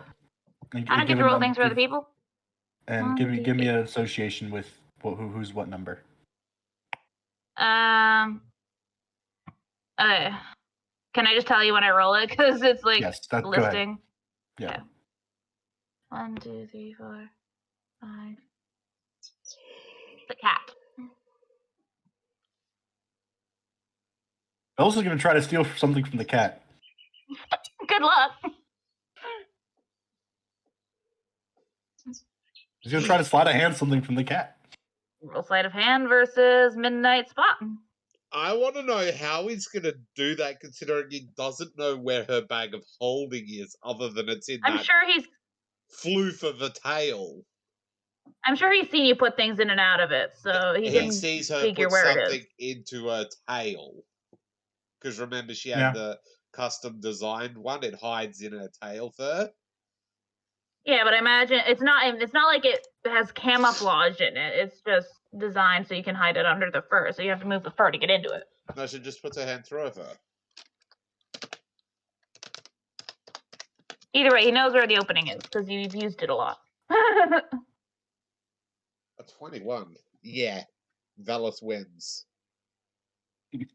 We don't know that for sure. Your Yeah. modifier is better than 21. You're not wrong. You're not So wrong. you would have to roll a nat 1. Which, with my luck tonight, You roll. Nope. no. 41. Hold on. What does she even have in her inventory? Yeah, what do you have on her? There's a lot in there. No, there isn't. She has gems. That's it. Really? Just gems? Yep. No. They'll discover this, then move on to somebody else. She wears the collar around her neck. She has a magic bedroll, which is generally on her back, Yeah. which wouldn't be there currently because they're partying. And she has a ring of sustenance. On her ear. Yeah. She does not have a lot of items. Yeah. Okay. Roll a d7. Yes. This is what Velis does when he's drunk. Oh, wait, sorry. She's got a shitload of gold and platinum in a coin, in a thing. Nah, not That's interesting enough. not fun. That's not interesting. That's too easy. There. Oh, Oh. God. Oh, God.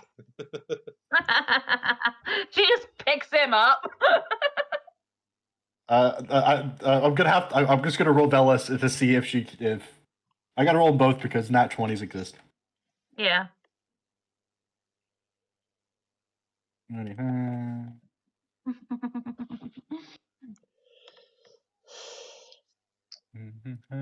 face is warm. Because we're sorry. laughing so much. Yeah. So I'm laughing so much, and because I'm right in front of a bright lamp.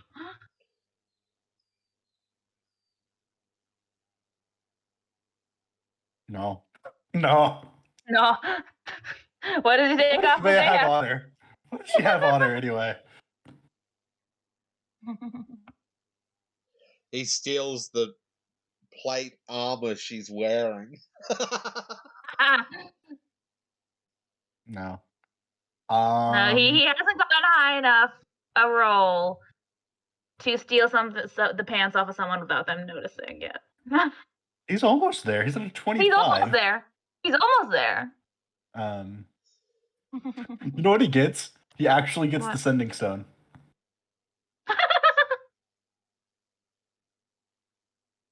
And he's now just like, he's just laying there, he's looking at it now going, Venja, what's this? What's this? And she looks at him with a look of, Dude! she walks over and just grabs it, but he doesn't let go. She just picks him up. And he's just hanging there. It's like, well, this is new. He lets go of it and he just drops to the ground and just like he just starts snickering to himself. Trina walks over as this happens because that was quite the display. And just giggling to himself on the ground. Just takes your collar, pulls you up, and drags you back over. And sits you down. It's like, stay. Seeing this, Amaryllis is gonna go, ooh, he's whipped. Bellis hearing this just raises one arm and closes every finger but his middle one. And is still giggling the entire time. What does Celestia say when Amaryllis says that? She says, more than whipped? I think she's the Dom. Amaryllis loses it. I think you're right. Oh. Velis speaks up because inhibitions are gone and goes, and you'll never find out. And she's like, Amaryllis will go, hey, Trina, do you tie the ropes? Trina looks like turns and gives Amaryllis a look, then smirks and says, sometimes. Then she giggles and She's a little drunk too. Looks at Celestia and goes, you were right. Oh. I love it. Only when, and Velis, upon hearing this, because no filter at the moment. Yeah. And only when she doesn't want the glory that is my hands. Oh no.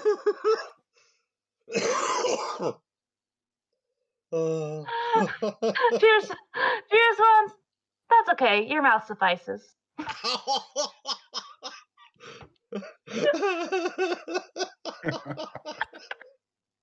And now he's actually laughing. He's like on the ground just laughing his ass off. Oh my god, this is awesome. Amaryllis says, Have you tried tentacle monsters? Velis looks up, looks at Amaryllis, and just tilts his head going, with a look of just, what is wrong with you? Before he just loses his shit again. What is wrong with Amaryllis? Everything. Everything. Celestia just kind of like puts a hand on Amaryllis' head and turns her around and starts pushing her towards the end, like, okay, you've had enough. Just a second, guys. Hold on. Okay. I'll be right back.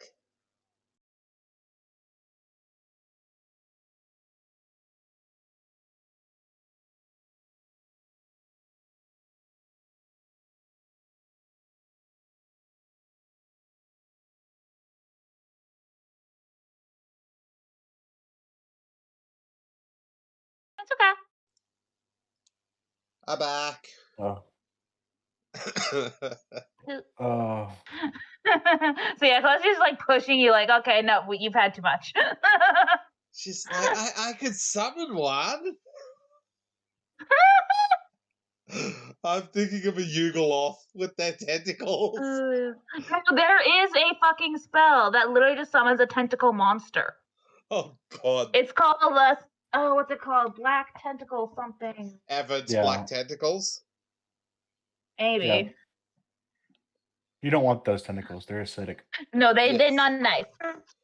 That's why I was thinking a Yugoloth. Just have summon one of them. Or you go off. Or you know, actually just summon a succubus, because that's a thing. Right? That's the thing. I haven't gained access to summoning a succubus. I imagine it's a thing somewhere. Some spell.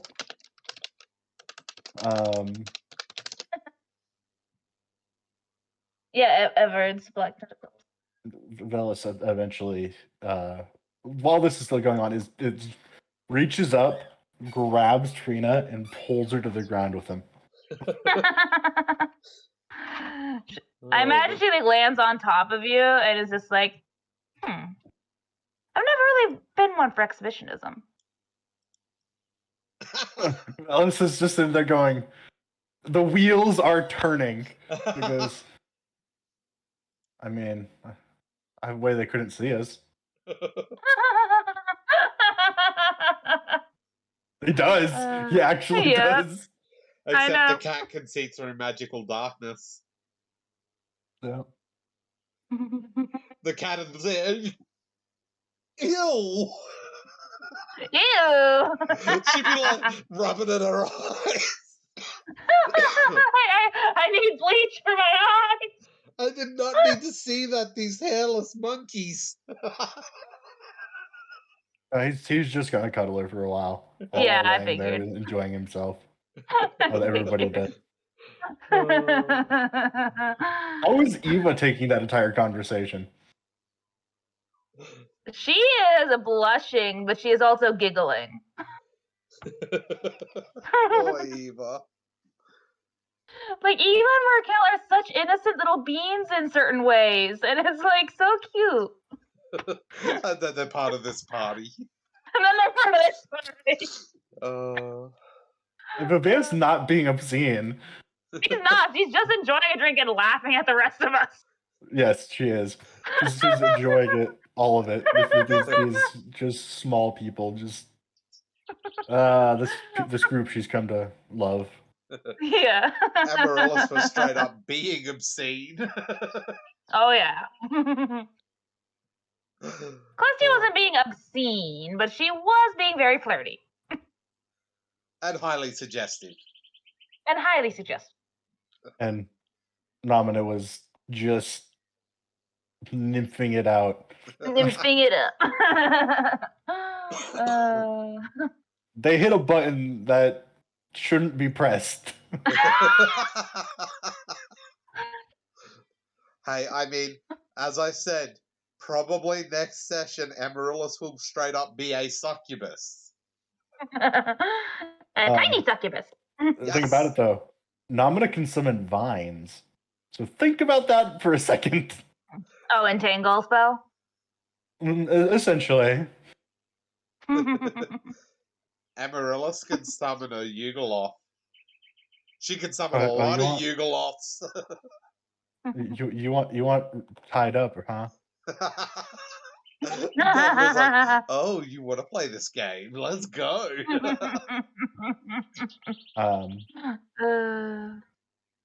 I imagine though everybody eventually it winds down. The pizza is eaten. Oh yeah. The alcohol's The booze finished, are mostly like gone. all of it. Yeah, I mean, at this point already, Nomina's been carried off by Delavon. Somewhere. Amaryllis is We getting don't know put where in they're bed by Celestia.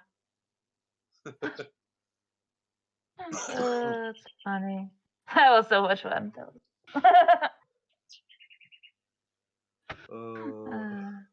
was fun. At one point, the cat's like teleporting herself up and then just dropping out of the air and catching herself And just enjoying the before she wind. hits the ground. Yeah. You know how she was playing with the gravity trap? Yeah, it's the reverse of that. Yep, she's playing with gravity again. I picture the first time she does that, like, Trina or Markel freak the fuck out. Oh yeah, Markel for sure would like be what? And then just before she hits the ground, she does like the Mission Impossible, spreads herself out.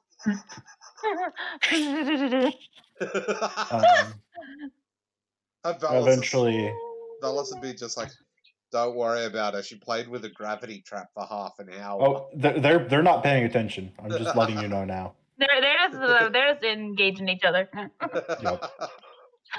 Because Venja wasn't there for the gravity trap.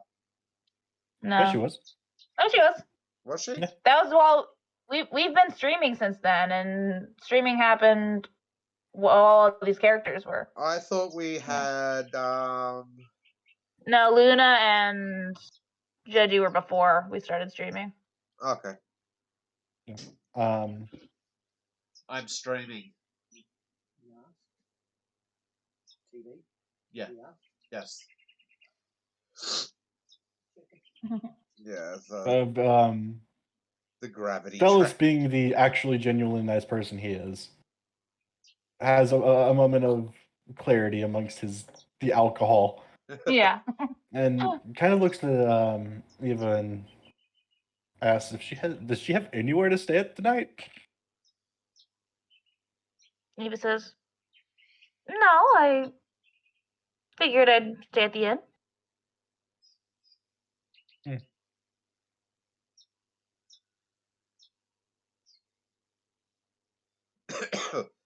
Because she would have been, they would have organized rooms for that prior, while waiting for the pizza to cook. Yeah. So she'd have a room. Okay. I'd hope she has a room. Amaryllis generally takes care of everyone's room when they're using an inn. Yeah. What was Giles thinking? He's drunk, so he's not. Is the thing. He's not. You want to sleep? He's trying to be friendly and he was going to be friendly and offer somewhere to stay that doesn't have to have a cost to it. I mean, I figured she was going to pay for her own room, and she was going to do that when she got there. But I'm pretty sure the room's already dealt with because they would have done that when they ordered their pizza. Gotcha. Yeah. Oh, they're gonna wake up with such a fucking hangover. Oh, they're all gonna such a hangover. Eventually, That may be Vivea. Vivea might be okay. Vivea's probably gonna be okay. Yeah. Eventually, though. And Markel. Amaryllis has a con of 18. She'll probably be okay. But Markel has a con of 22. To be fair, Amaryllis was drinking absinthe. You know, the strongest alcohol in existence. No, moonshine's still stronger. I was gonna say, eventually, as it goes on, Velis and Trina just vanish. I'm sure they do. No, like legitimately, not like they leave. Like they poof. They just poof. Velis dimension doors them home. Yeah. I'm not surprised. Yeah. So yeah. By about 2 a.m., you've all gone about. Pretty much everyone's gone home. Vivea would probably have cleaned up. Yeah, probably. She's Dead. the least likely to be dropping shit. The cat would have Yep. tracked down Erin if she's still here. Yeah. She's staying at the guild. Yeah. Yep. The cat would have tracked her down. Yep. Very, very fucking drunk. At one point, I picture she was flying upside down. Like, you know how she normally does the... Yeah, the walking and then she's doing it. Yeah, she's doing that. She's convinced herself that the ceiling's the floor. So yeah, here's a good point that I feel comfortable with us stopping. Yeah. Because I need to do work before we continue the actual story. We just needed to get some fun out of the way. Yeah, that was great. Thank you guys. I needed all those laughs. Yes. Yeah.